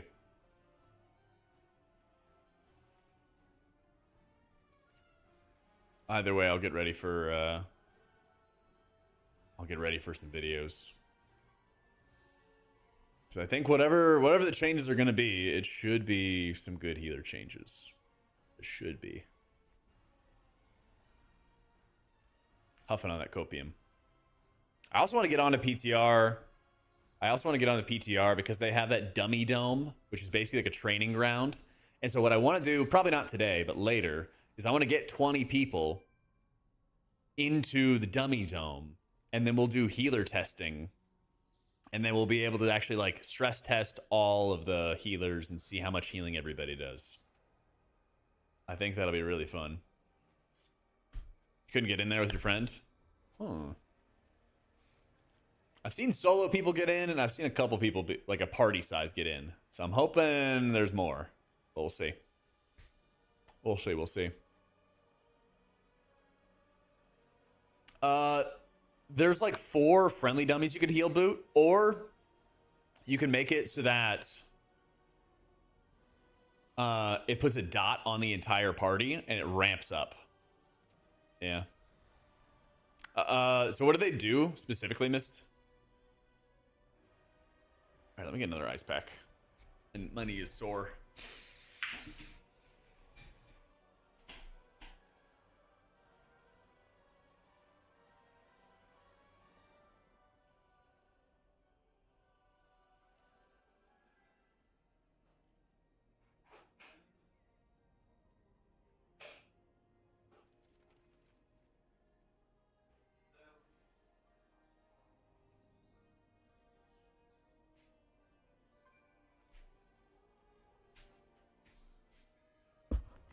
You can currently set any audio cue to private aura. Since private auras are going away, they're making it so you can add an audio cue to any aura, period. Oh my god. Procs, trinkets can custom set sounds on anything. Bro, the add-on war has been lost. The oligarchy of Atrocity, Ellesmere, and now has won.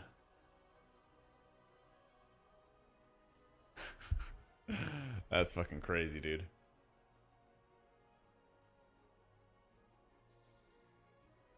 All of the boss mods, man. All the boss mods are going to be more powerful than ever before.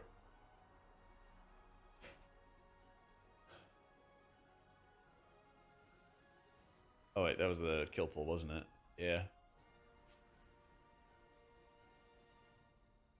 You let him know? And removed API sounds have been renamed to add aura applied sound and remove aura applied sound, and now work on any auras, not just private auras. Let's fucking go. Let's fucking go. But yeah, you can basically make boot everybody in the dummy dome your friendly dummy to heal. That's going to be the thing. Everybody will be able to be healed, and then you can stress test, because that's what like world first teams would do, is they'd find some like open world area where you would just like stand in fire and then you heal. We did that one time. Raid harder? I don't know. We'll do Mythic Thursday, Friday. We'll do Mythic Thursday, Friday, so we'll have a better idea then. Yep. The clock into the add-on downloading factory. Yeah, buddy. Yeah, buddy.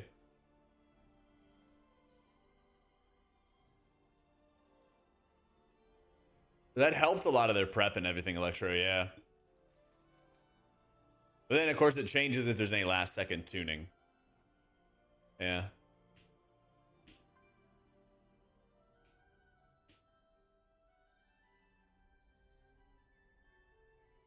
So there's been a lot of times where, like, they've tested that. They're like, okay, we think it's going to be this. And then they do, like, last-second changes.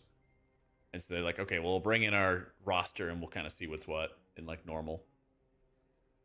Yeah. Because Blizzard does a lot more, like, last-second tuning, it feels like, than before. I mean, Acid Rains can you pull off as Shaman? I usually only had 2. I don't think I've ever seen a third. Maybe you do have a third. But I usually would just see 2. And they benefit from Acid Rain. They benefit from Deluge for people. They also put out Downpours. They put out an additional Downpour. All the other extra ones. I also want some Holy Priest buffs, man. I also want some Holy Priest buffs.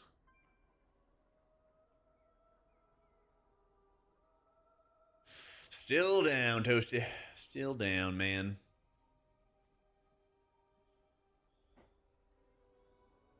But I know the second I leave, man, the servers are going to come up with changes.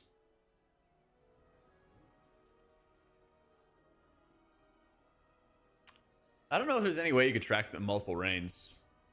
Yeah. Full shield priest. Oh my god. At least they did make it so you get crit at least, Rallic, instead of haste now, but yeah, it's not saying much.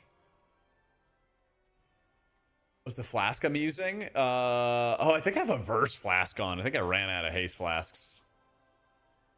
So I ripped a verse flask just to have something on. Yep. A little bit of trolling. A little bit of trolling.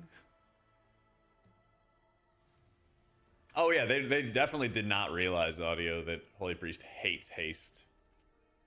Yep. It feels that way, Lyrics. There's not enough, like, I don't know, thought that needs to get put into when you press your buttons. It feels very, like, binary. And that's super irritating. I'm with you. I'm with you.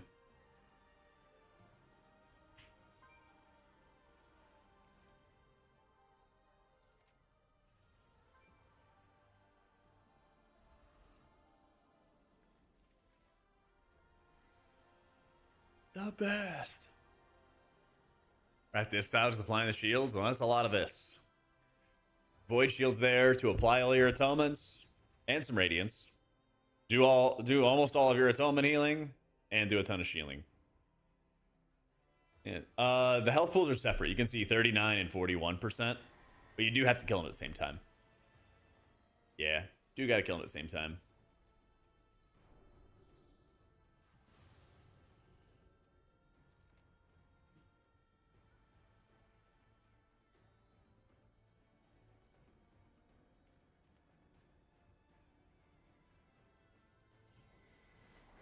Yeah, there's a couple, like, 2 bossers. There's one where, like, you have 2 robots and you have to, like, keep them on other sides of the rooms. And then you have the snake boss. There's quite a bit of, like, multi-target going on. Yeah. There's quite a bit.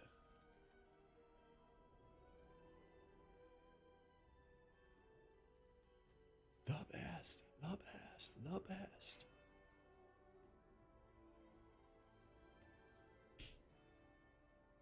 But yeah, honestly, the biggest thing I need them to do is just make Atonement do a lot of output. If they make Atonement do a lot of output, make us less reliant on the Void Shields, we're going to be cooking. It doesn't even really, like, it won't even make a massive change to the gameplay, but I think it's, like, where your healing comes from that matters. Like, I'll press Penance here, and then I just don't really see any health bars move, or they barely move. Like, I do a ton of damage out of Penance, but it also doesn't feel like I'm actually doing good healing with it, you know? Yeah, exactly. It's like the Psychic Link meme. Except it only moves in one direction, straight down. Yep, pretty much. Pretty much, man.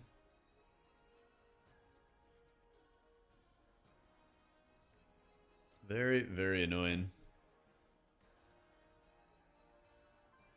Yeah, you have like a couple quick soaks here that help you drop stacks. So on the fight, if you hit like 10 stacks or whatever it is, you just die. So you get into that like blood soak with the tank, and that helps you drop stacks. You got to just like kill this blood curdled mass that pulses a lot of AoE damage. And then you soak up these little blobs on the ground. There's like that little blob on the right side there. That if you don't, then it explodes and gives a stack to everybody. So you got to have people build up stacks by soaking those, and then they get rid of them by being in the tank soak. And then there's like one last thing where you get these like blood soaks, and you got to bring them to the edge of the room. Yeah. Dude, that audio stuff, Mystical, sounds amazing, because the most annoying part of raiding last year was when people got prio target debuffs. You just couldn't like see them very well. They were very difficult to see. They were very, very challenging. Like here's the blood debuffs, and being able to like quickly see them on the frames and react, help with externals, whatever it might be, was so annoying. So annoying. I wish, Leo. I wish, man.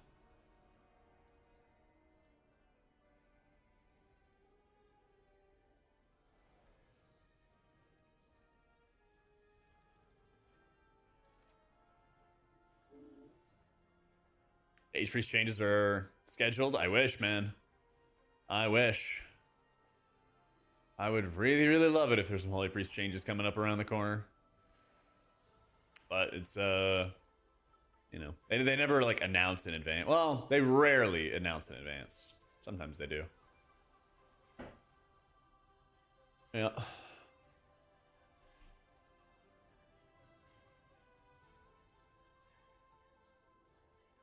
Yeah, it's like dispels or being able to see people in advance on like Bella Ren for externals. Back when the strategy was just like all built off the back of externals. Like you could see them, but it was just like a lot of work. It was a ton of work just to be able to see it compared to how it used to be. Now it's just like a whole nother factor that you just have to play around the entire time. I think Monk was doing well from some of the other logs I saw. Yeah. Monk seems like the most like well-rounded, almost like most well-designed healer. So I'm not too worried about the state of Monk, to be honest. I'm saying the same thing, Pepe. I'm saying the same thing, man.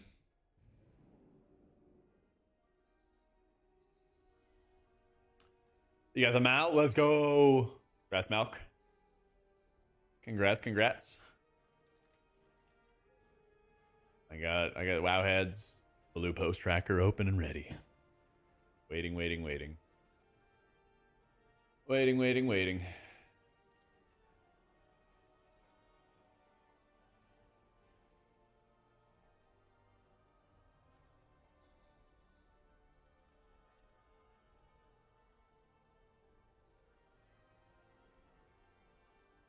But I mean, season 2 looks really good for Prez right now. Their HOTS being very powerful helps because every single boss fight has some kind of like constant ticking damage going on. So instead of just like, I'm casting Dream Breath just to like force procs out of Marithra's Blessing, you're actually doing a ton of healing with it. Like a ridiculous amount of healing with it.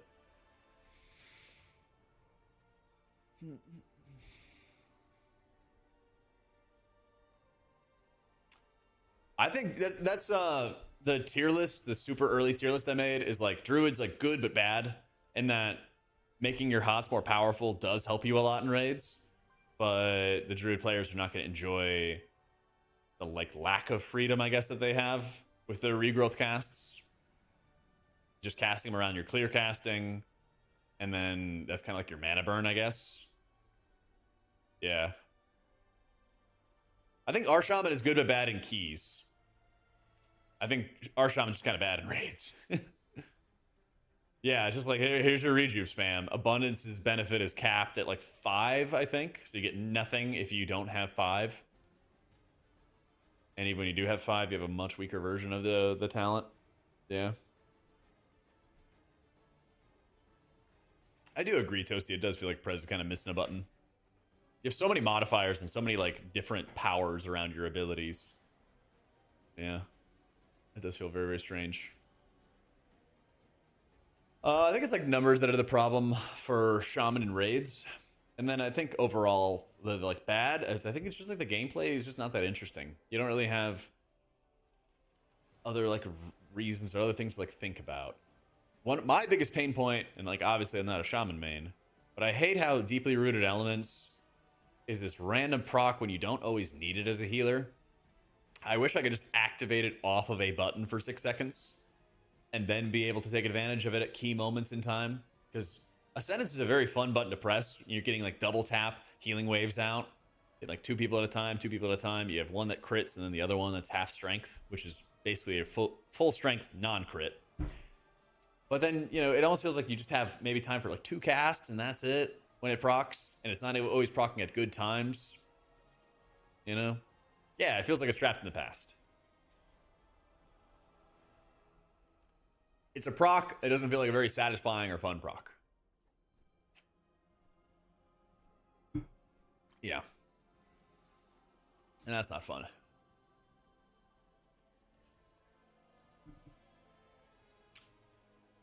What's up, Classic?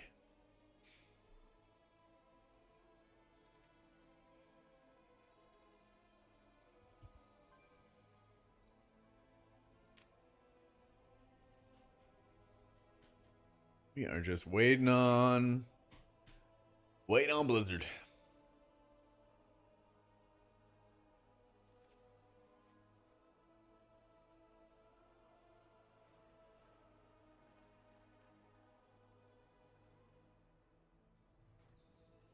How does Twitch extension work for Classic? Oh, I have no idea. Yeah.